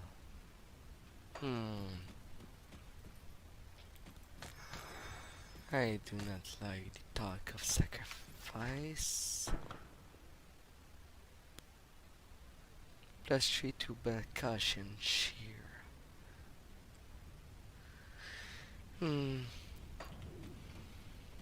But you do not give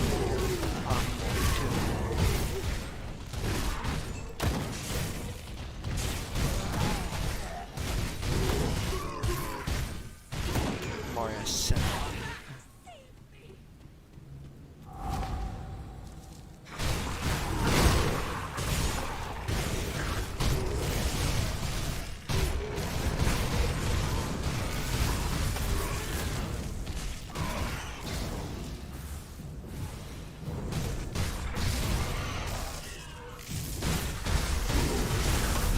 One almost down.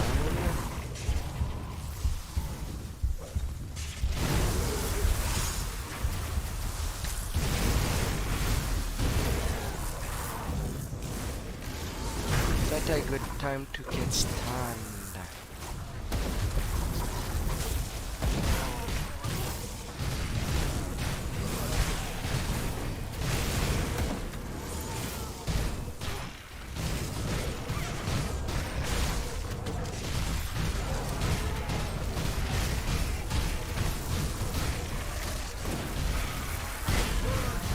Let's defrost.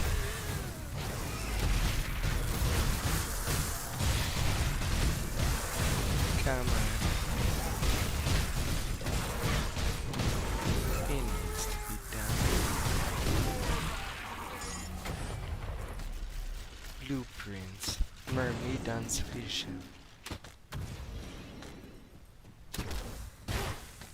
Some scraps. Sparkstone scepter.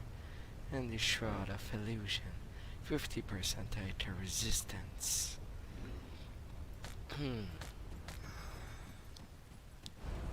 Nicely. We'll take these things. even if it's merely for sale.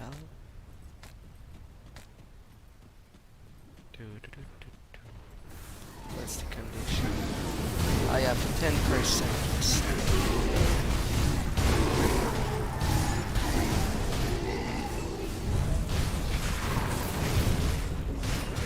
Sister Crimson, Vengeance of Kimo.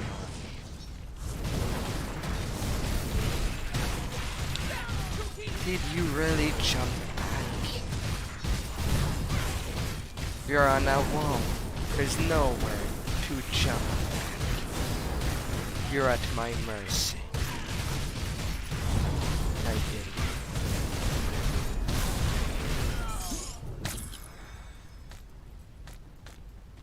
As I did not need to retreat from where I stood.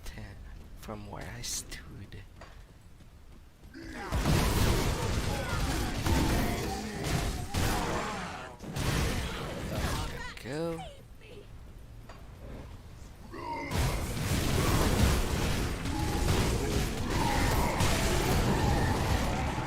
Adventurous stuff. But that one extremely dangerous.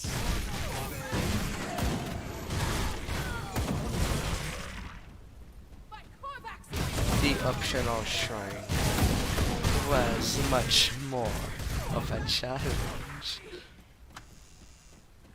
My.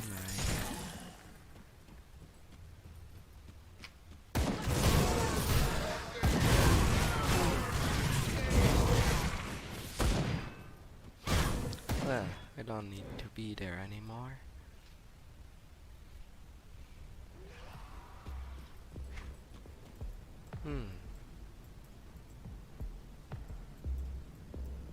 And like that, I jumped way back.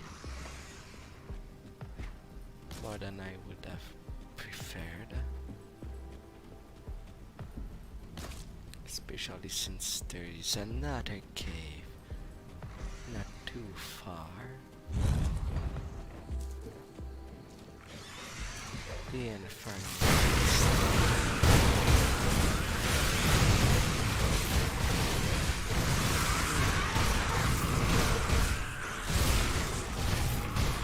Burning already, burning by itself.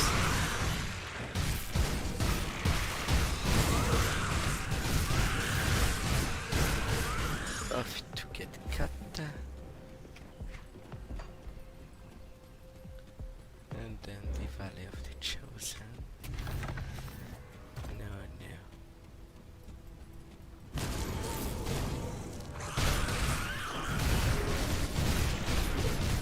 Where did I take that wrong turn?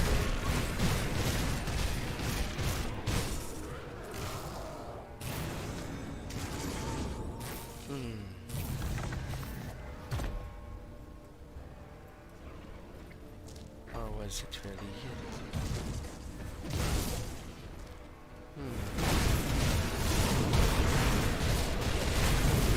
Oh, there's an entrance not too far from there.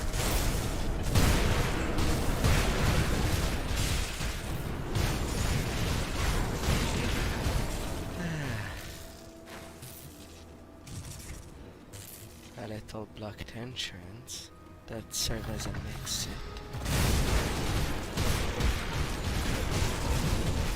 Prisoners.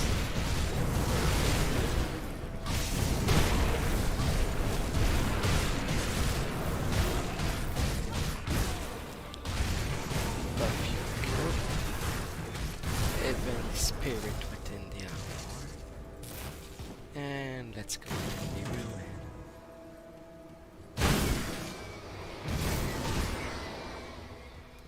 Dangerous domain. What is the rule?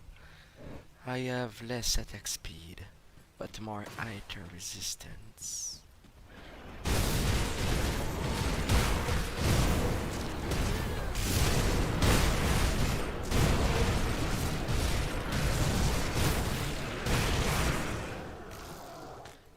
Ghost.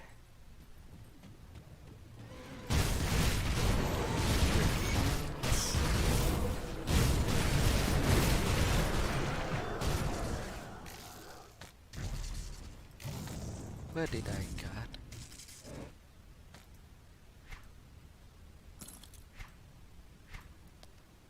I got a burning blade. I believe I did. Where are you? I must compare you. Oh, it was another bird. Oh well.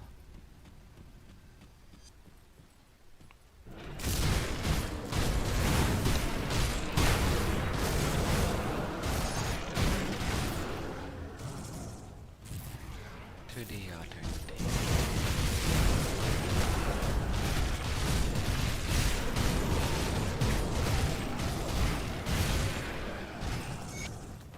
Binding pillars are going down.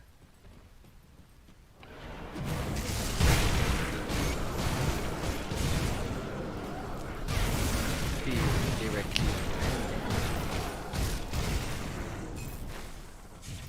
And now the boss of this place. The Dust Creeper.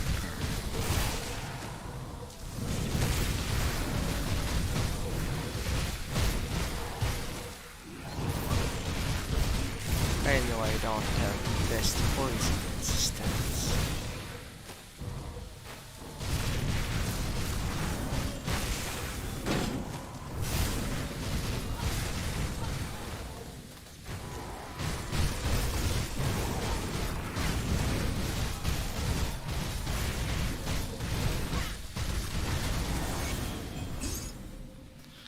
And there it goes.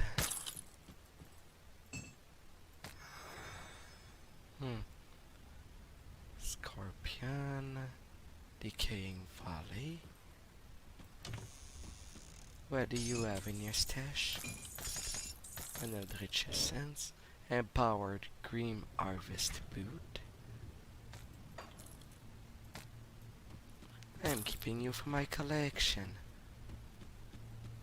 And I shall keep it.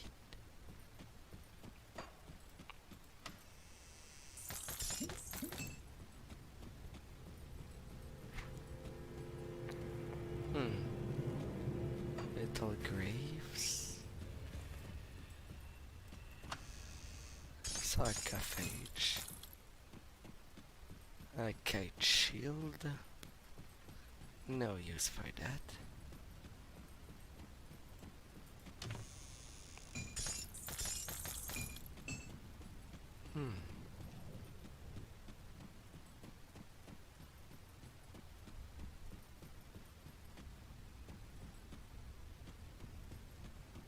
Preemptive strike.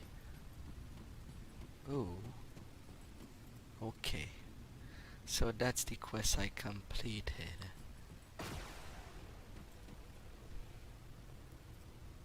Then I will see. Come see what's left of my wares. Yeah, there's not much left. I believe.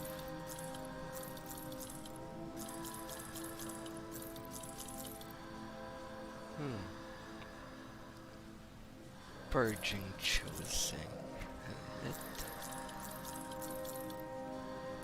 Empowered lightning rod.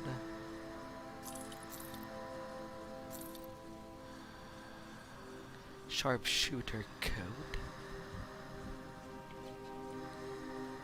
Pierce.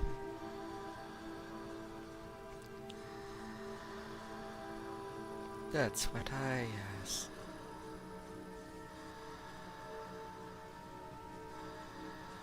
Not really much better too.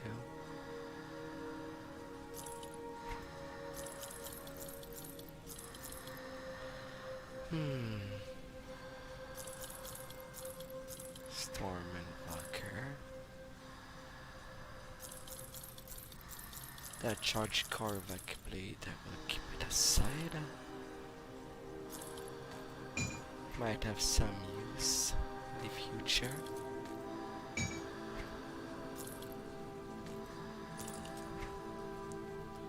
Empower Face Guard of Perdition.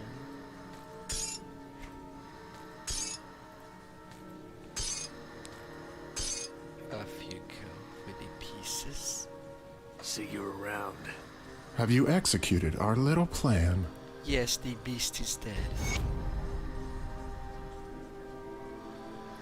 I knew it existed. This is great victory for the tree and affirmation of the glory of Piecemeal Web. Now we can move forward with our plans without worrying about the creature being used against us. Not our victory for us. Still have to find the messenger.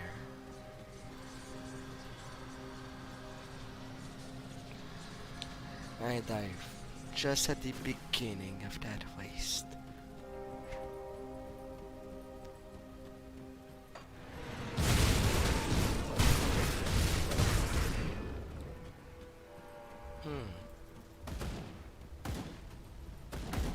Going north. Don't mind me, I'm just passing.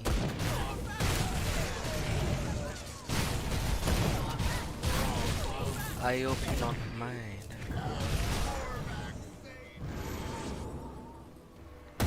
Korvac does not save, it destroys.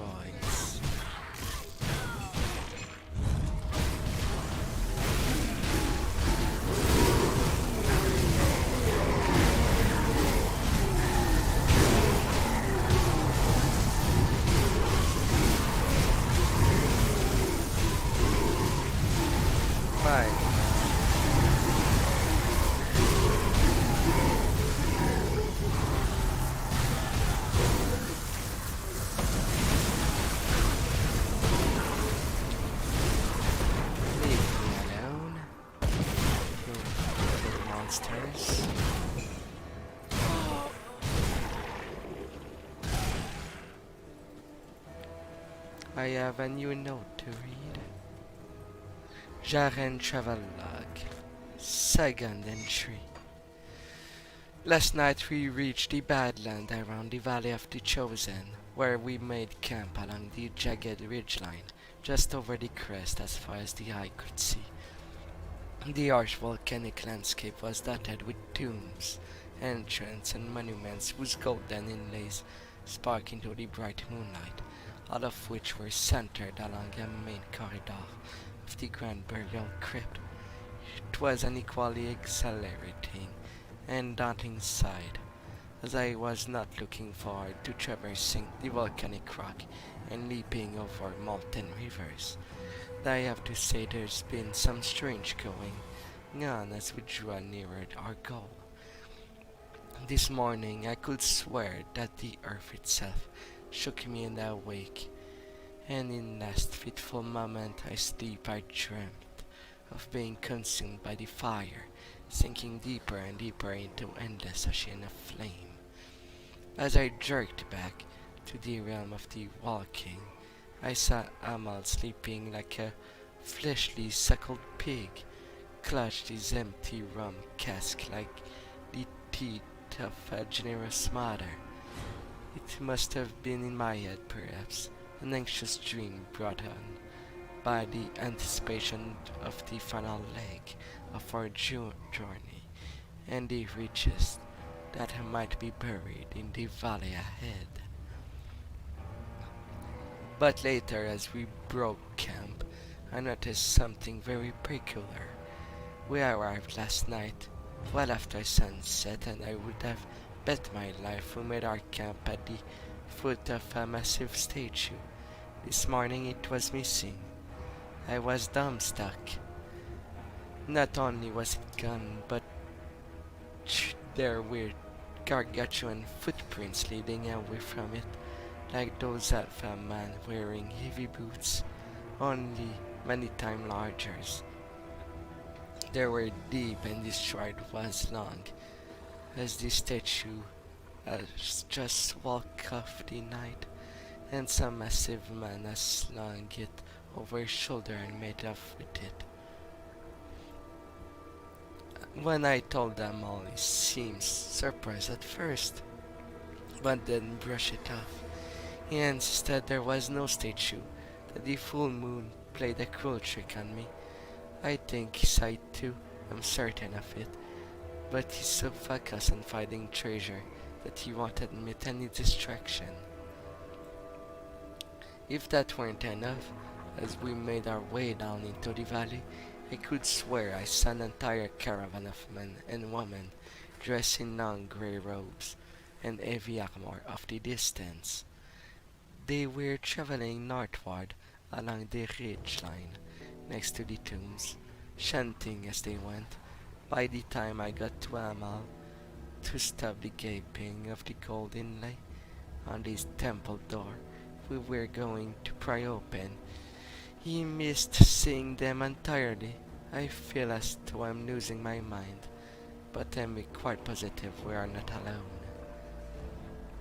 I don't suppose it matters much at this point. We've reached our goal. The tomb mark in Amal's map is right beneath our feet. This one is among so many supposedly old grand riches. Perhaps once we're inside, I can breathe easy away from all the weirdness happening out there. If we can figure out how to get the damn thing open, then we shall see what's inside.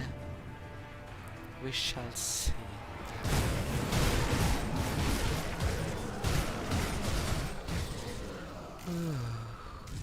And there's a shiny across the magma.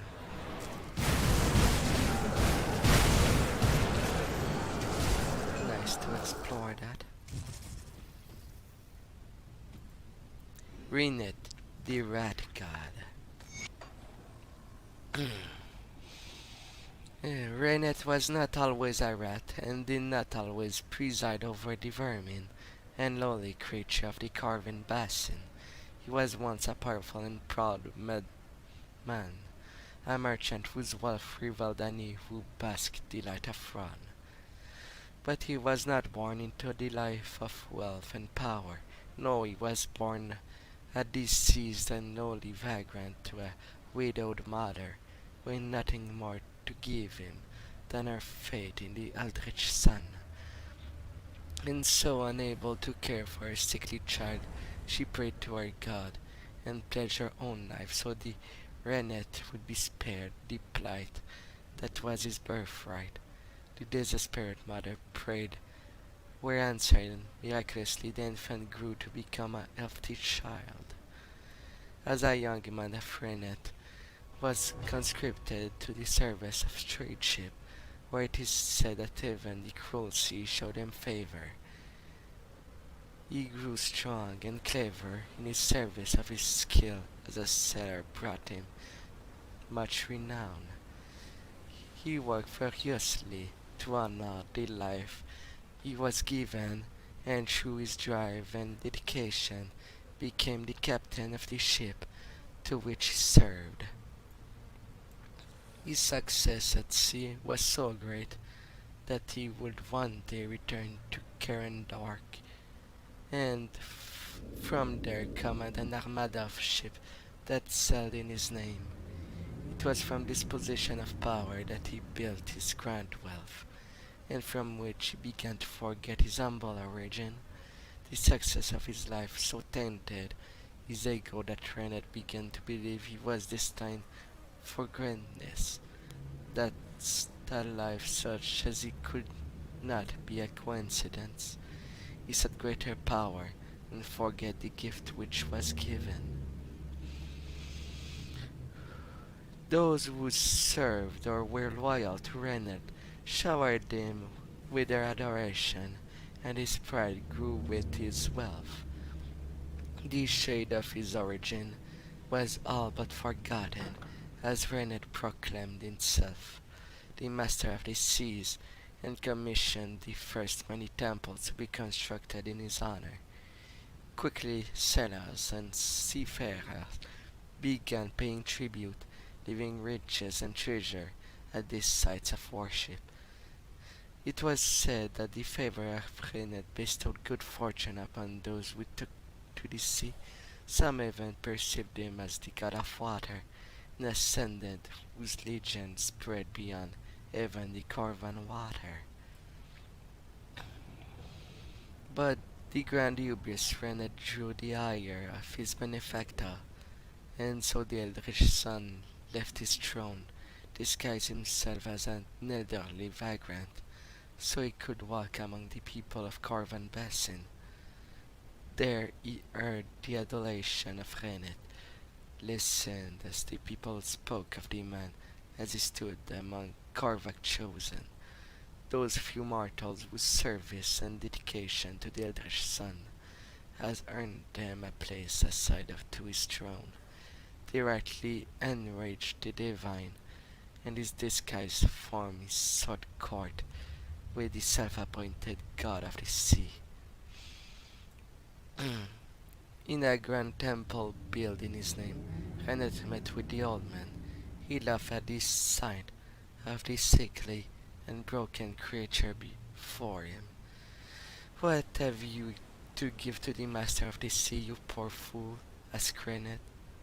"I have come to remind you of the life you should have lived," the man said meekly.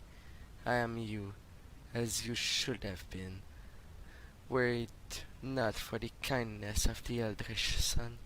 Rennet laughed once again. "You have come here to threaten me? Who are you to speak of the gods? How dare you?" And with that the old man's voice boomed, shaking the earth beneath their feet. His form twisted and grew as he spoke. A blistering heat washed over Rennet, burning away his clothes, peeling and bubbling his flesh. "I do not come to threaten. I have come to call it upon the gift which was given." The searing heat cleansed Rennet of his pride, and he cowered before the towering figure. "Forgive me," begged Rennet. "I did not know." "What have you to give me, you poor little creature?" the figure boomed. "I give my life," cried Rennet. "Indeed, but death is too small of a price. No, you shall serve me as the lowliest of the creature you have always been. You will hold court to those who saw you as a god." With those final words, Rennet's body collapsed into itself in twisting, tearing, and grinding, until finally he appeared as a massive diseased rat. His temple were brought to ruin in an instant, and from the rubble emerged a swarm of rats. Out of those who had followed the Master of Sea, all who had pledged their loyalty to him or begged for his favor were cursed to live out their days as vile vermin in the service of the rat god. Take heed to this story, Rennet, for all things that we cherish in life are gift of the eldritch son. Well, that was cruel.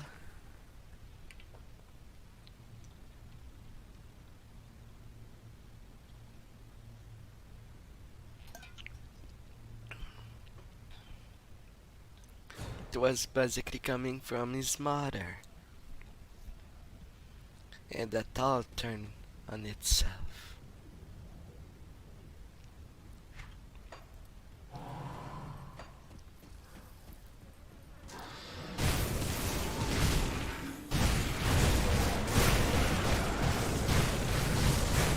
The gods can be quite malevolent. If a god knows he's going to do a 180 to someone, he should not have given the thing in the first place. Good lord.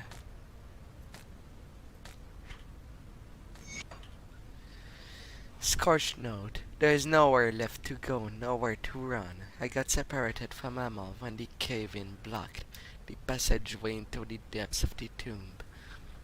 In his typical unnatural calm, he said to go on, with me up again further down. But as I walked, the earth began to shake, groaning and rumbling. The bedrock beneath the temple cried out like a walking beast. I panicked and began to run, but every step seemed to aggravate the beast further. I made it less than 20 feet before the shaking brought me to my knees. I continued to crawl, scraping my arms against the jagged stone floor, with no concept of where I was going, no plan of escape. With a bone-shattering crack, the floor of the temple opened like a gaping maw, revealing the white-hot river of the flame below. I could not have imagined the depth of terror that consumed me at that moment as Amal despair scream echoed through the passage behind me. I somehow summoned the courage to move and drag myself away from the searing heat. For a time I cowered there as the tomb shook around me. It groaned and cracked, resembled the oppressive voice that calls out the depth of the fairy river that flowed around me. Then as the shaking subsided, there was a calm. I could still hear the cracks and the boom far off the places. Now there is nothing but the sizzle and drone of the molten earth that now define the island of solid rock that will be my final resting place. There are no riches, no treasure, only burning death, the voice that becomes me into the flames. Notes of last moment.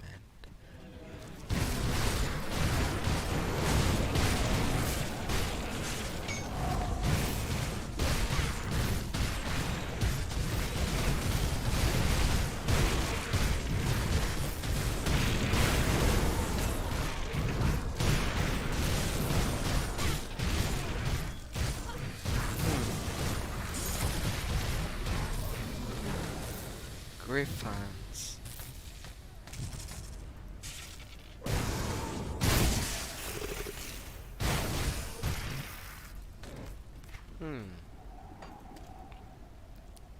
Alright, now that I have that complete, where should I go? Going for straight up fire damage or...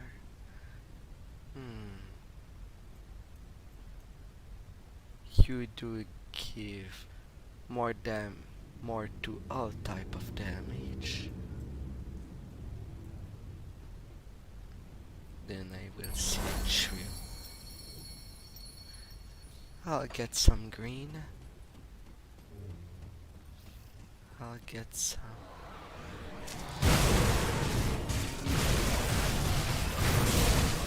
Cassian, a time glitch.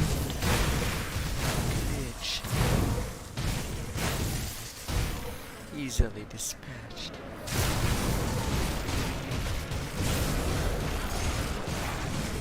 Now to carve.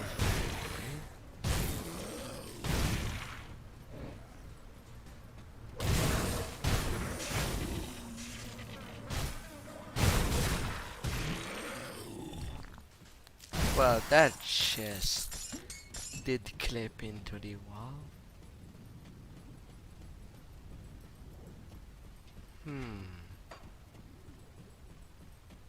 I feel there is something more in this tomb. Yet there must be a way to open this.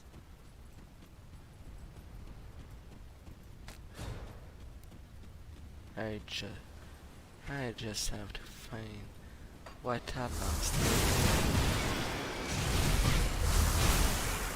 Would be too simple if it was only getting rid of all the monster around.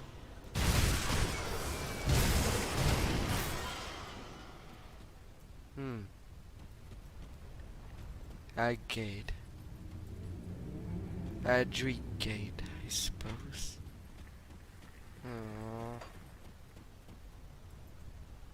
A one-shot chest.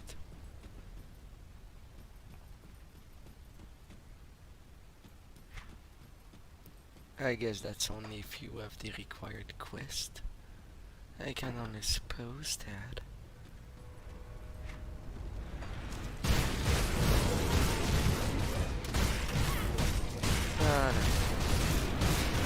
To give myself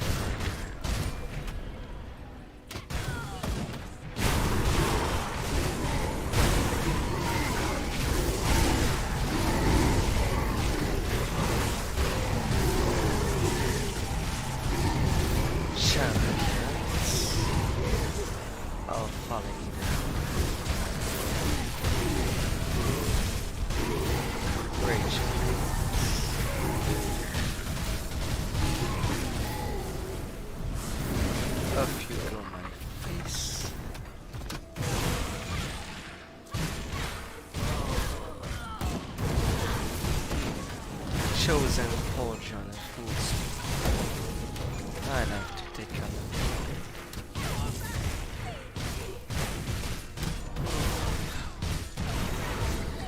Ay, ay, ay. Hey, no.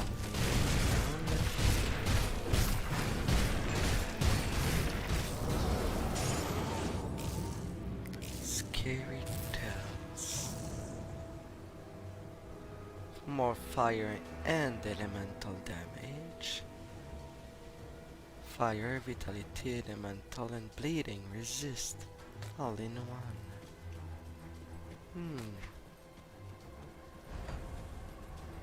Alright. I'll be going over there.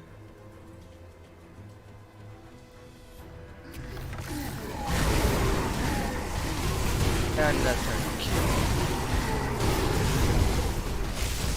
I must explore. I must.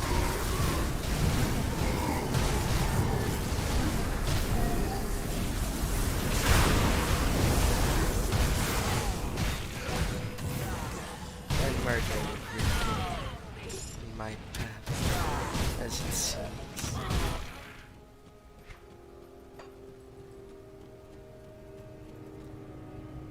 This path is sealed by a powerful rune, without the knowledge of its creation. Then that's a abysmal quest.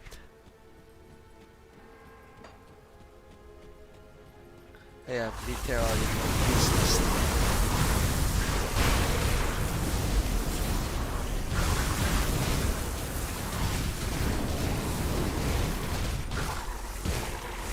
Of silence. And I will take some little compensation.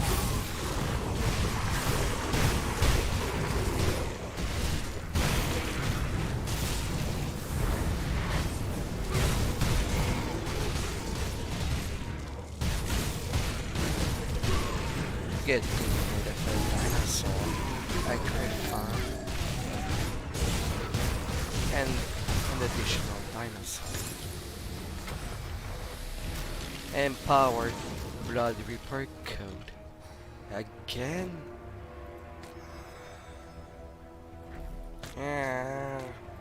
I would have rather a different piece than what I have already.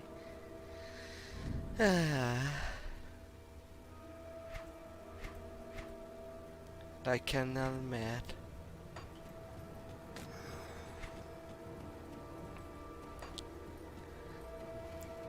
That saddens me.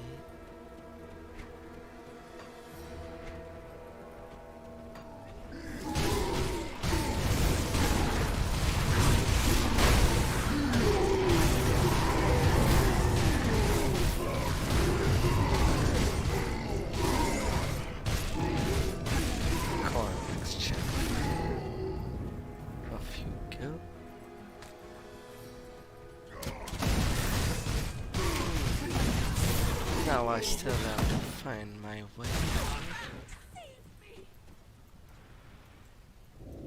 I guess I should just continue the path. The messenger is not near.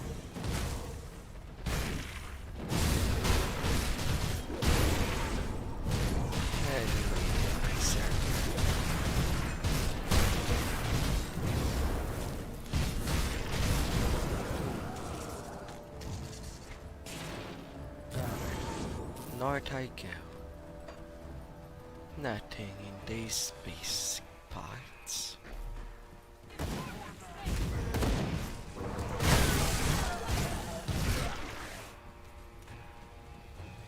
Portal.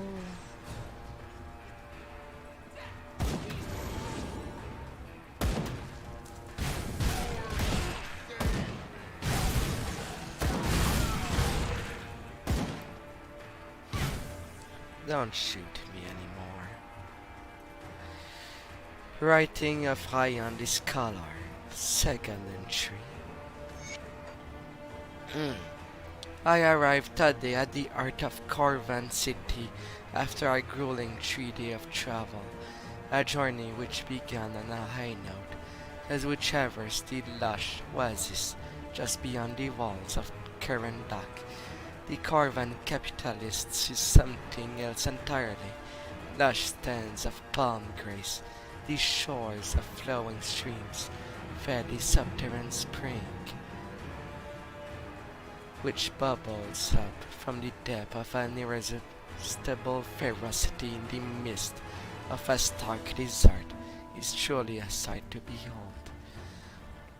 I've been told that this one source provides the cleanest water up to the region. Apparently the entire class of water merchant exists, with the sole duty to collecting the life-giving nectar from there and the distributing throughout the land. This is also where I had my first exposure to the curious, deep-rooted fate of my region. My traveling companion, the daily caravan from Kerandak to Corvan City, insisted that we stop at the temple, knowing as the sanctuary of Oran positioned in the heart of the oasis.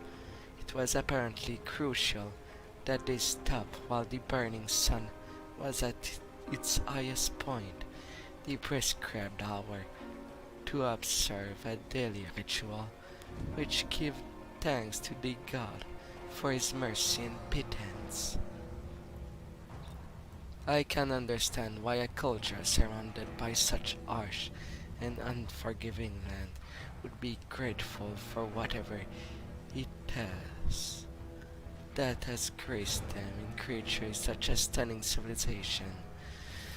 However, I quickly learned to be wary of this ritual, as the prescribed hour for the worship is not one but several a day.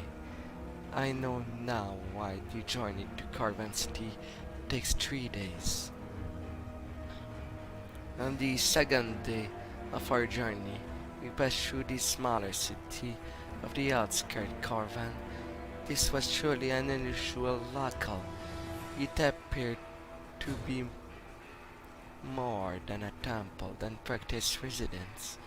I surmise it is a center of religious practice, perhaps where the local faith and most devout follower can go about their various rituals unhindered by the bustle of Corvan proper. The beyond of the temple city lies vast, a network of tombs, I was told by one of the caravan driver. That precious caravan leader and powerful devotee of the caravan faith are buried there along with countless precious relics. Apparently the valley was chosen as burial site because the roiling hot blood of their god flowed close to the surface there. I suspect there is an ancient magma flow passing beneath the valley, perhaps the remnant of a long dormant volcano. These revelations are quite curious and worthy of further investigation. I shall hope to learn a great deal more about this fate practitioner during my time of Corvan City. I guess it was not what he expected.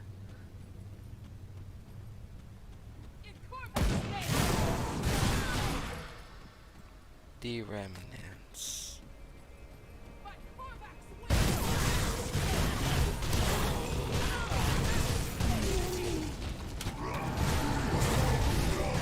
Really? A drop item will protect you?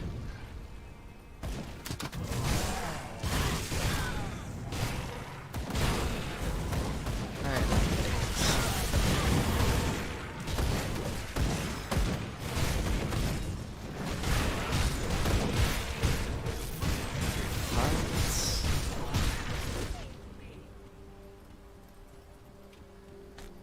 Searing embers.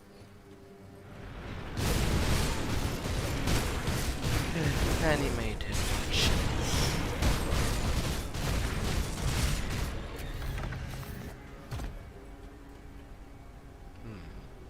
Death Virgil now.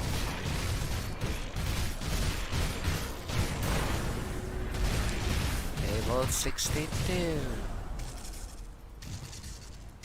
Master Arcane of Death Virgil. Look here, if it isn't one of Kimon Zealot, I'm not here to fight you. There are greater threats about. Have you come to atone for your error, or do you serve the forgotten god as well? What do you mean? I think you know exactly what I mean. You chose this side with that sad bastard and his loyal band of fools back in Zero Bastion.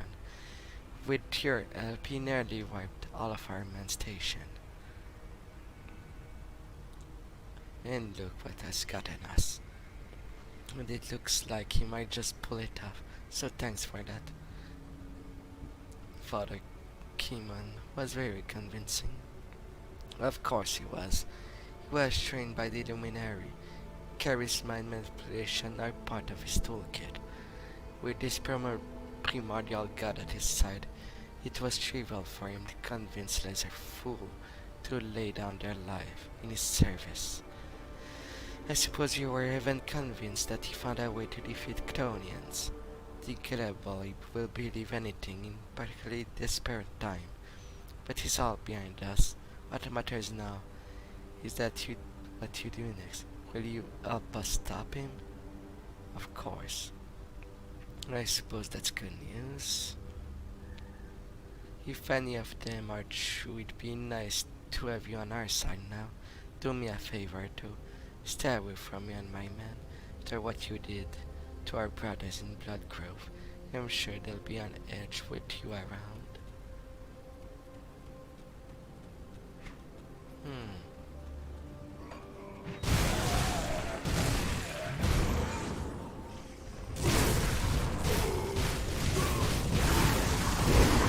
I attract everyone around.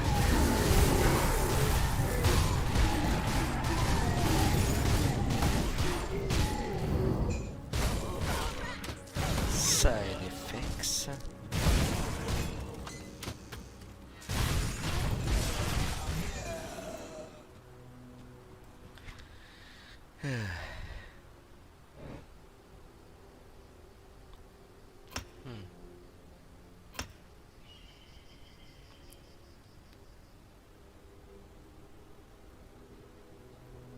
Increasing this. Or the fire.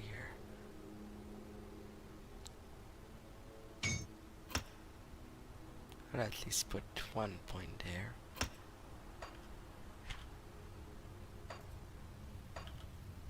Writing of Ryan, the Scholar, 3rd entry. That day was my first day full in Carbon City, and I must say I am struck by its majesty. And when I first landed in Karandak, the focal point of the city is a grand temple dedicated to the Eldritch Sun, Korvac, a deity I am unfamiliar with, but one that dominates the local theology. The temple's majesty is indescribable. It seems to dwarf everything in sight, even nearby mountain, and it radiates with such an energy that it's capable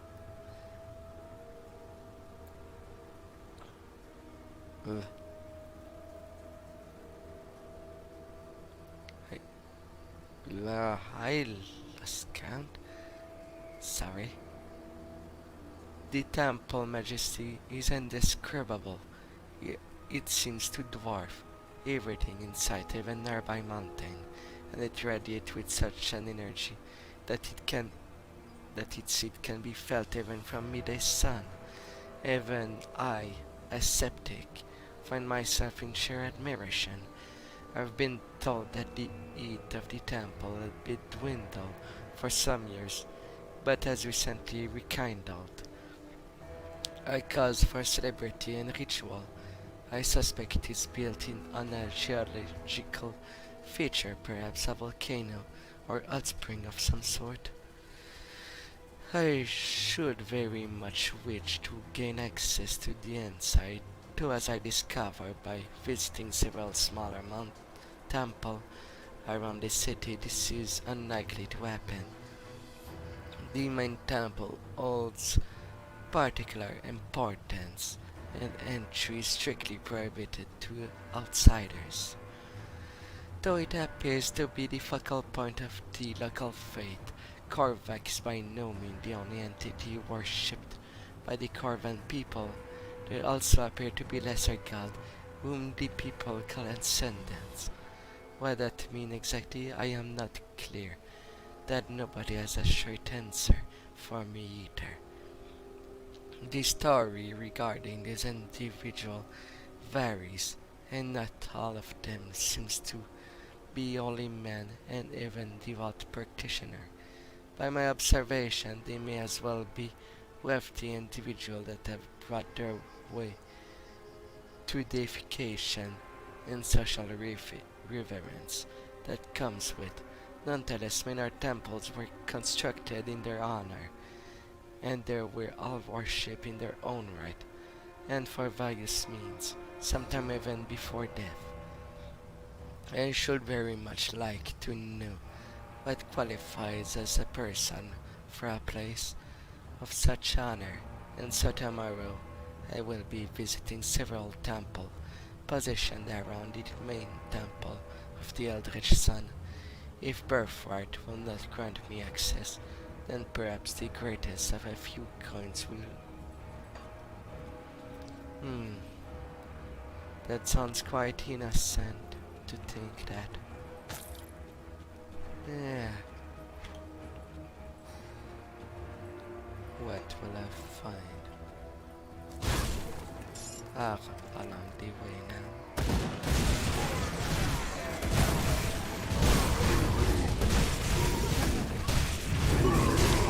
Definitely more big guys.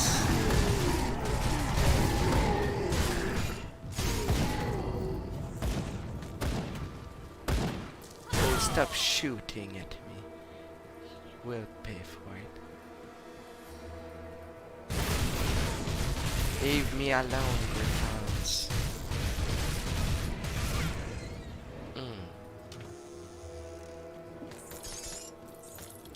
Missing shipments. I don't know what the temple stewards are thinking.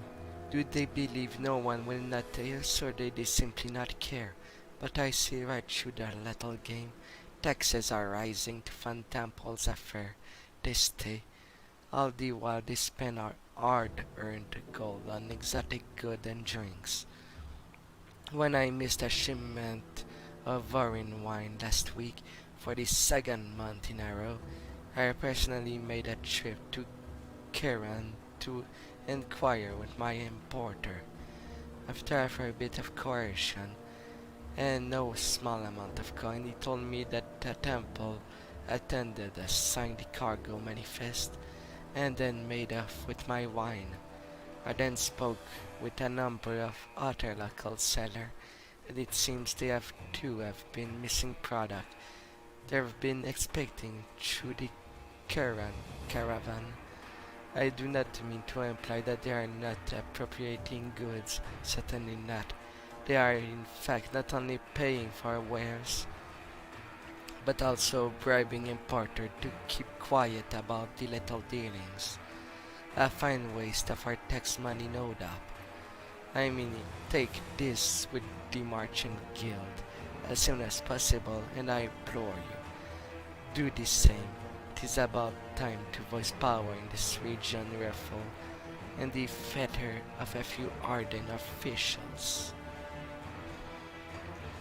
Well, some merchants start to be pissed that their goods are being stolen by the rich that get them directly from the importers. That is certainly concerning matters.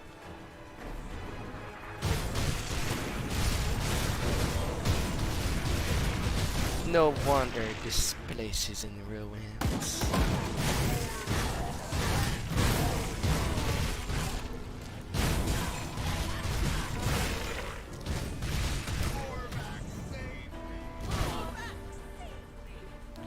Writing of Hyon the Scholar, 6th entry.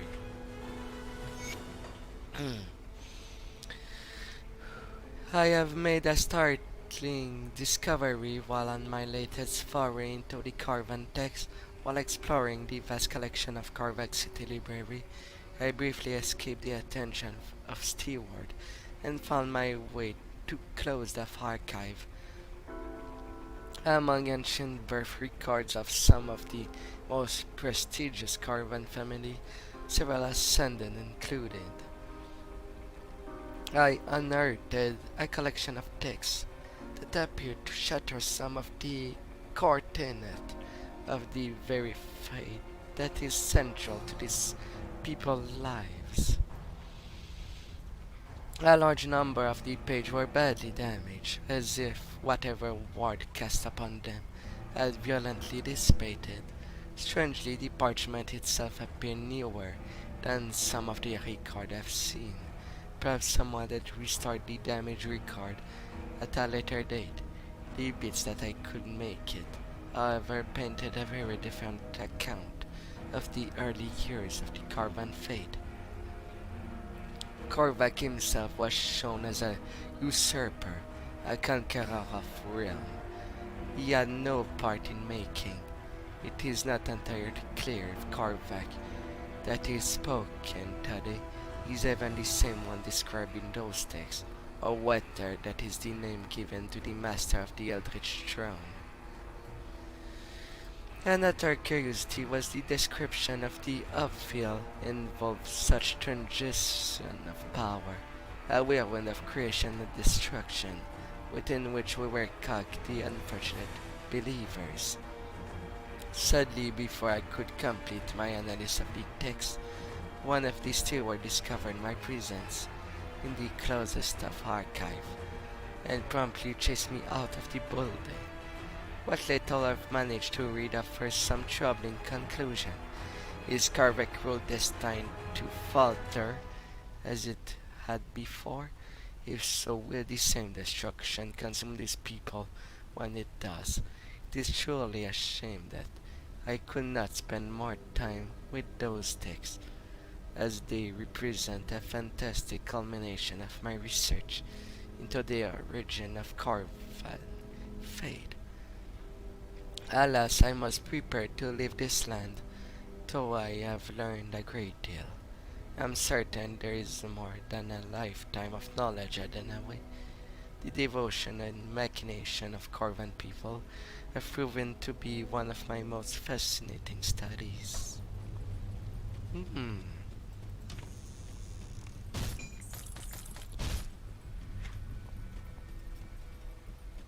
Well, yes.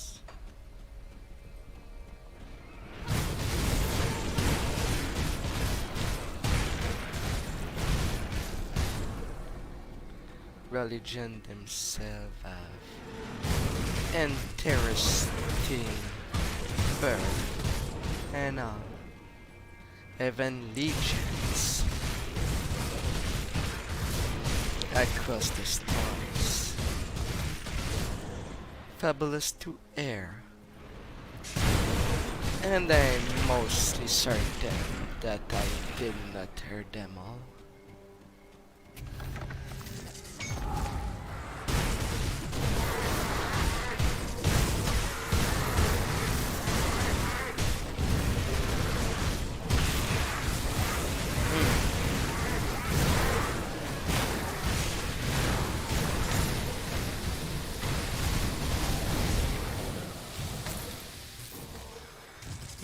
Chain of Nightfire.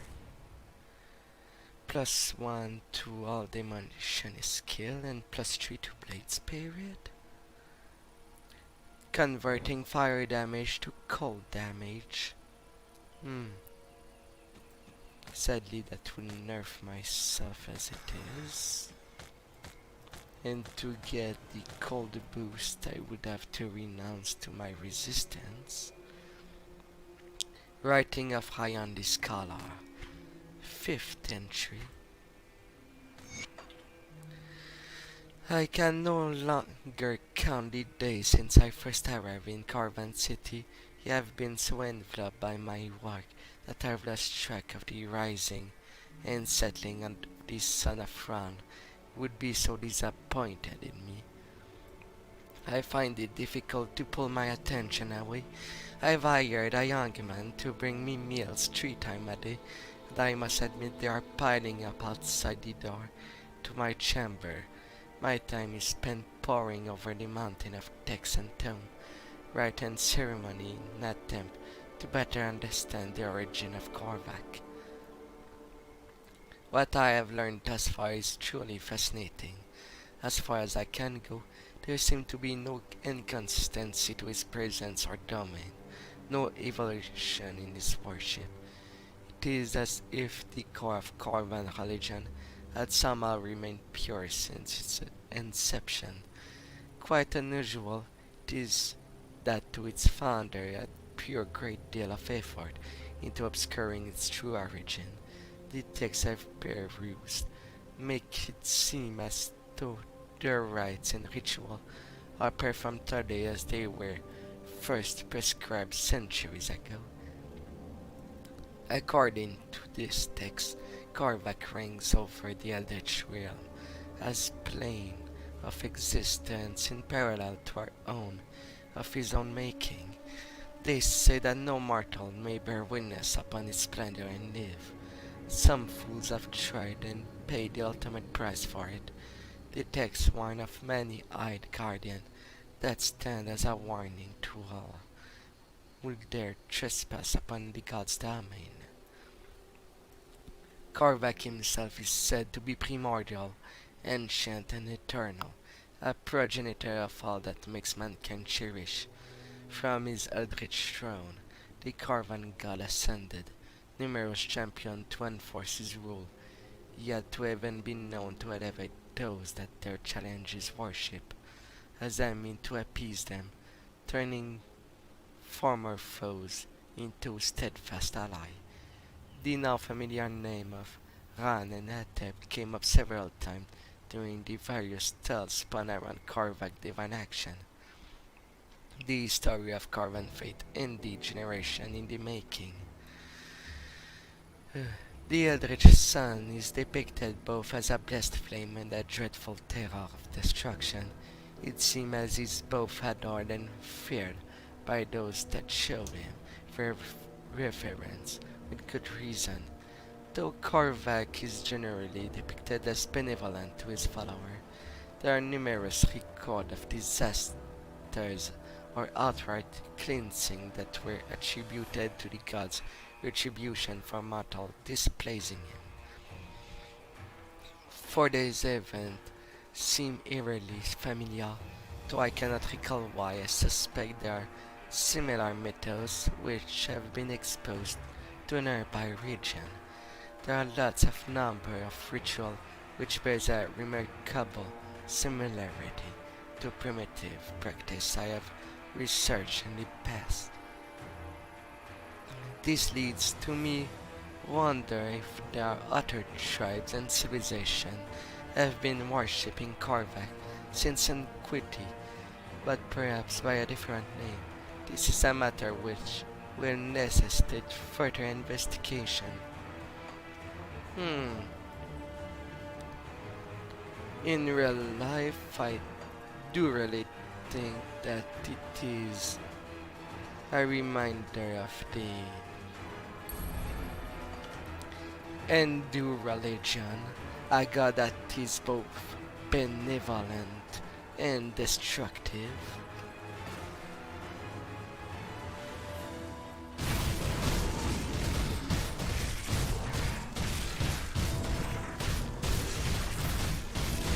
But I know it's also a god that is bent unbalanced. But then again, I don't know the depths of it. Only the big lines.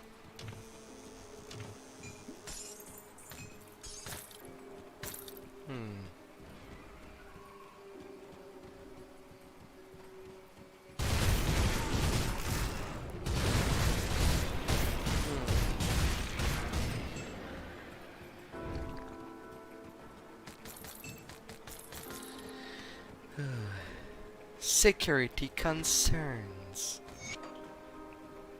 As this is now my fourth request for an increased guard retinue for our caravans, consider this a formal complaint. If my concerns are not addressed in a forthright manner, you can be certain that my voice would be heard by the merchant guild.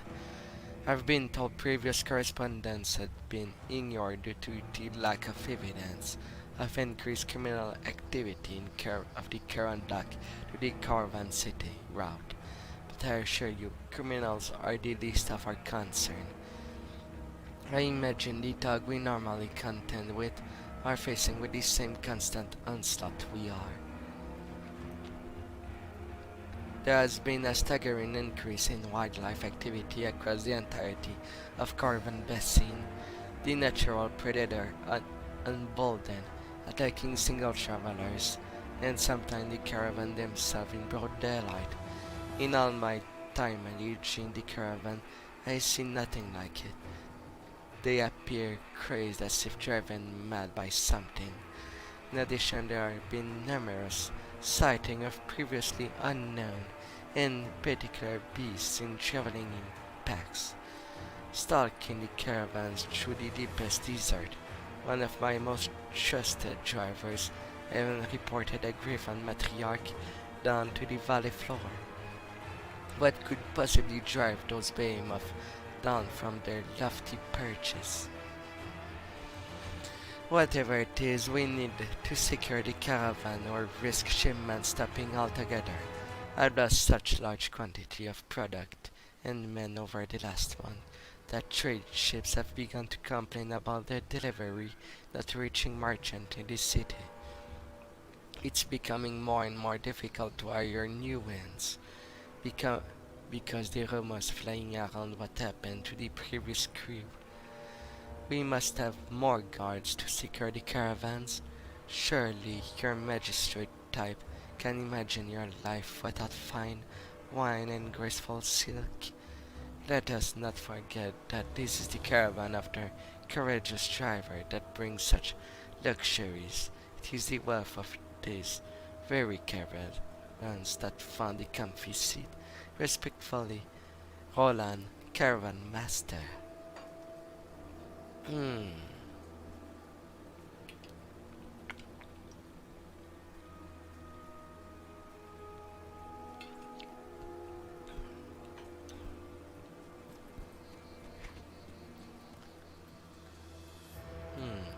Such dangers around. And there's a big part I did not explore in the southern part.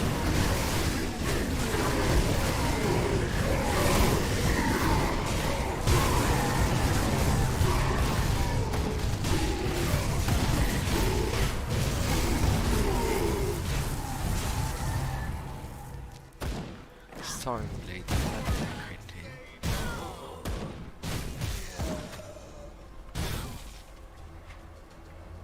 As if Korvac want to save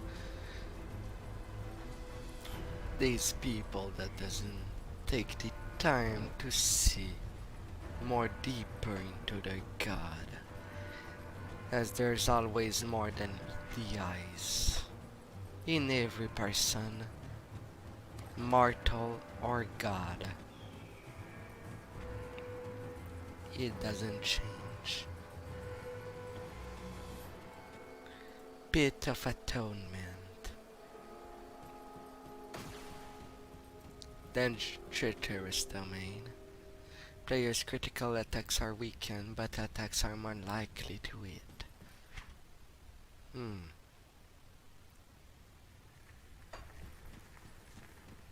Alright. Let's see forward. Magma barrier. I have 80% fire resistance. Okala, the messenger.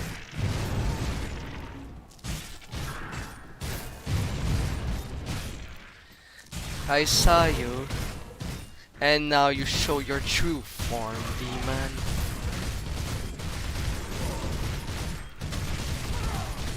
You won't like where I'm coming from.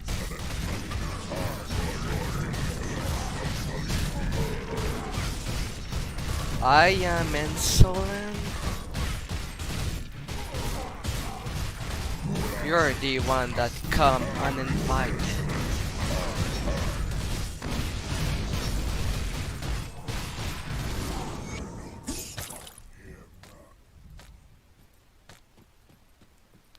You're off.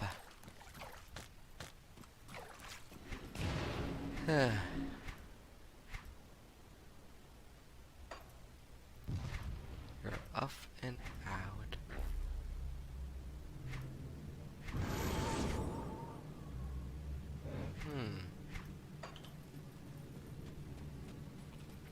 There was nothing else in there. I would have thought it would have been more complicated, but I guess it wasn't.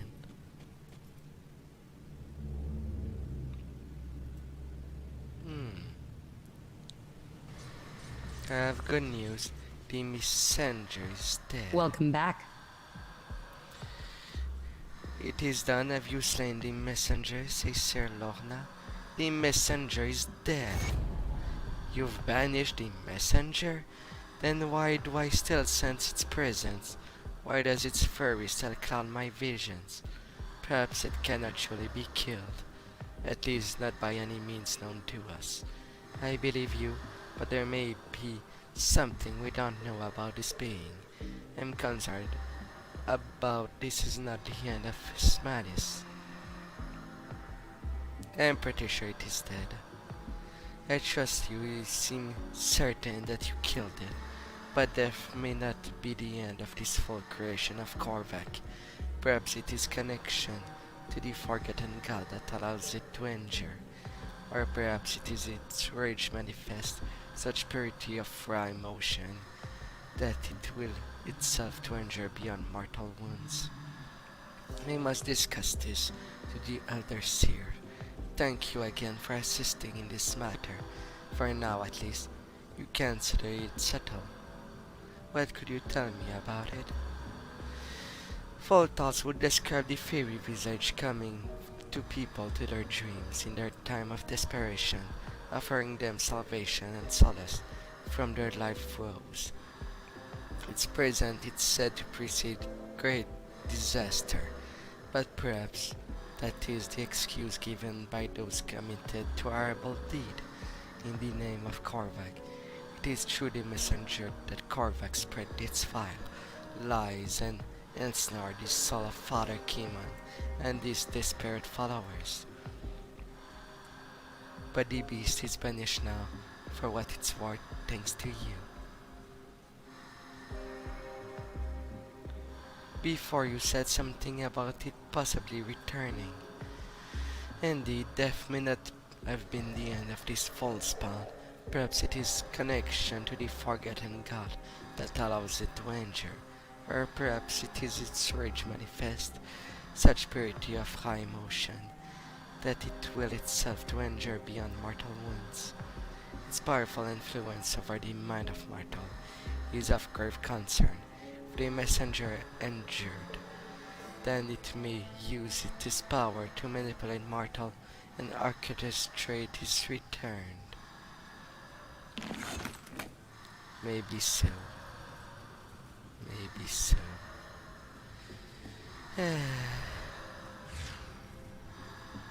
Ah, my.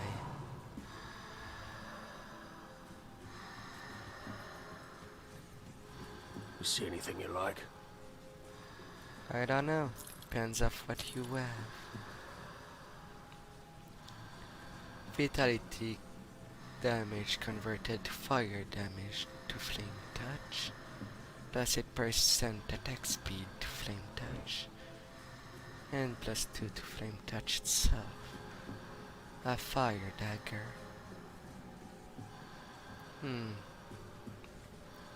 Doesn't increase everything. And it has a bonus to all pets. Level 56.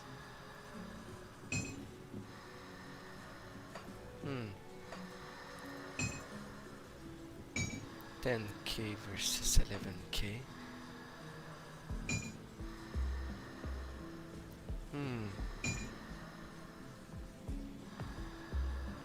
It seems like a side grade for what it's worth. Physical damage and fire damage.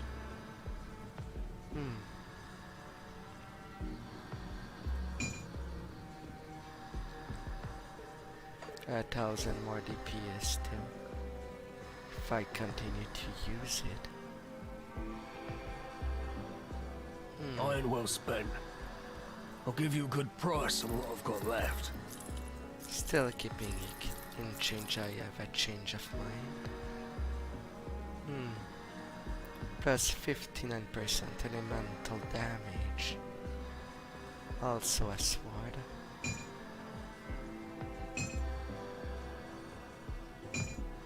Not enough to change the damage output. And you.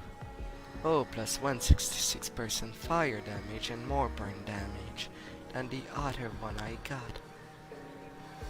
At one level lower. Well, yes.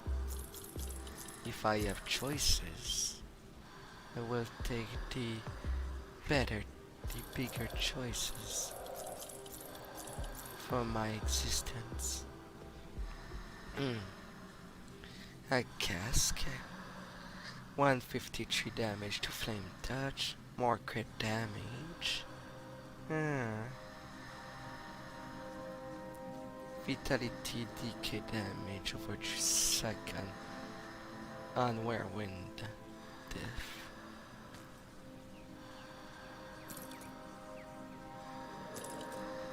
Ooh. Alright, that helmet does boost my damage very high.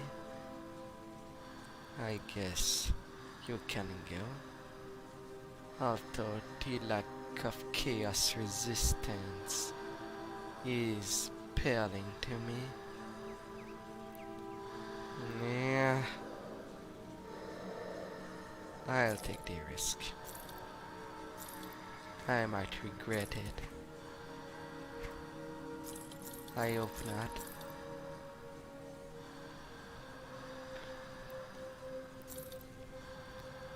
Although I certainly don't need more elemental resistance, it's pretty much maxed on every way.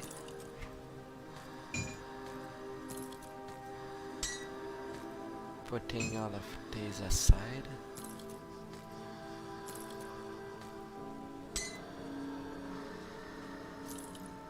not using that, and return these little thingies. Iter elemental. Did I choose something I shouldn't have? Plus 2 to explosive strike. Yeah, that might not be enough.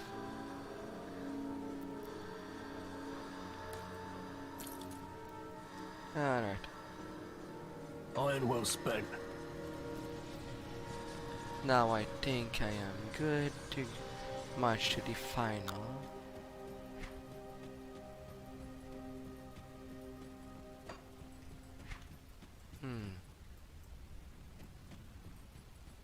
I am to leave this place. Good lord, my damage.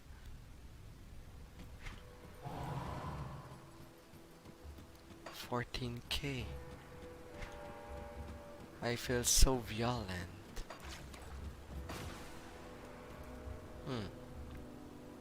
But since the part I did not explore is at the beginning, then I will return to the beginning.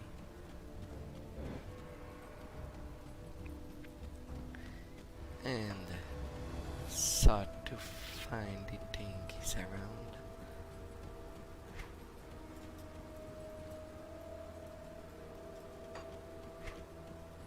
Well, south, but not that south, I guess.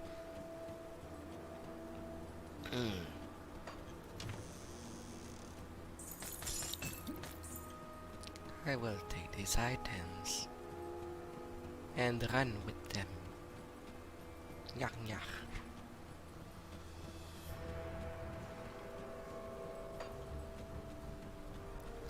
Alright, I mostly cleared the place.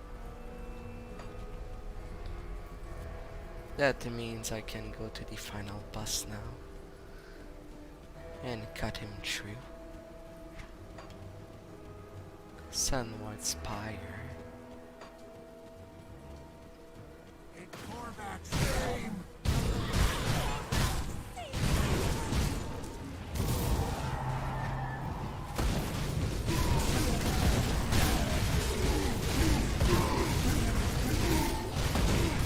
Oh come. Don't regenerate.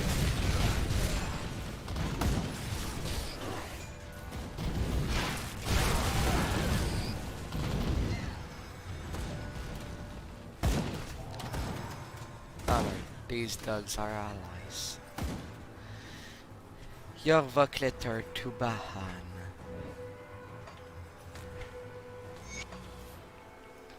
Business is good, better than it ever has been.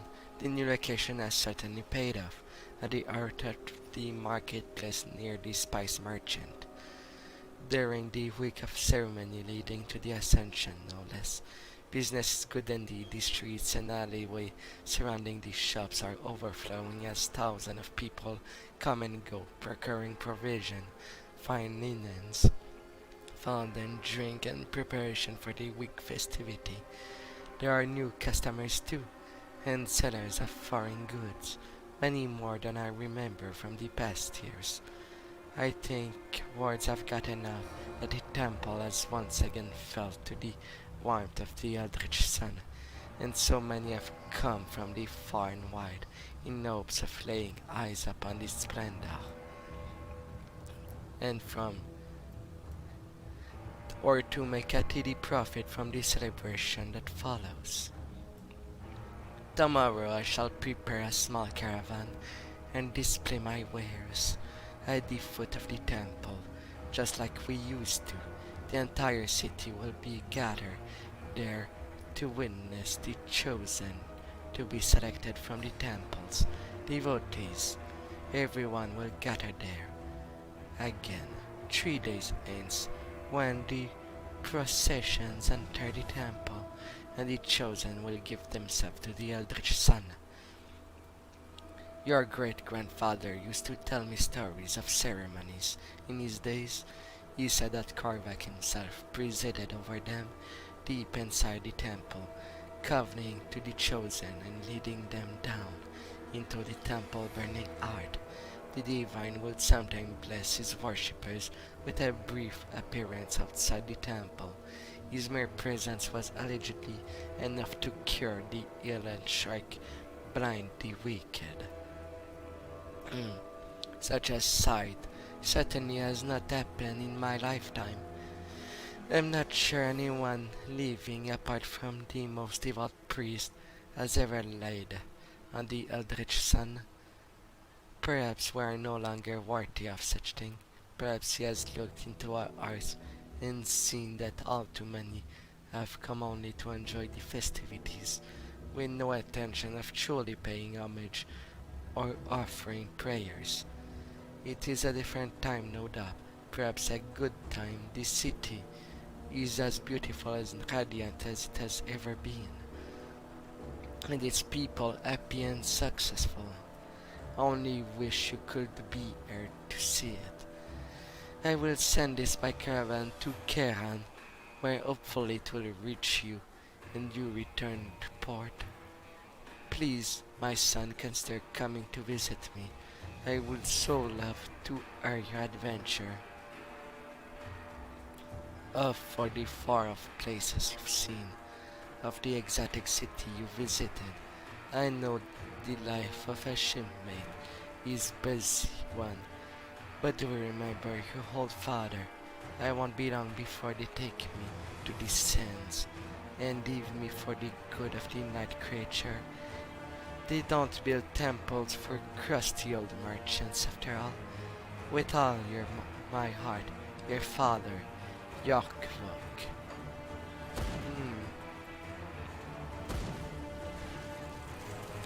my.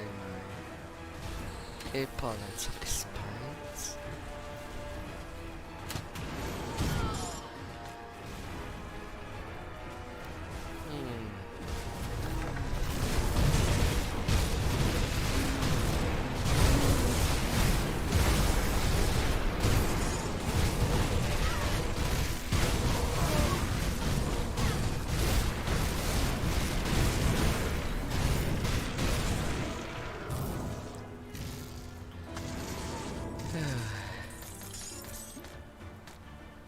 Writing of high on this color. 4th entry. Following today's investigation of the tombs and temples of Carvan City, I must say I am more confused and frankly enthralled by the Carvan fate than I could have possibly imagined.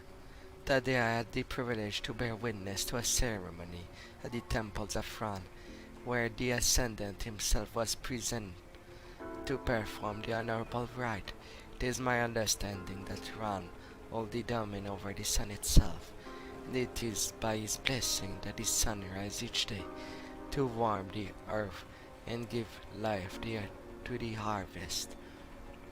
This ceremony was brief and involved the slaughter of 5 goats upon the golden altar, their blood spilled into the carving to form many-pronged sun. Khan was a splendor to behold, his skin as golden as the suit of armor he wore. The armor glowed with burning energy, and yet, as some of the alkalite in the temple described to me, from the blessed opportunity to lay their hands upon it, is cool to the touch. With the way he presents himself, it is easy to see why his followers believe this man to be a deity. The alkalite tell me that this is actually the 12th incarnation of Khan. His father was the 11th, and so on down the patriarchal chain of his family. Each of them had allegedly lived for a century, and each had willingly given his life in service of the Eldritch Sun. I was astonished to discover that the deification of this figure was his birthright. It does not, however, lend credence to my suspicion regarding the true nature of this Carvan god. The acolytes of this temple were more than eager to share Rani's story with me. I swear if I left, they'd talk all day to his countless accomplishments and divine intervention. But what did catch my attention was the presumed rivalry between Ran and another deity called Atep, the Lord of the Moon. As this rivalry heated up, Atep, I've learned that had slighted the Eldritch Sun and was thus banished from the foot of Carvan City, or to ever again feel the warmth of the day upon his flesh. But the divine Karvak was not without mercy.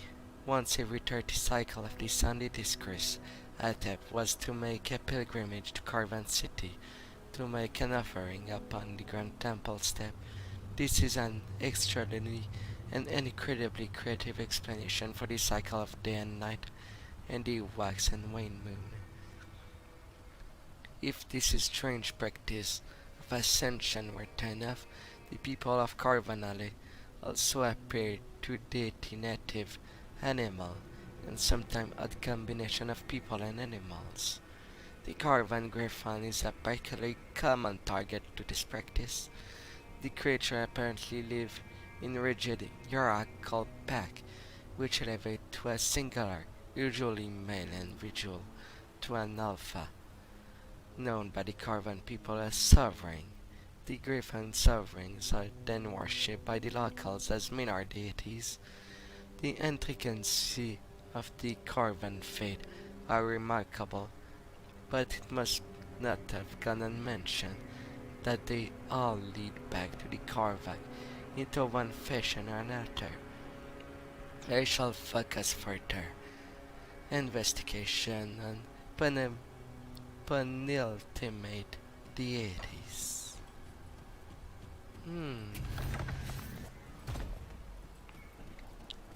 Well. And so I reached the top.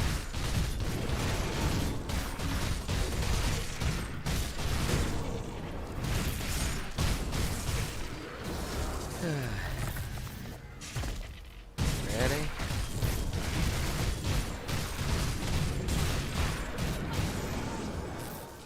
Off you go. Stay tuned.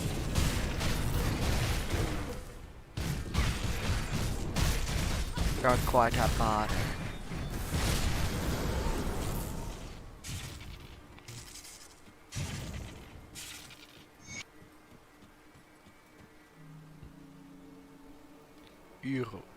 Eurobara. You have to stop Dravis. My barrier will not hold for long. What's happening there? Now is not the time. Stop Dravis. Alright, I will. I do not know who you are, and I suppose I do not care. But you are getting in the way of my delicious victory, and I simply cannot abide by that.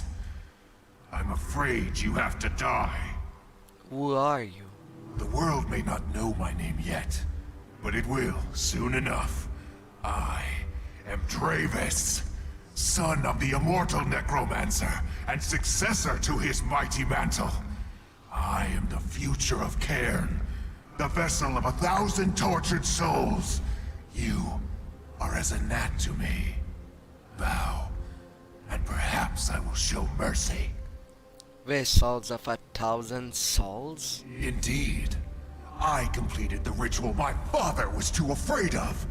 The valiant souls buried within the necropolis now fuel my own. I am nigh immortal, nigh unstoppable. Once the power within this tomb is mine, the world will learn the meaning of true might. Unfortunately, you will not be around to see it. You spoke of victory, eh? Yes. With my father broken at my feet, there is nobody in this world that can stop me from achieving my goals. Not even my sister. Today marks the beginning of a new era for Cairn. The era of Dravis. It's a shame you'll not live to see its glory. Your sister? I once hoped that she would join me. But it has become abundantly clear that she does not see things as I have. So she will burn, along with anyone else that stands in my way. Like you. What about your father? The fool wandered the world for centuries, never thinking about what he left in his wake. My father squandered his power, his immortality. I will not make the same mistake. Now, as for you, I'm afraid your time is up. What about your sister? I once hoped that she would join me. I think I've heard enough. So, Dravis and Della, and this is the true Dravis. Bask in my power!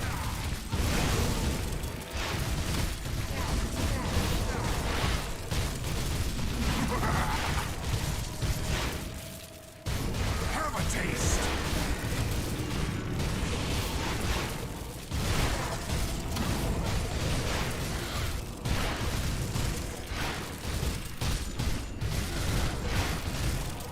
Have a taste of me, Baku. You should have your room. Bask in my power! No! I was to be immortal! Your sister cared for you, even if she disagreed with you. And so, my misguided child lies dead, far from the land of his birth. I've witnessed many of my progeny perish over the centuries, such as the curse of my existence, but none stung as much as this.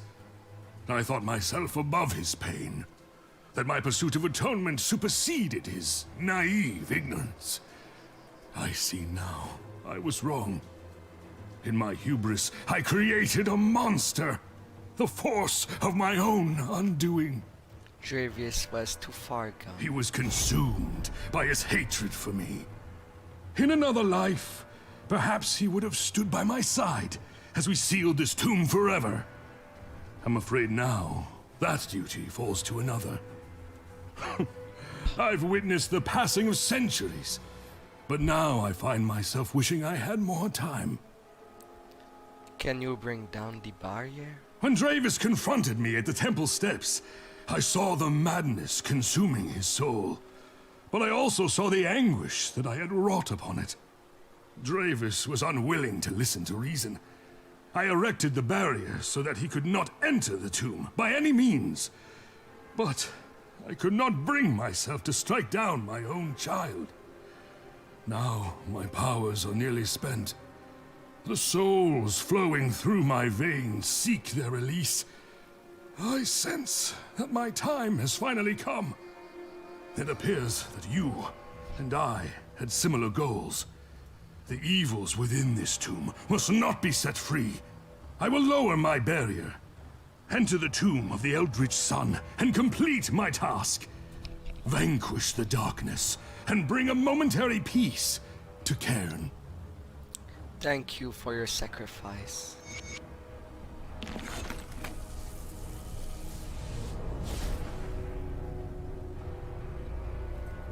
Urobak.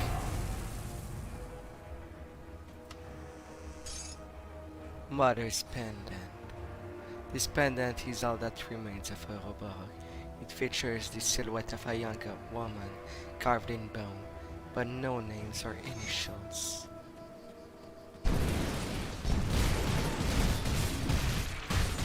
And then I am greeted by these two words.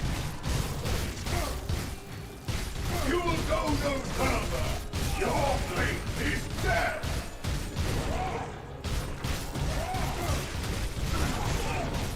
You can try, but I'm quite a persistent little demolitionist.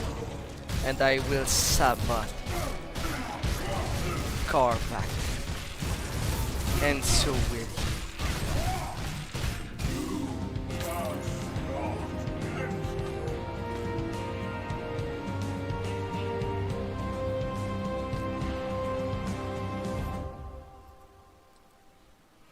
Now to go further in.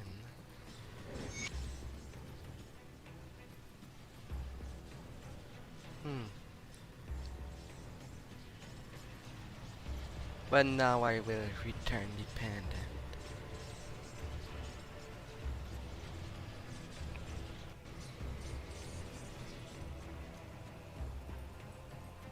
Maybe the person I look to his hair. Maybe. Maybe yes, maybe no.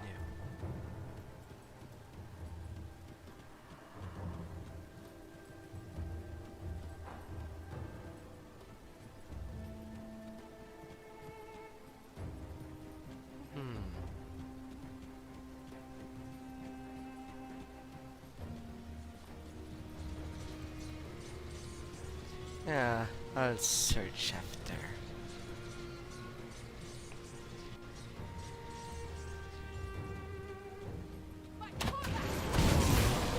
Cannot let Korvac get out and do as he please.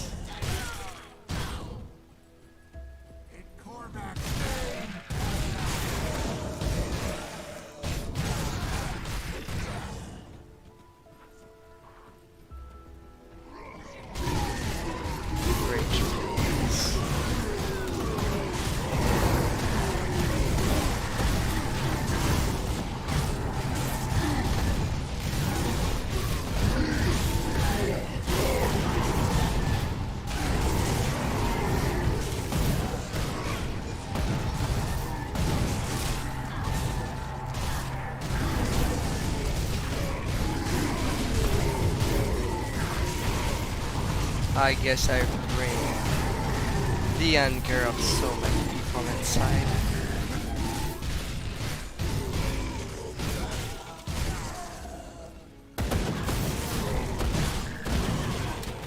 Tomb of the Eldritch Sun.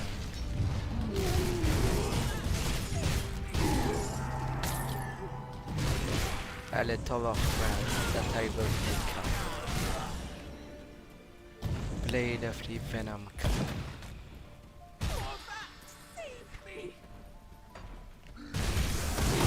Your God shall not save you. He is your demise.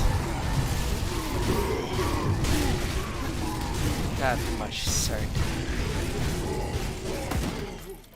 In the light of Imperium, we'll get him.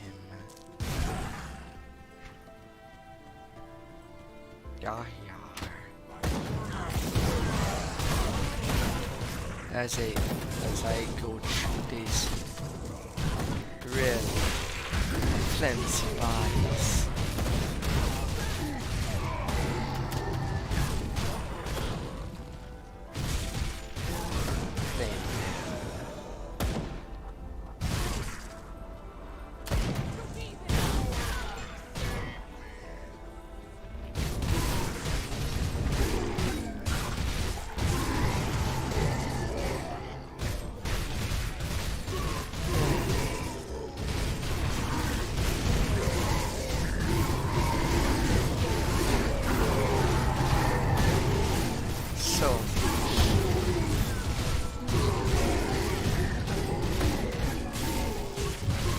I don't want to be a lady between such gigantic monsters. They're better off dead. Level 70 version. Wait, I dare resist. Guess I will keep you on this side. Quite a fantastic drop. Although the fire boost is smaller. Not sure it's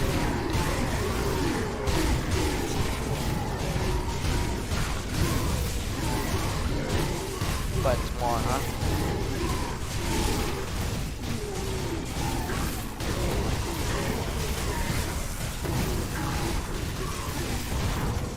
A burning blade of fat magnet.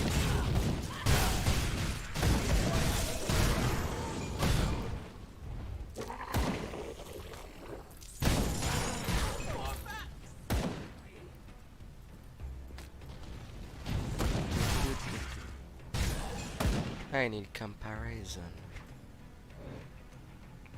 Are you better? Plus 17% attack speed. Yes, you are definitely better. You shall replace. That's what I have there. 142k. That's quite a big jump. And my flame touch is getting really boosted.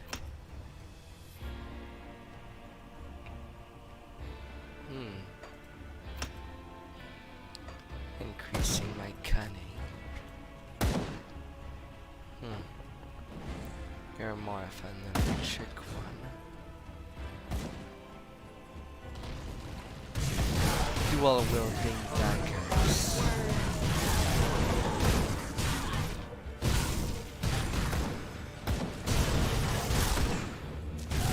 Some dynamite.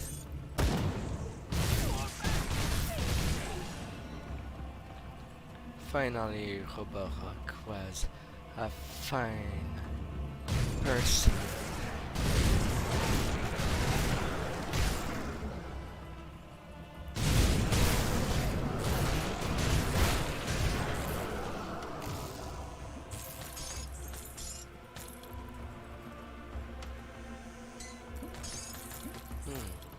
Poisonator Chaos Resist. And 6% experience gain. A Core Vanillage Part 1.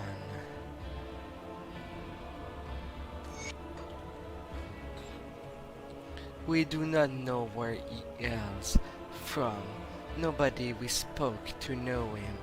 What drew this sorcerer to our lands confound us, but it is disregarded for our ways, our very fate, that brought him to my attention. I've received numerous complaints of this Salael visiting religious site and temples showing utter disregard for procedure or ritual. It is almost as if he's searching for something, but what, I cannot say. His private home in the utter reach of Carendoc, acquired with satchel of foreign gold.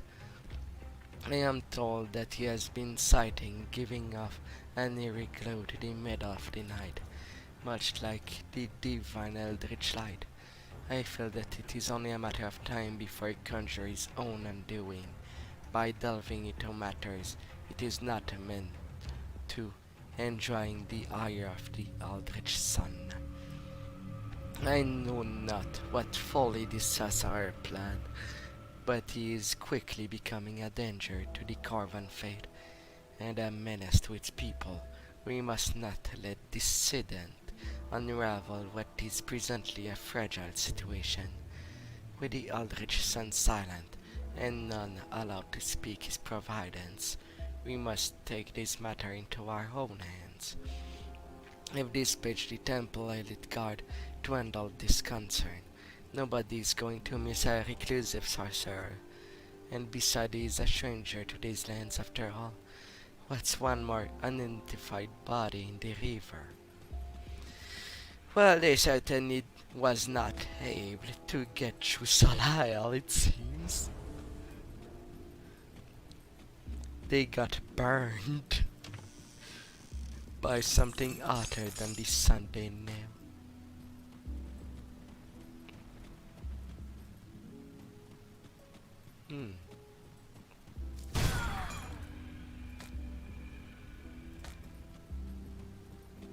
Alright.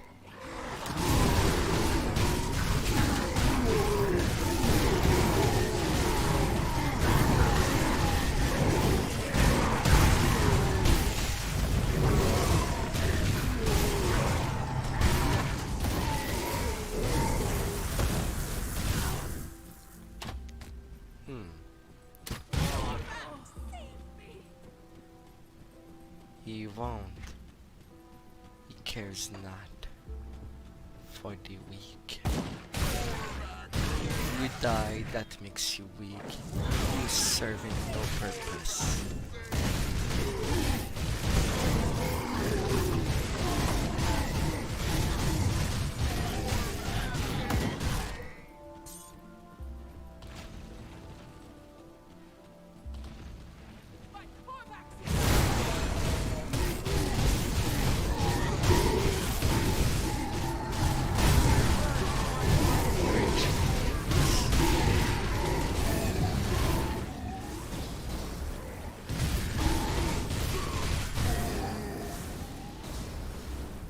Now is there utter secret?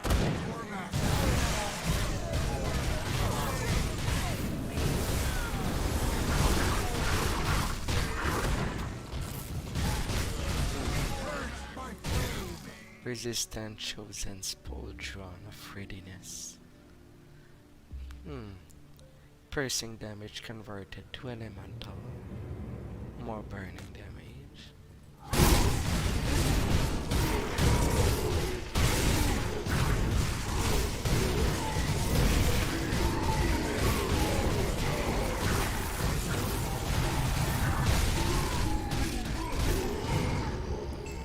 What, there was no champion in this case?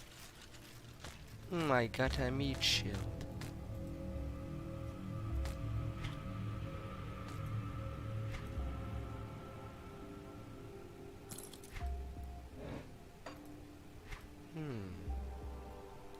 A casque. De l'armoire.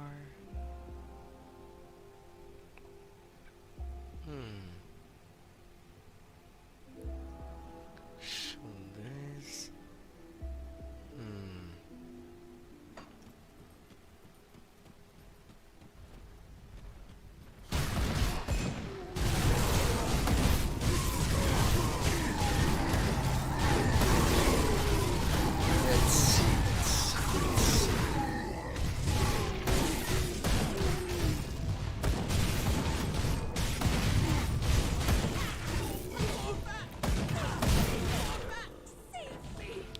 chosen mask of attack. Noble prettiness.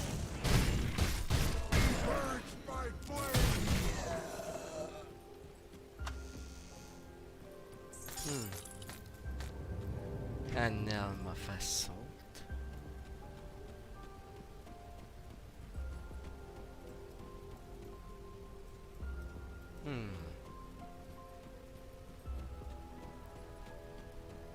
It was the first journal that I found. But there is certainly more. I've just gotta pay attention to the environment. There's some walls around.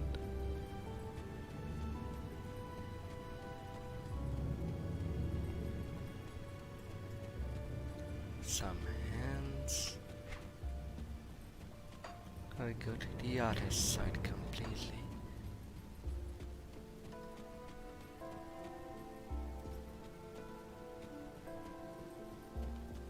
It's in pieces.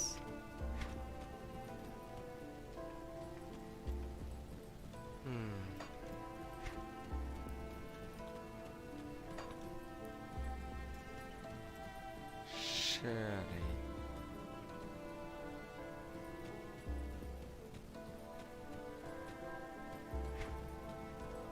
It looks so passable.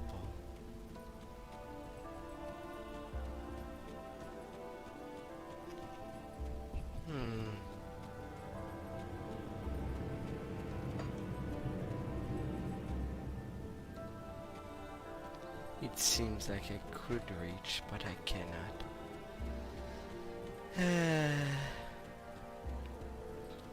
If only there was an ability to jump. That would have made things interesting. And explore beyond.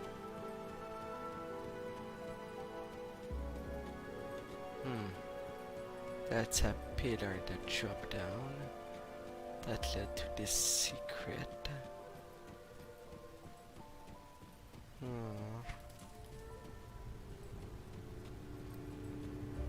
Maybe further I'll find a way.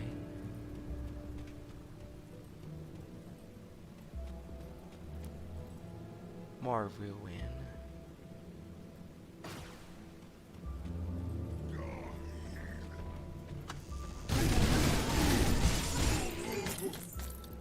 Stalwart Greaves.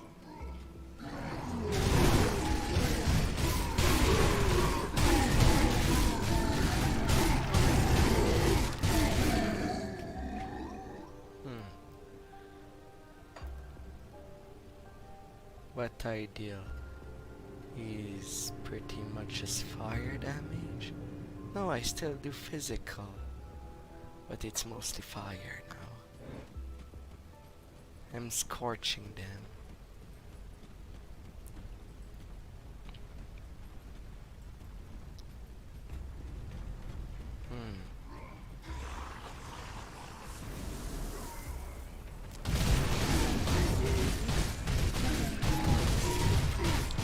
I scorch fire.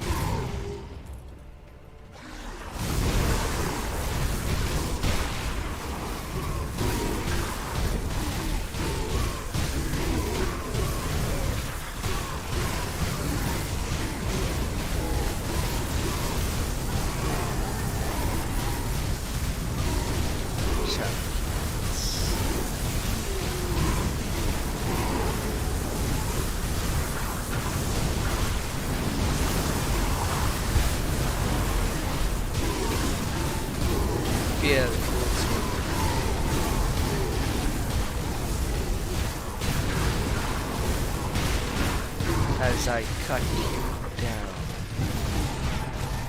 monsters.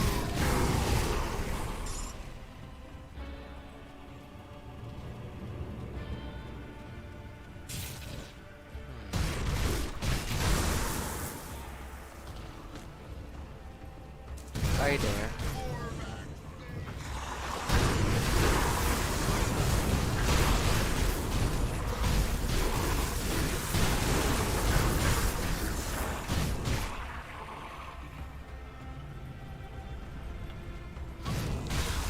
Such a big place. A tomb, such a big tomb for one person? I don't think so.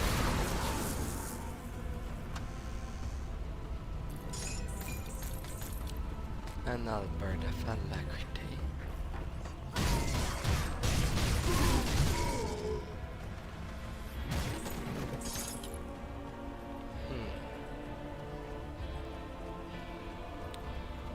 Going back there. Come to me. From the corner. I will get rid of you.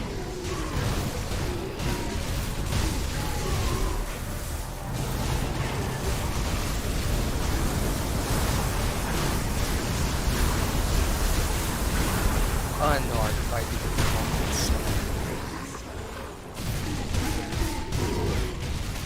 That was quick.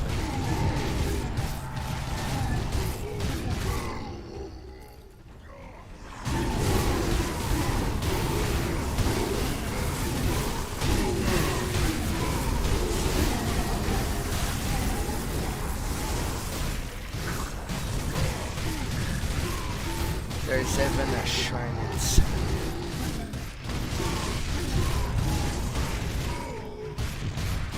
Brother Sigatus, vengeance of King. I'll have to be a little more careful.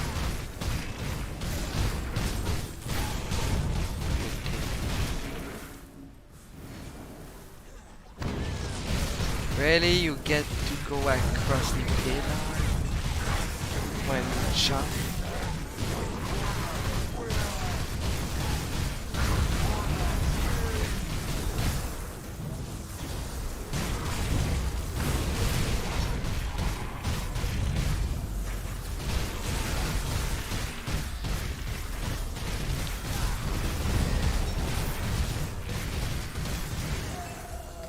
Off you go. Go sleep with the fishies that live in the magma. Is there a fishy that can live in the magma? Alright, I'm not sure where I was going with that.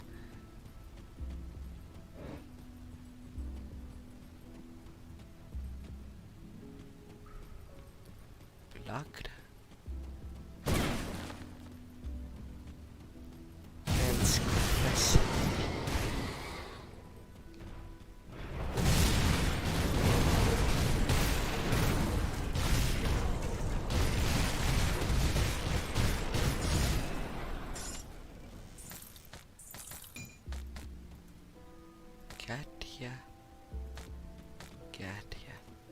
Corvan Elegy, page 4. Let me regale to you to the tale of Corvan fall, for when the gods did battle and the world shook to their wake, it was the people of Corvan that paid the price of ambition. With Oldswin off in distant lands, the temple of the Eldritch Sun was infiltrated, aided by treachery. The many-eyed fiend, the guardian of the hidden realm, clouded the minds of the temple attendant and allowed two figures, a sorcerer and a priestess, to pass through unhindered. Together they crossed the gate to the reality beyond mortal worlds, the realm of Eldritch Sun. They found the primordial being gathering strength upon his throne. The sorcerer spared no time in unleashing his assault upon the wounded god, all the time while the priestess cast her binding upon him, in the infinite gaze filled with his mind with visions of terror. The celestial being thrashed against his restraint and lashed out to his attacker. And as he did, so did land above crumble and spat fire. The air filled with sulfur, and Corvan people fled to safety. The seas evaporated and rivers were replaced with molten rock. For the Corvan lands were us bound to the fate of Korvac as flesh to his bone.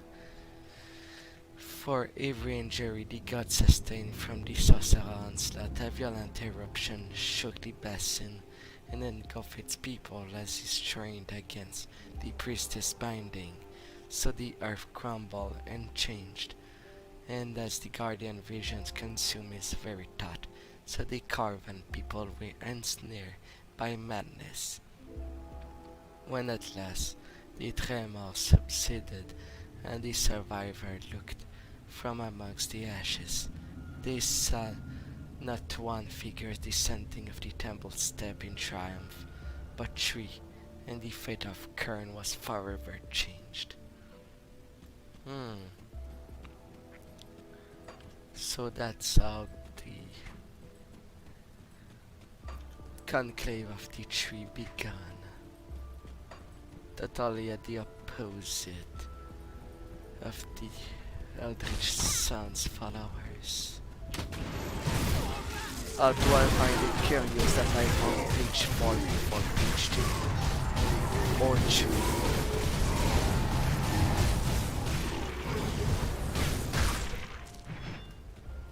Makes me wonder, where are these actual players?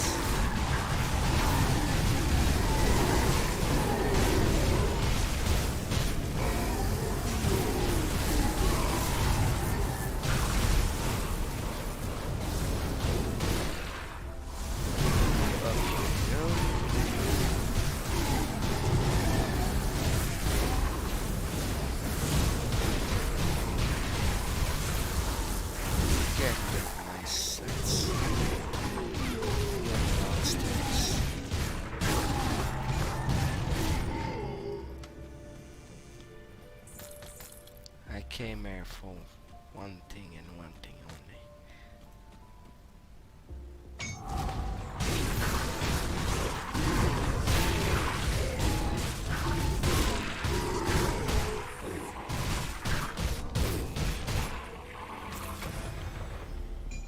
Tyrant Assault Cutlass. Empower Tinted the Blade of Nevara.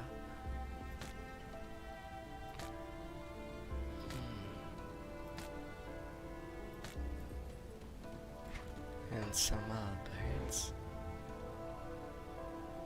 Yes, let's have more attack speed. 174. My god. I'm almost maxed on that side.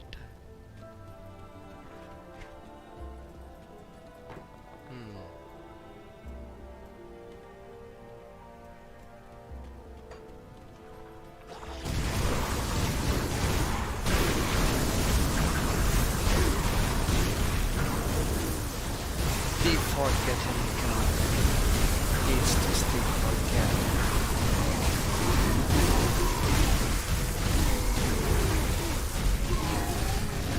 As is their ambition.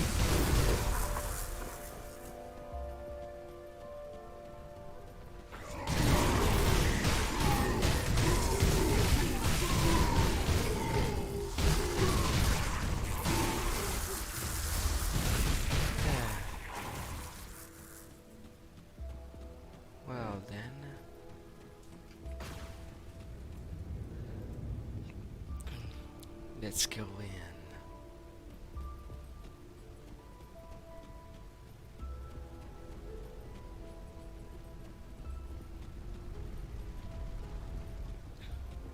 Lava.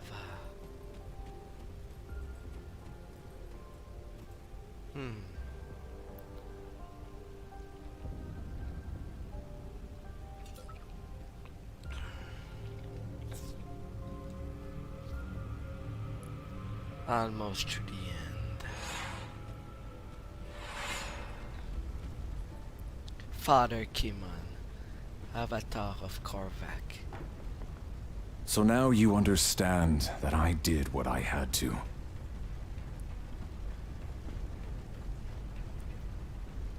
Please stop this madness. You fail to understand. Everything I've done has been to save humanity. Yes, Korvac exacts a price upon our very souls, but it is a price I'm willing to pay to stop the ravages of the Void. Who are you to decide humanity's fate? I am the only one with eyes open enough to see that we run out of options. If it falls to me to make this difficult choice, then I will gladly bear it. My soul be damned. This is all wrong.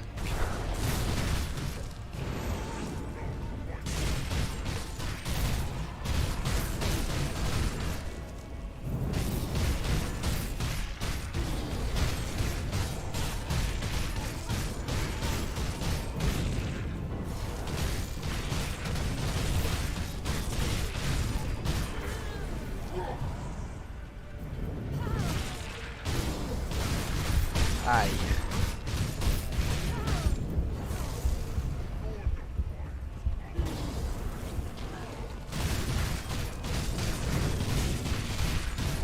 I'm getting stung so often.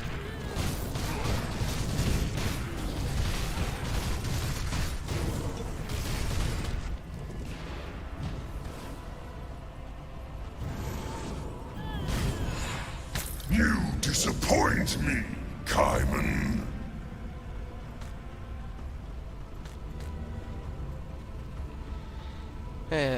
Father came on. What have you done to yourself?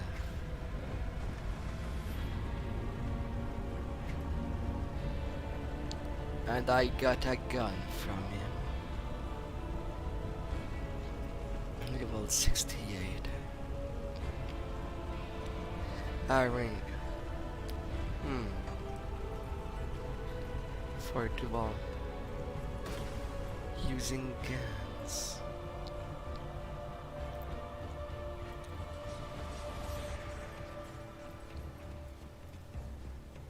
The Eldritch Gate is sealed by powers beyond your comprehension.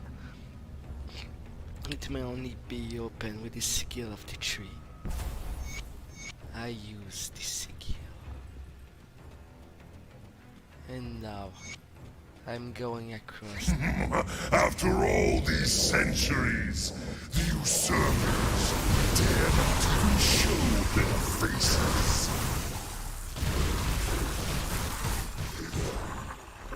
Dangerous domain.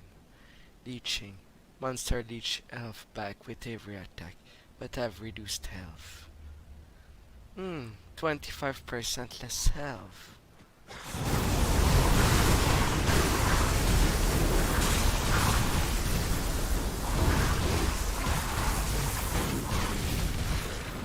Then they die faster.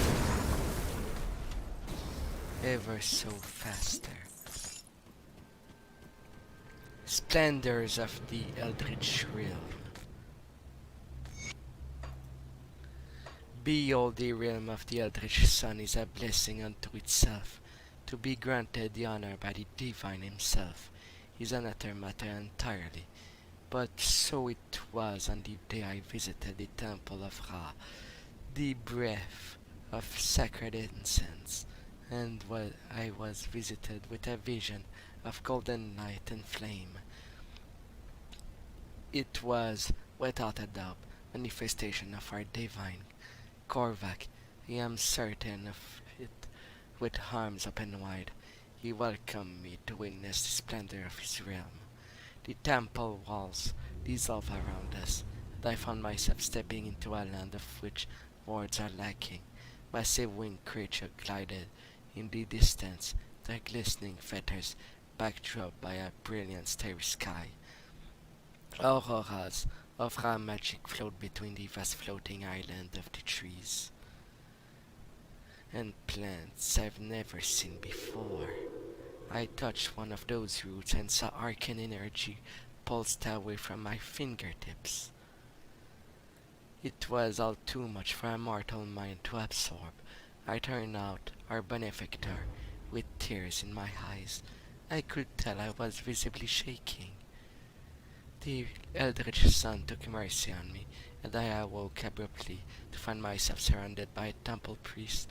I had apparently started convulsing, and foam formed itself at the corner of my lips. The priest placed some herb beneath my nose, which they say was what allowed me to awaken again. I told them that could not be true, as I was visited by the Eldritch Sun himself. I was looked upon as a madman. Why would I, of all people gathered at the temple, be granted such an amazing sight? For that I do not have an answer, that I cannot deny the gift that I was given, even if the envious are in denial of his magnitude.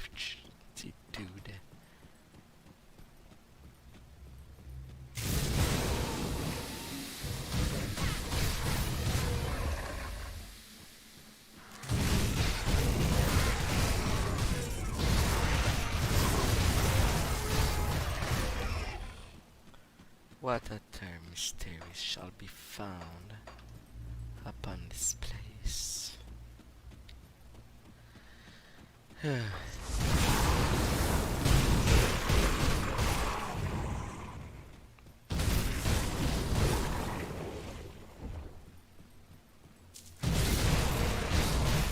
More gargoyles.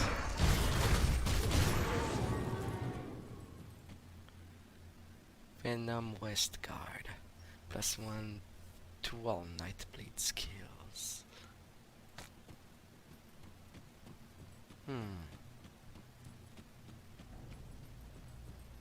To go further in the astral fields. How long did they think their charade would last?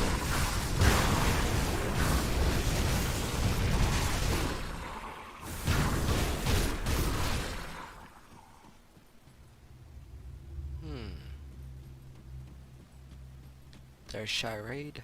I don't know. Yeah, I'm merely a visitor.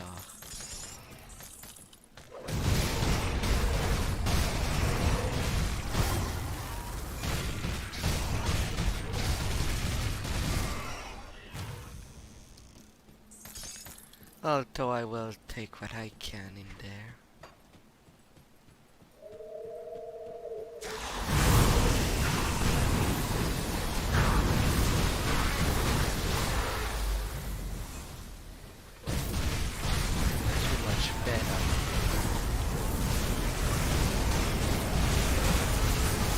Fog deceased.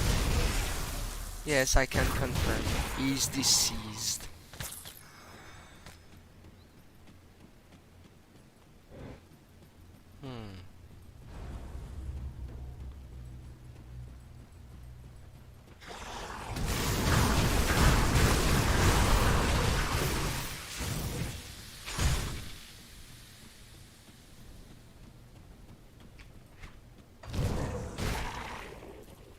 So many branching paths.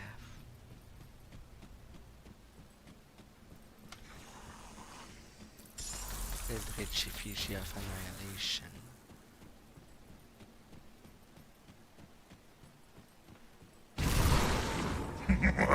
Come, little human.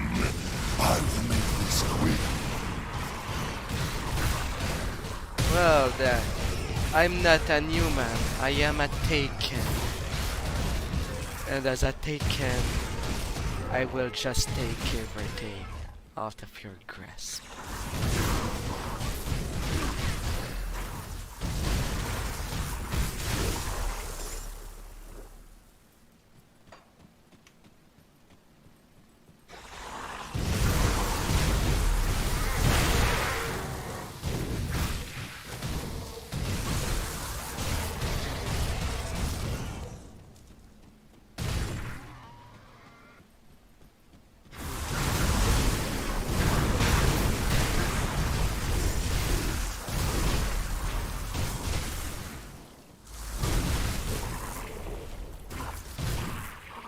Well, certainly that minus 25% to wealth is working against them.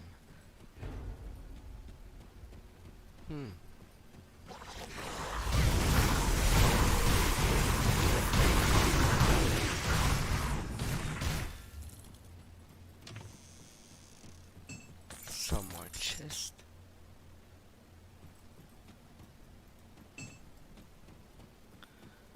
No, no, no. I don't like that I am a fool. Not when I arrive at destination. Well, I guess I'll do one more step and sell.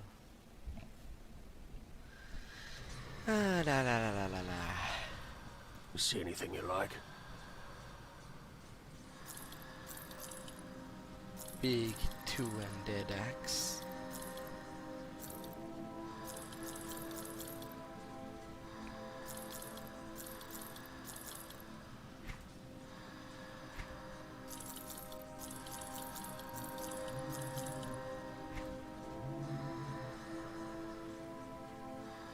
Hmm.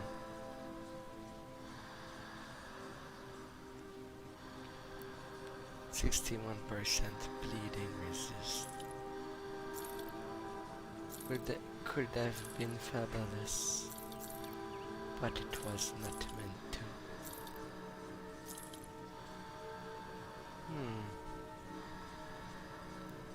New boots. Poison and bleeding resist. Yeah. Not as of yet.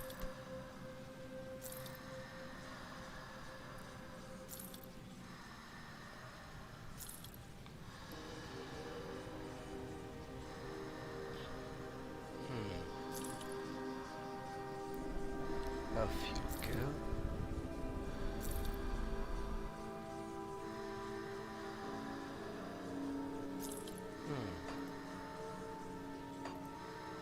Well, that should be good enough. See you around.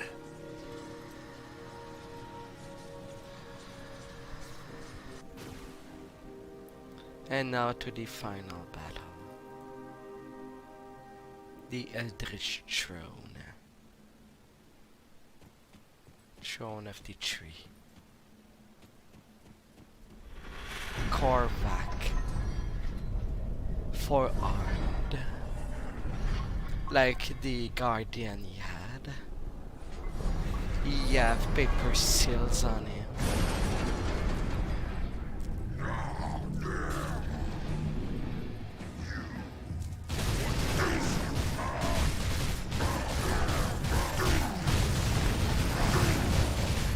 Manifestation of Korvac.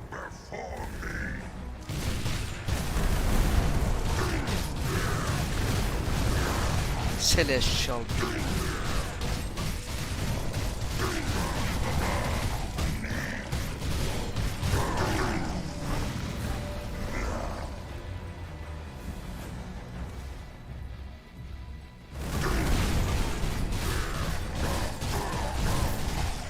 Level 67. Stone shall be mine once more.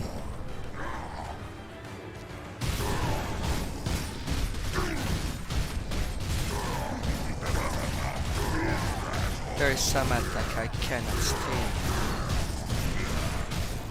but I definitely can put myself through.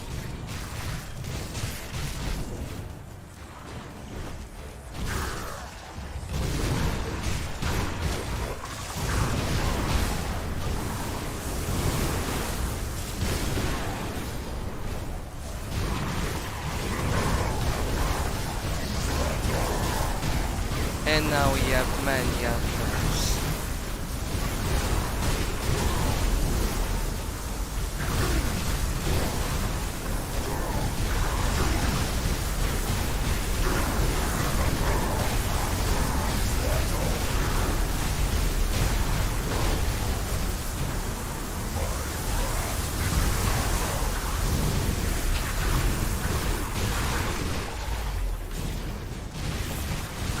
Celestial cheese. I need that. Okay.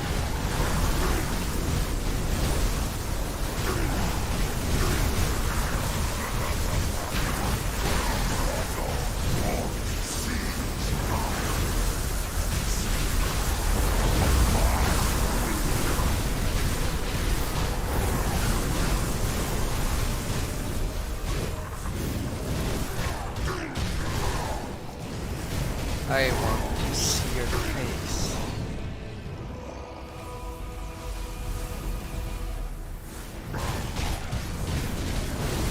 You don't look any You don't look any better than Dictonic.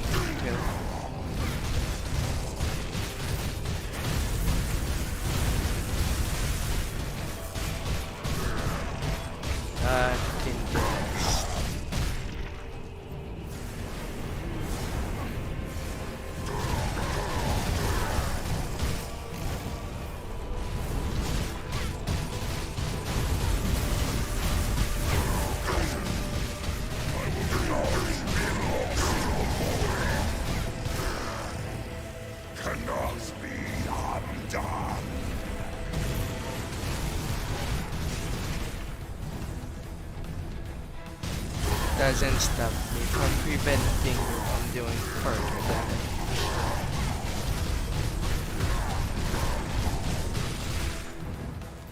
The Eldritch Sun.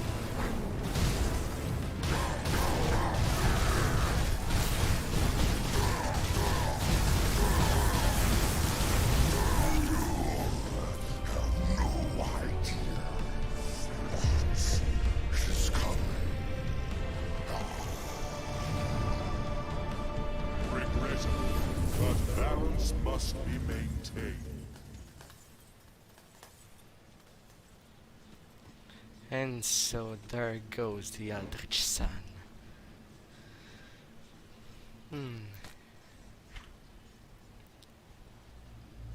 Rumination of the Primordial One. The raging thought of a primordial being emanate from this scrap of ruined flesh and flow through your mind. Betrayed by my brothers and sister, Empyrean vanished to the eternal tapestry creation. The war is over. We have lost. My kin is the desperation tapped into the forbidden void in order to turn the tide in their favor. They made the victor, but the maddening whisper of them now. As for us, we are beaten. Nothing remains now but to hide and tend to our wounds. My temple still stand, my faithful remain loyal. With their worship and sacrifice, I regain my strength. It may take 100 years. 1,000, it matters not. My vengeance is inevitable. My loyal Zwin watches over me now, along with the many-eyed fiend I've bound to his fate. Mortal eyes must have not seen me in this state until I am ready to return and to start and reap my vengeance. The rebel fate must not falter. The clash of battle, the sizing power of arcane spellwork fills your ear, before becoming deafened by the crackling of the very hard earth. Treachery, betrayal. Where is Ulzwin? What sorcery is this? What has this witch done?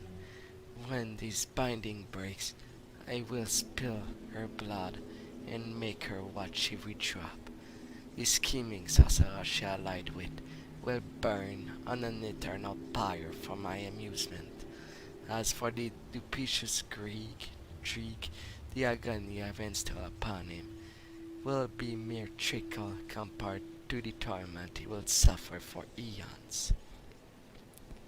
Darkness clouds your mind, and heavy breathing fills your ears.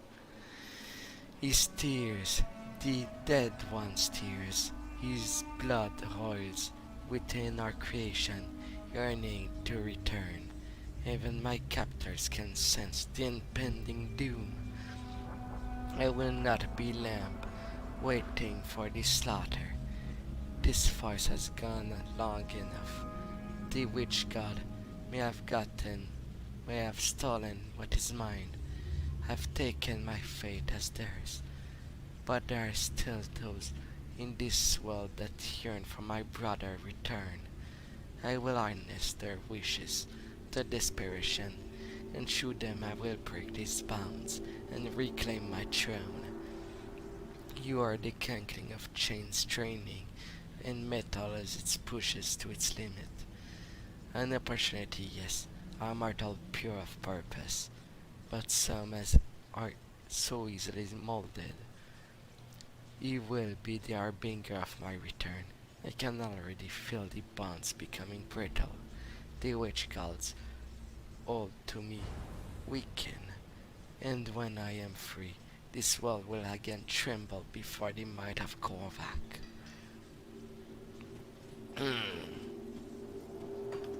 Chilling. But now to Luty's place.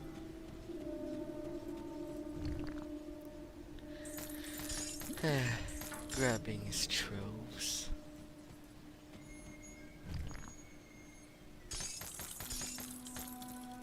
Empowered Terran grasp.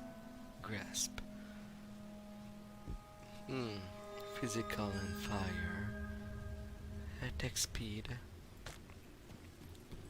I guess I could almost max it out right away. Still as good as these gloves are, I need to resist from my current ones.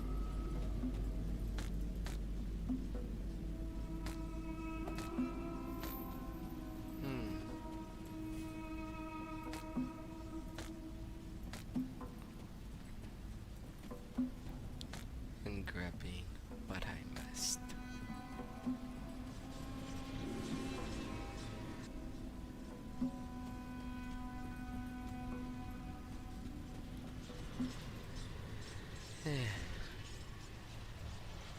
And now to return to the conclave.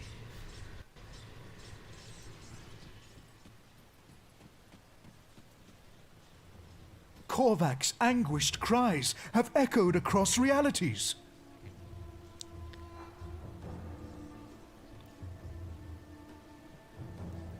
Yes, Korvac is no more. His cult has been crushed. Even now, his scattered followers are being hunted down and eliminated. The forgotten god will soon be a distant memory. Without a vessel, his powers will wane, and he shall fade into nothingness. Never again will the people of Cairn have to fear for their lives at the mercy of Korvac's fickle temper and destructive malevolence. Know that the witch gods are grateful for your sacrifice, even if they do not thank you in person. Wherever your journey leads next, their eyes will be upon you. Here, a prize from the gods themselves. Korvac said the Eldritch realm was his. Why? Do not think to believe the snake tongue of that being. It spreads naught but lies. The Eldritch realm is the domain of the three, now and forever. What will the cults do now? We must ensure that none of Korvac's followers survive what happened here. If belief in Korvac persists, then a spark of his being shall remain. We must snuff it out while we can. But you said he will never again be a threat? Korvac will never again be a threat of the magnitude we faced this day. That I promise you. Without a vessel to contain his primordial form, his powers will wane. And should he ever hope to return to Cairn, the witch gods will see to his demise. But if he is truly forgotten... Korvac said, then he will be no more. Although I'm also not as confident as him. I'll give you a good price on what I've got left. Empowered Creek Cleaver. I will dispose of it.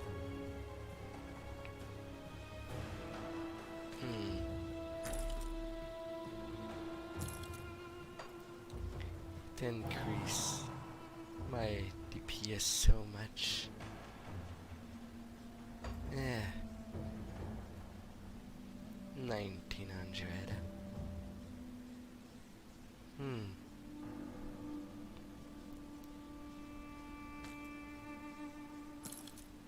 is mostly for the chaos resistance. See you around. Safe storage, no questions asked. Yeah. No questions asked.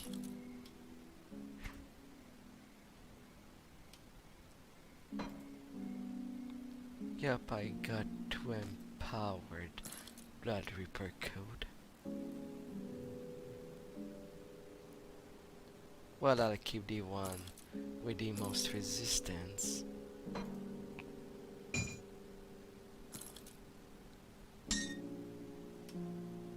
As I know it will be quite interesting.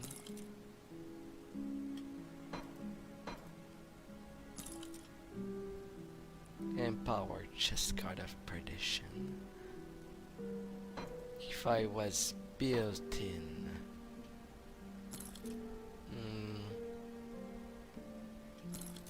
retaliation, it would have been great. A fat thing to have.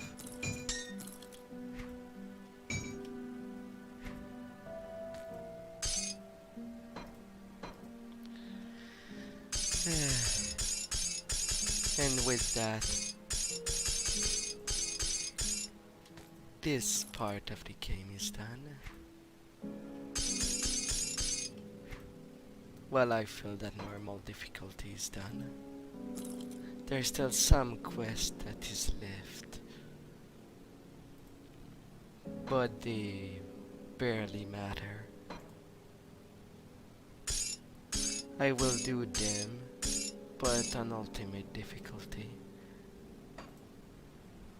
Treading with them now will be unneeded. I'll keep an eye on this. Especially since anyway there are secret quests in Ultimate. You serve Sagon, that I know. But perhaps I can tempt you with another prize. You've proven to be capable, so I'll be willing to share this secret knowledge with you in return for a fair share.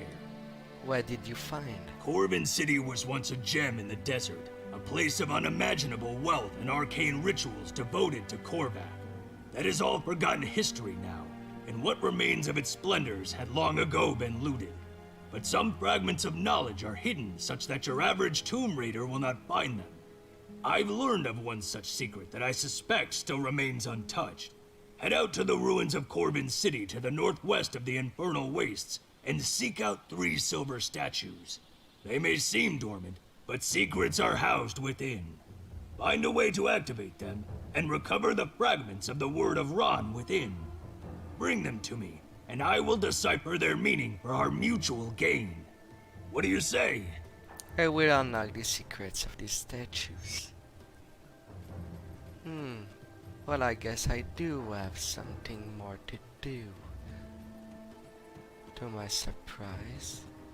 Welcome back, my friend. Got anything new for me?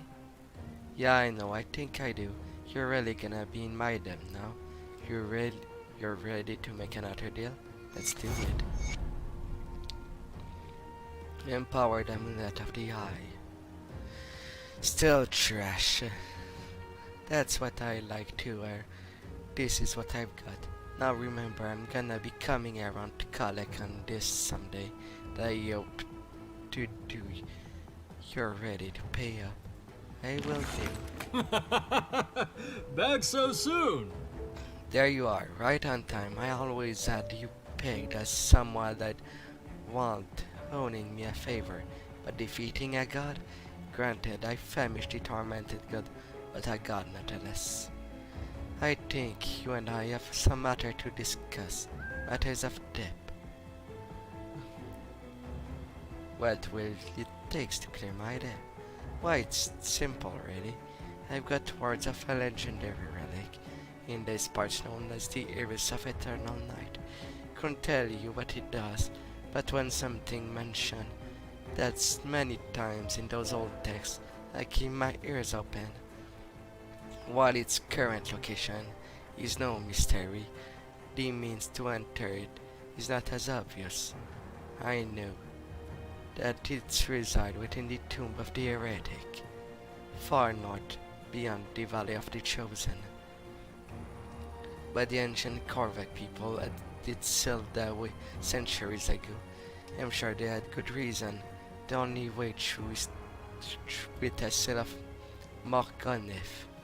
The texts on that are profoundly cryptic. Here is what I found so that the darkness of Morgonef may never know the light of the Eldritch Sun.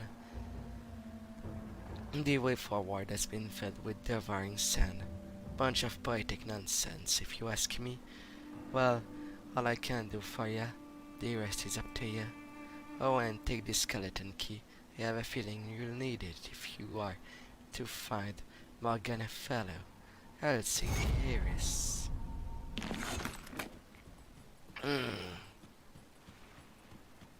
I'll give you a good price on what I've got left.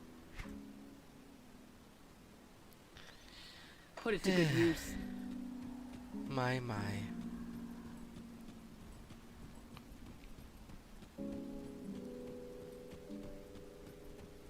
But I guess I will deal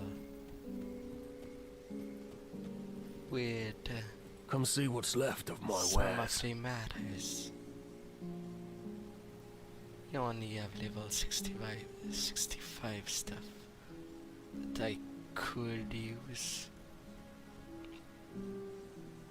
but I cannot.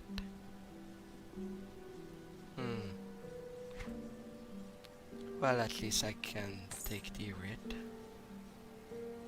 and go off with it.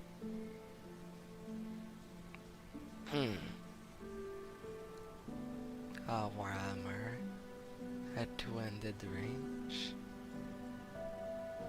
Some powders around. Iron well spent. At least it shall be increased for my factions. Still have to reach honor with the two other.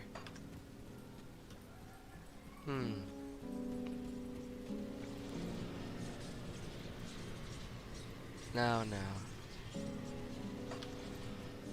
I still have to find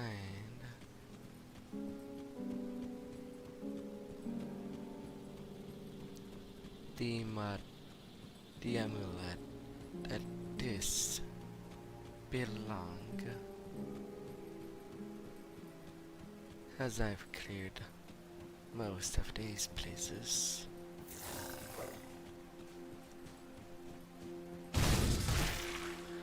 These maggots have grown since I continue my adventure.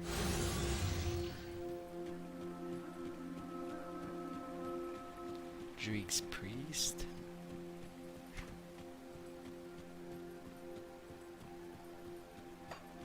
The Corvan Plateau. But for the quest currently on, I'll be going to do the Ward of Fran, hidden secret of Corvan City. Somewhere in the ruin of the city there are 3 silver statues.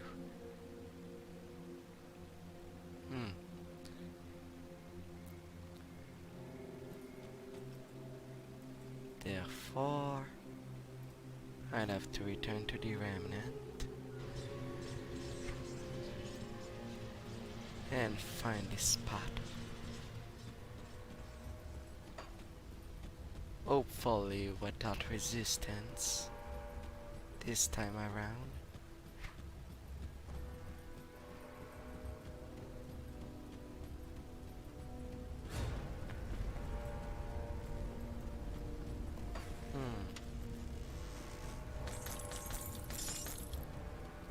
And find a star.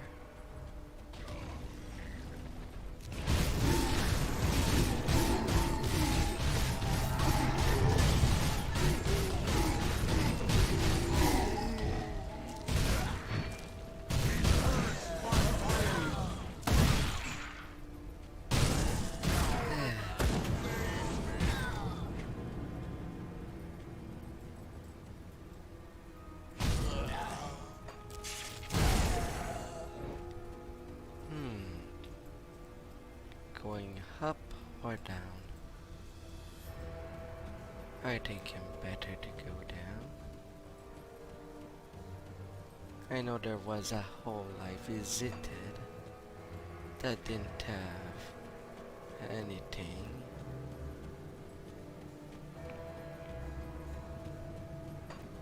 But I'm not sure where it is anymore.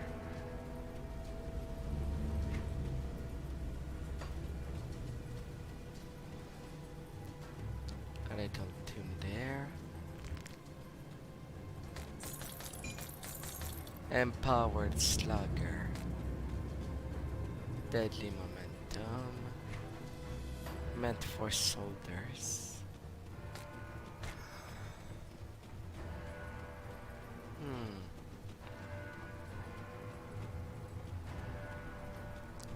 The Valley of the Chosen.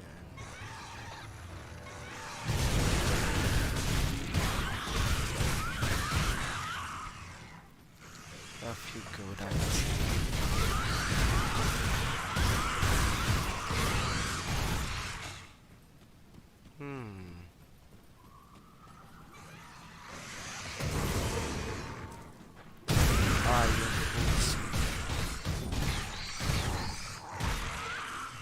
No, still no stars.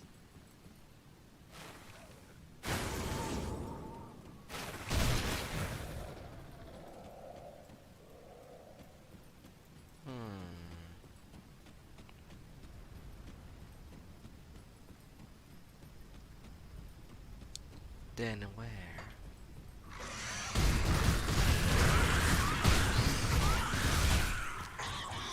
Where shall it be?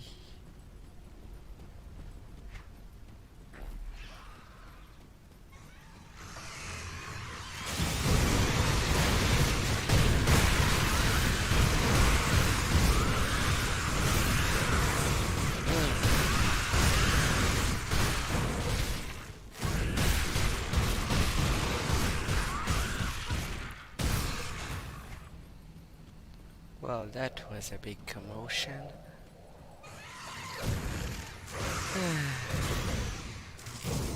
Ah la la.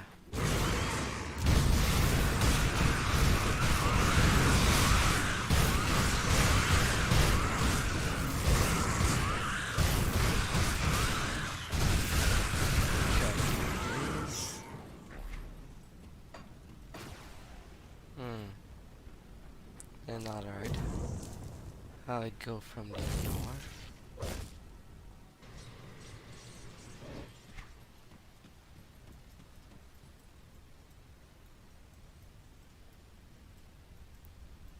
Although I don't remember seeing much holes in the north.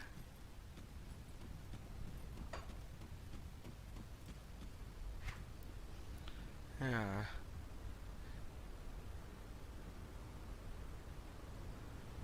Somewhere in the ruin in the city. 3 statues.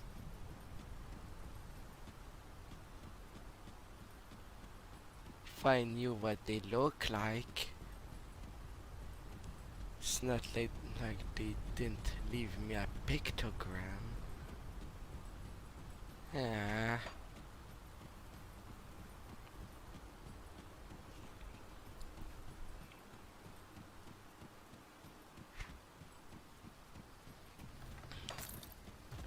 Where could that be?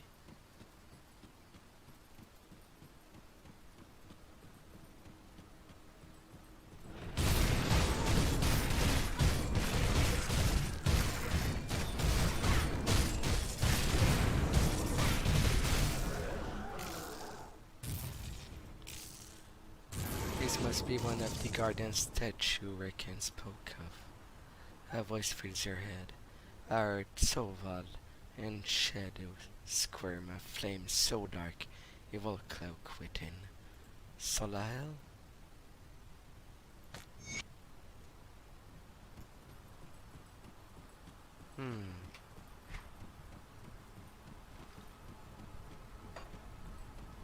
Alright. This must be the guardian statue. Rickon spoke of. A voice fills your head, a celestial path, endless potential. You'd sit on no throne, bears no crown, but all must begin their journey here.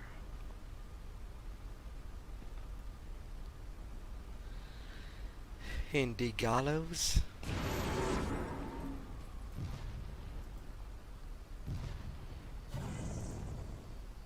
In the crossroad.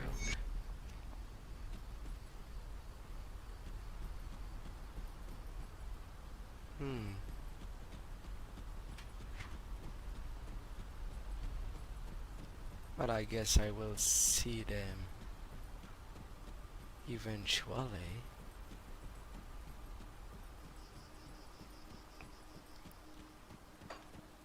They were just on the outside. Third guardian statue. A voice fills your head, flat as an autumn leaf, round as a wedding ring, has 2 eyes, yet cannot see a thing.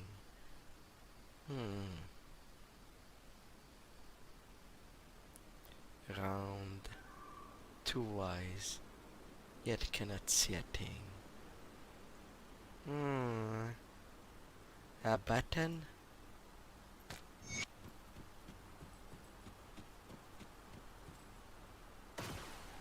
That's all? Alright. If that's all what you asked.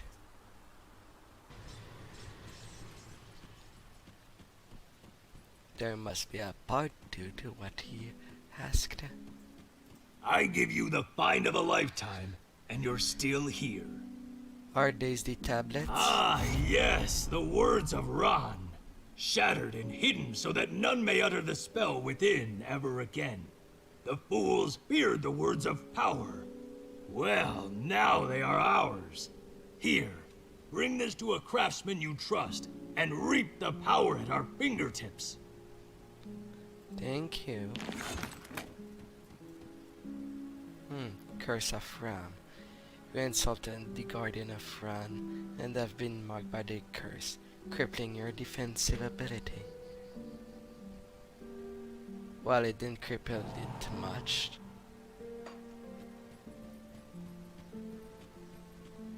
But I guess it's there until my next reset.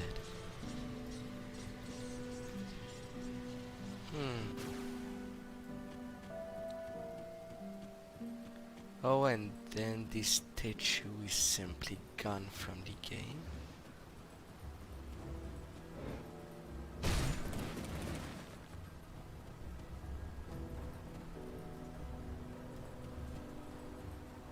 Map room of Ran. Aww. Crippling. Monster attacks slow opponents, but attacks slowers. Alright. What is that?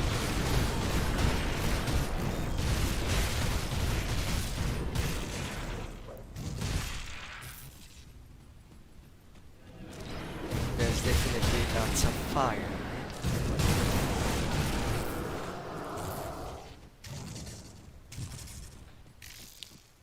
What will I find in there?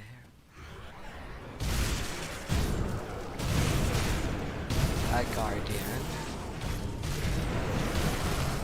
Bella, guardian of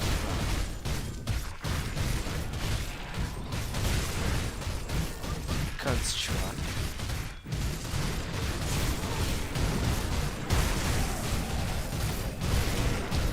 Will there be a phase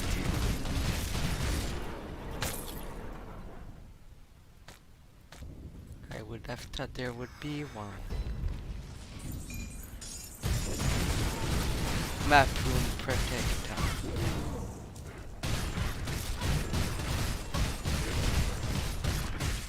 Becomes a piece.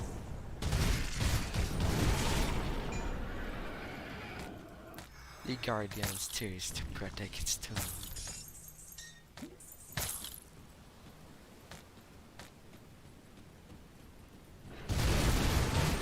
The second map room protector. Providing Not really.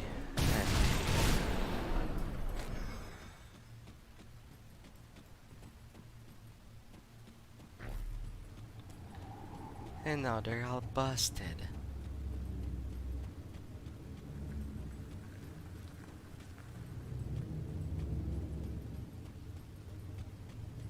What? Nearby sarcophagi?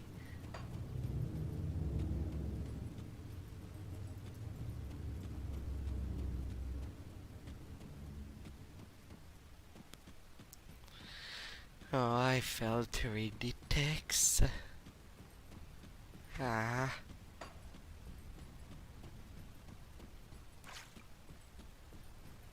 But that's a secret I didn't think I'd found.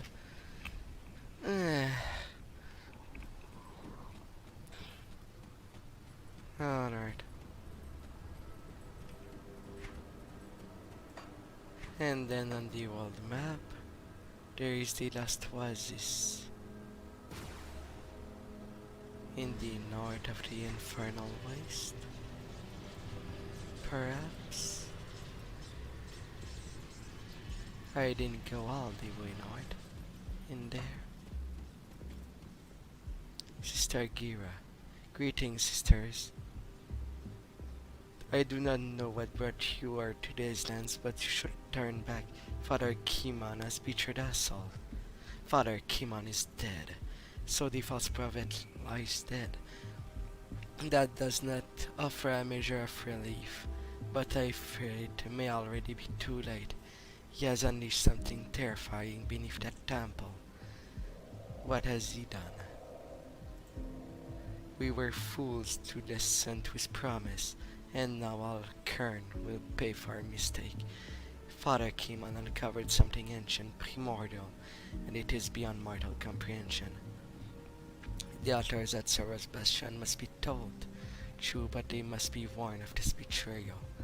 We may be Kimon's chosen no longer, but our mission to protect Kern remain the same. But how can we get a word to them? I can rift all of you there, outstanding and concerning, but I will do whatever it takes. The altar, however, may not be injured to travel by such means. I'll see you there. Brother Nahun groaned in pain, and then Sinun. You will survive. You have to. So I sent them back to the Bastion. Let's see how it turns out.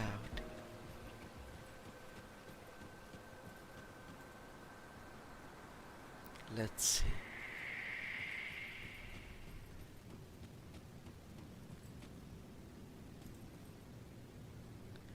Brother Miranok, Sister Gira spout heresy.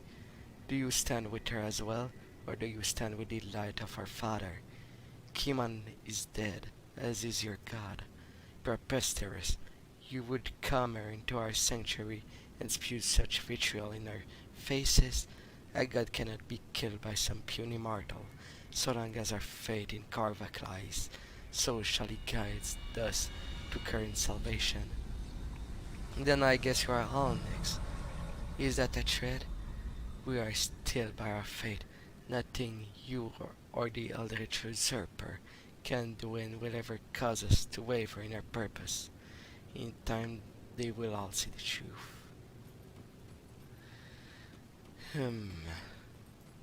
Blade Maiden. Have you heard Sister Gira's lies? They are not lies. No, that cannot be. Father Kimon is our prophet. He would not align with malevolent forces. You must accept the truth, as ugly as it is. Hear me, brothers and sisters, for prophet is a false idol, a fiend which has set upon a dark path. We must unburden ourselves of his deceit, for as we are his chosen no longer. But I do not dismay for our mission to cleanse Kern of the Valktonian stains.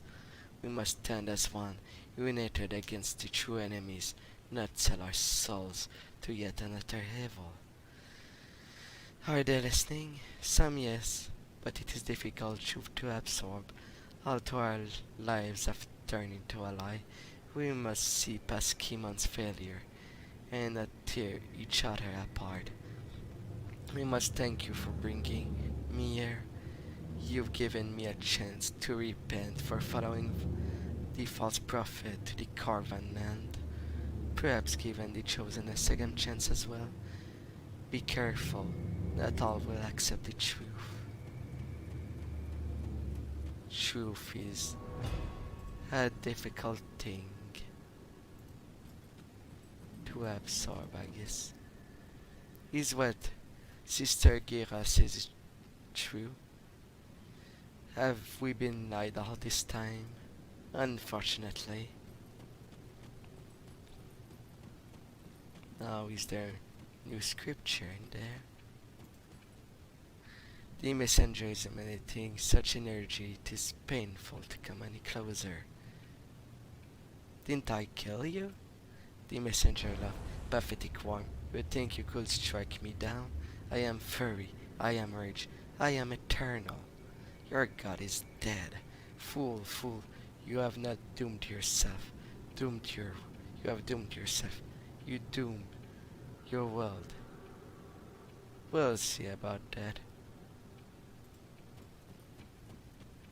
We'll see. Although there is no follow-up. I'll give you a good price on what I've got left.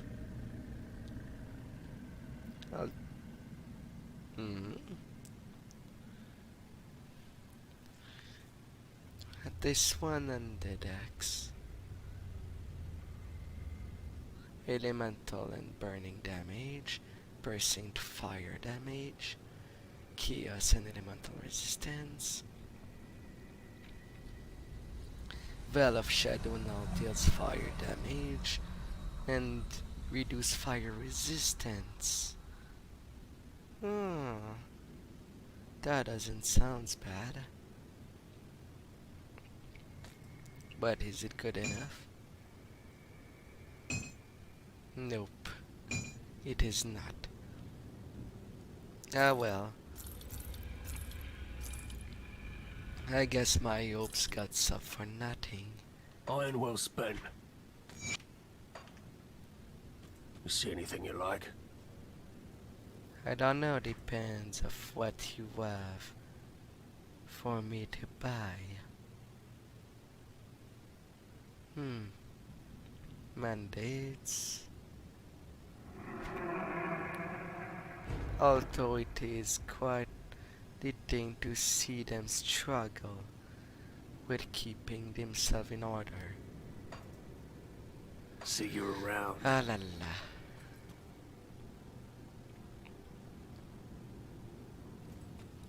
la. Alright. Now if I could find to whom the mother's pendant belongs to will.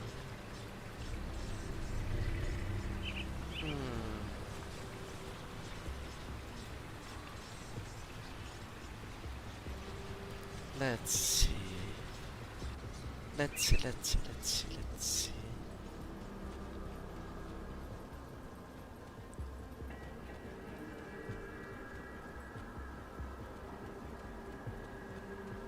For Tycon? No.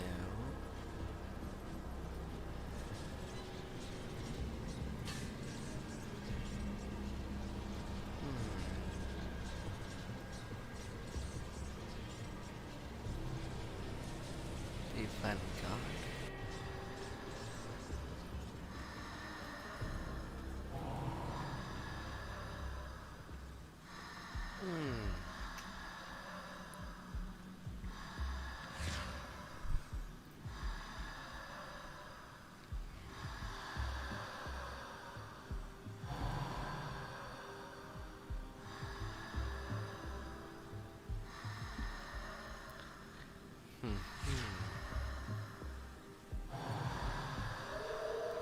Easy region.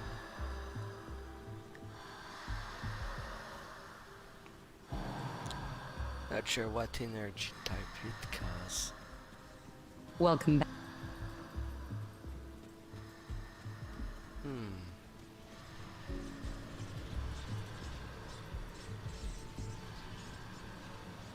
Carbon platoon. The temple. Karnak.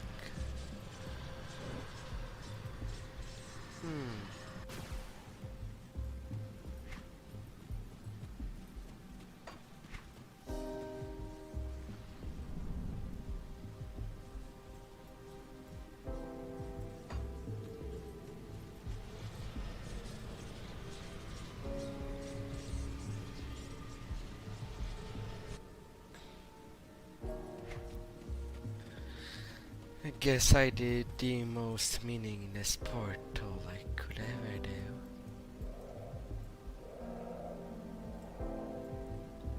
Still,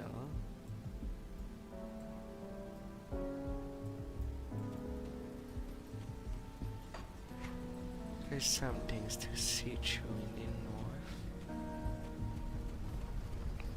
north. Maybe. Or I'm just losing time. Precious time in my search, as they might be vain.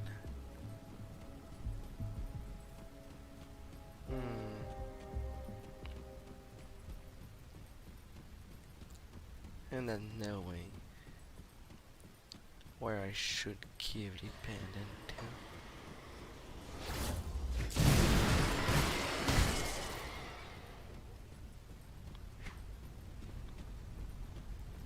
One shall perish.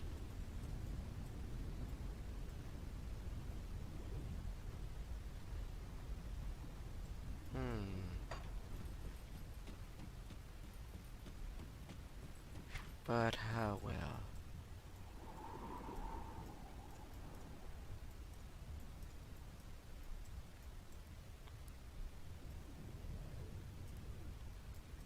I think it will be it.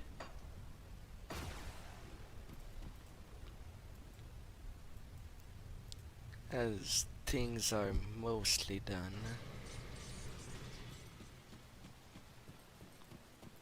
Got something you need stashed?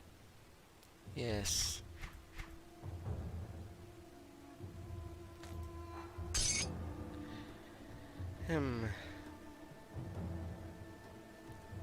And as I do not know where I'll hold on to that for you. where that belongs to.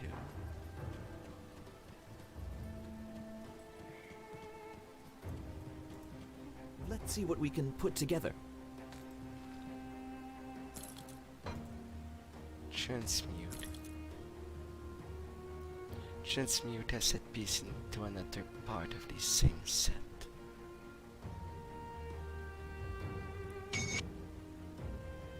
Now, the cleaver.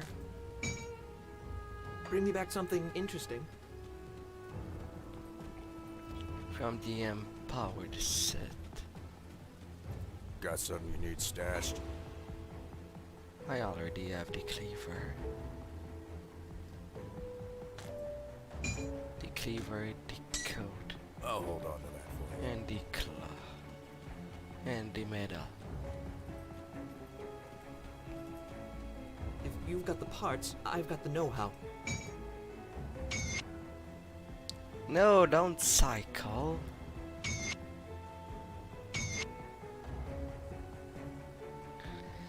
That was expensive.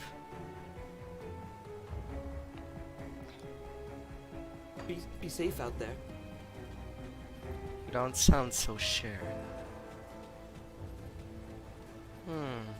I'll keep your stash safe.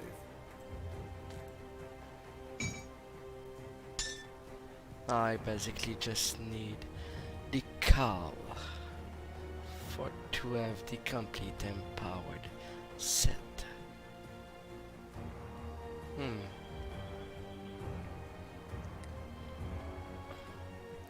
As little things goes by.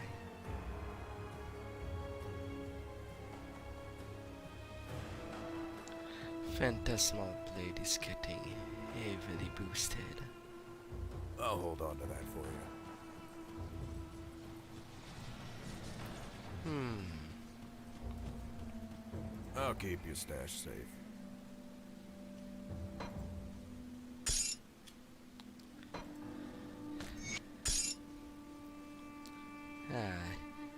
I'll keep an eye on this. I'll search. Come a see little what's more. left of my wares.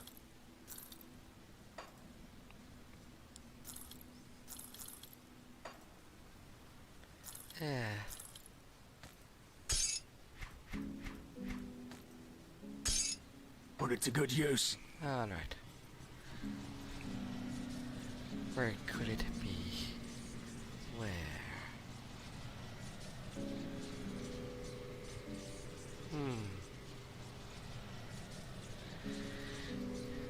The person to whom it goes to.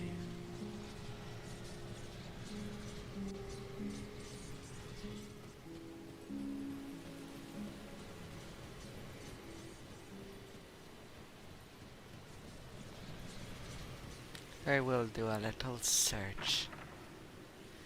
And I'll be back. I'll give you a good price on what I've got left.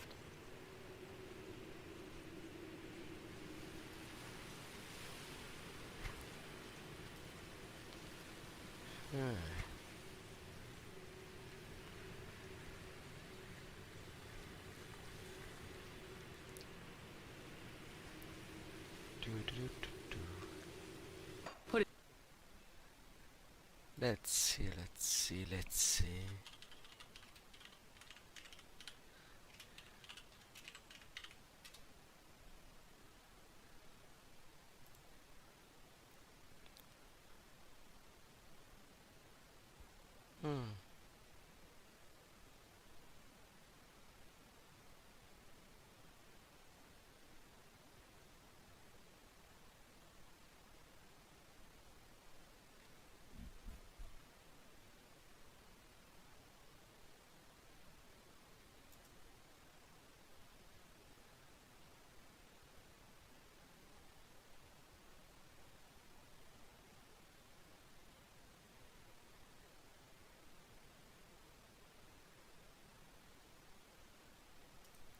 Alright.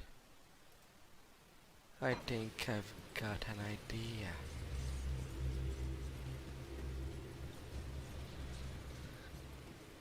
Of how to get that done.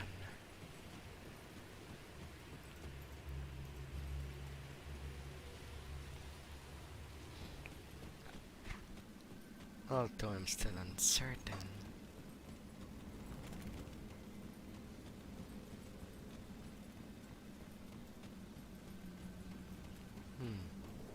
Anna?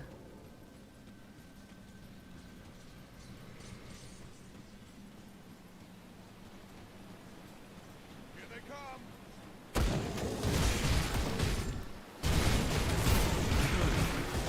They continue to scale.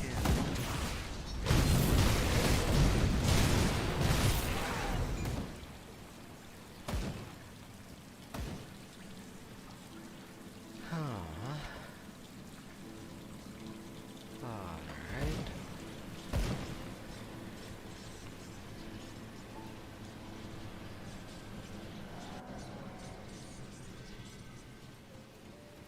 Got something you need stashed? I just need with it the offering. It's safe with me. Promise.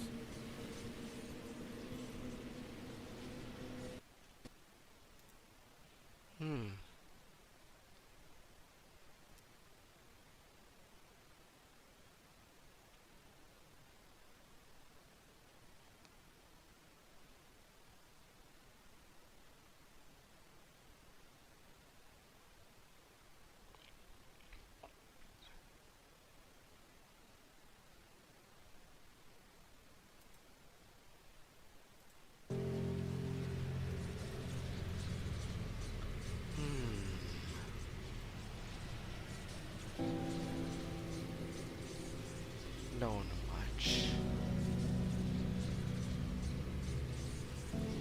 Into the outskirt. Returning and going the other way. Can't really.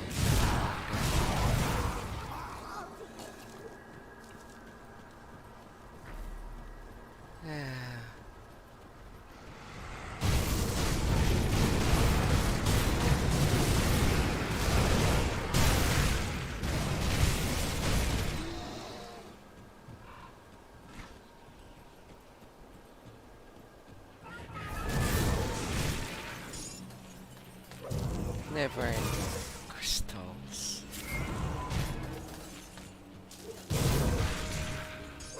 When in multiplayer, I never get to get them.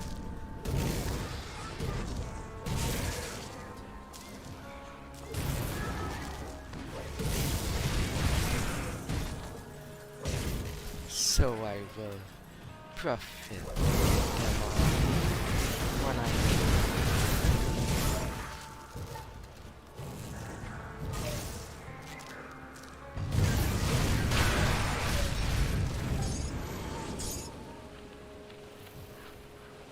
There was a room.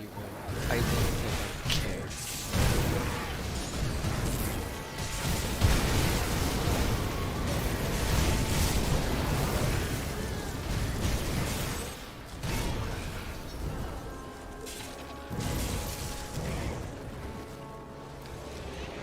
I'm just passing through.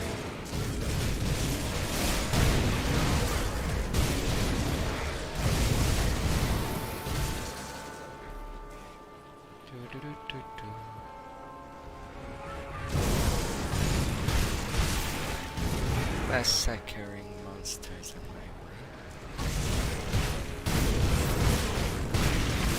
until they block my path entirely.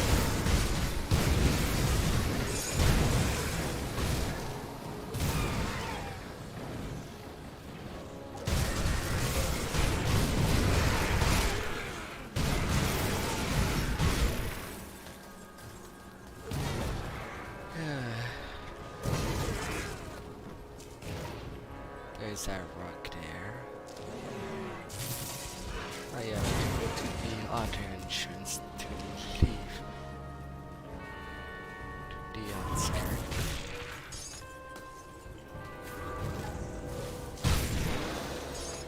And then I'll be searching.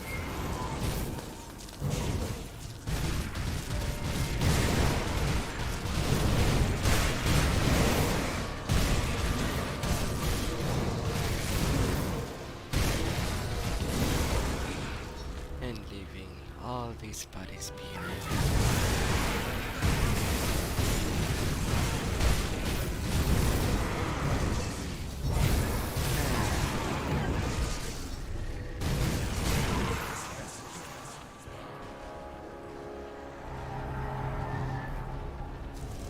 The Morndell. Where's the way down?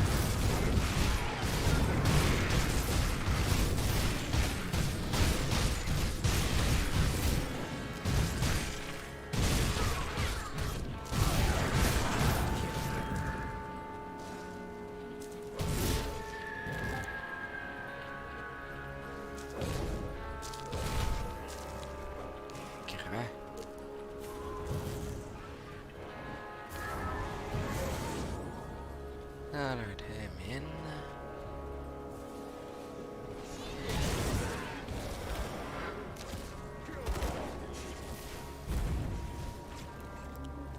Tons. Oh, there's the person. Over there.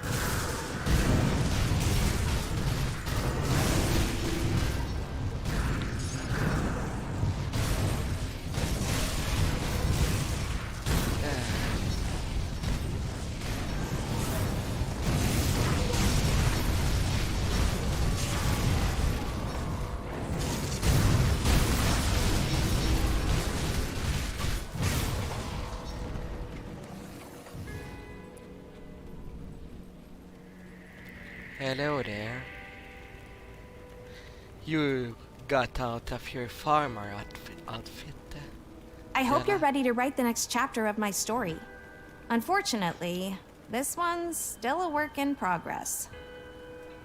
Della, what are you doing here? My brother Travis has become obsessed with our father. Somehow he's got in his head that our father had betrayed us when we were children, that he denied us power that was rightfully ours.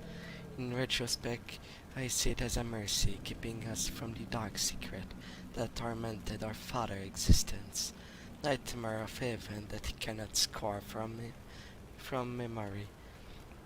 But Travis does not see it that way. He's already armed himself irrevocably in pursuit of our father, and has shown no signs of stopping. He believes that we will do this together, but I refuse to be a part of it. However, his obsession has gone on long enough, and I feel familial responsibility toward putting a stop to this madness. I've tracked Travis as far as there, but the trail has gone cold. I know of several leads to pursue, and now that you are here, perhaps you could help me out. If you could search for the ruin in the Malmouth outskirt to the north of here for any sign of Travis, I'll be sure to make it worth your while. Look for any tones or note left behind with taunting messages written for me. Travis loved theatrics. I look for his clues. But I believe I did already grab them. I believe. Safe storage, no questions asked. It's safe with me, promise.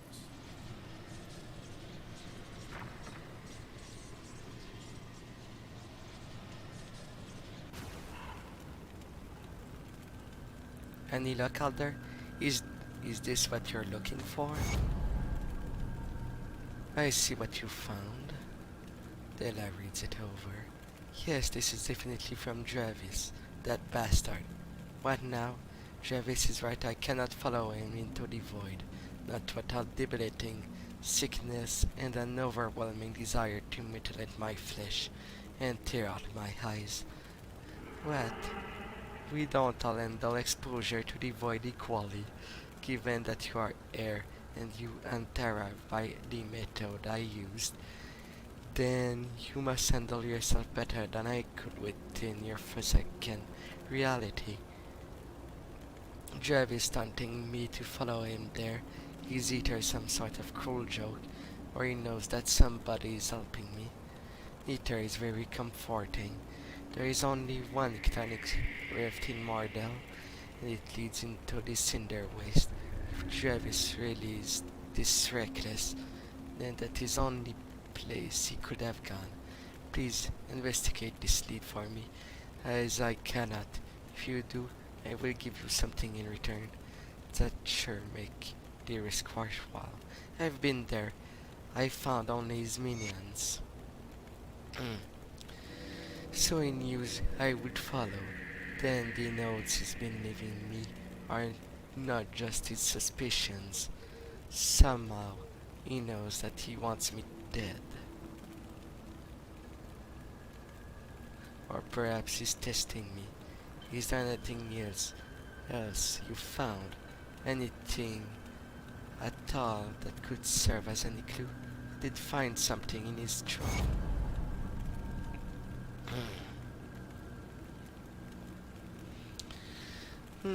I've never seen a flower quite like this, but it cannot be coincidence. Travis is still bitter after our last encounter. The note on the flower confirmed that. I will have to investigate further. Thank you for your assistance. You've been a tremendous help. I said I would make this worthwhile for you, and I intend to deliver it to her. A mighty weapon from another era. I hope it serves you well.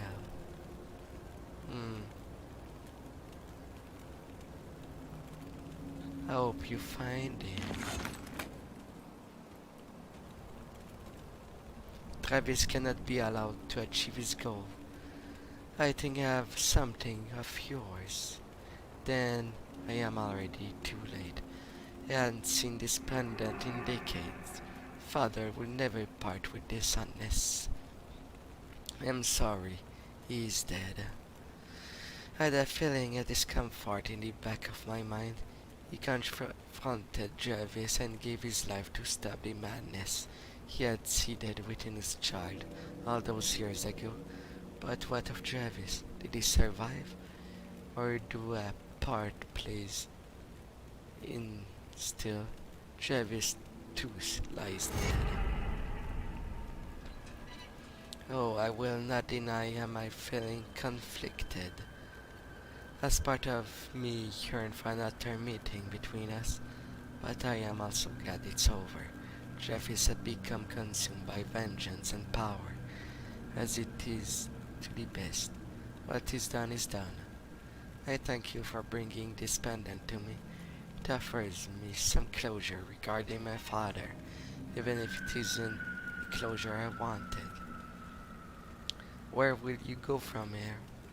Just as Jarvis was driven by the rage burning within him, I felt a purpose in his aunt that hadn't sensed in a long time. But that is over now. We'll travel back to Homestead, see my little girl again. I'm not sure I can ever fully return to that life too. I hope whatever will understand. Good luck, Della. What a path with many problems in it.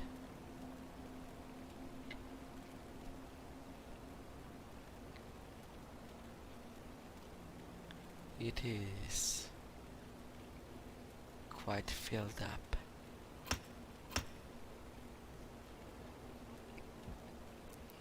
Quite filled up.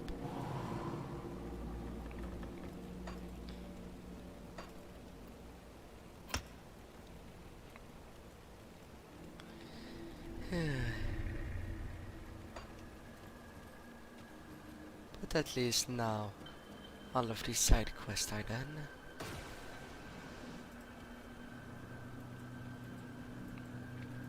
And now I can either simply rest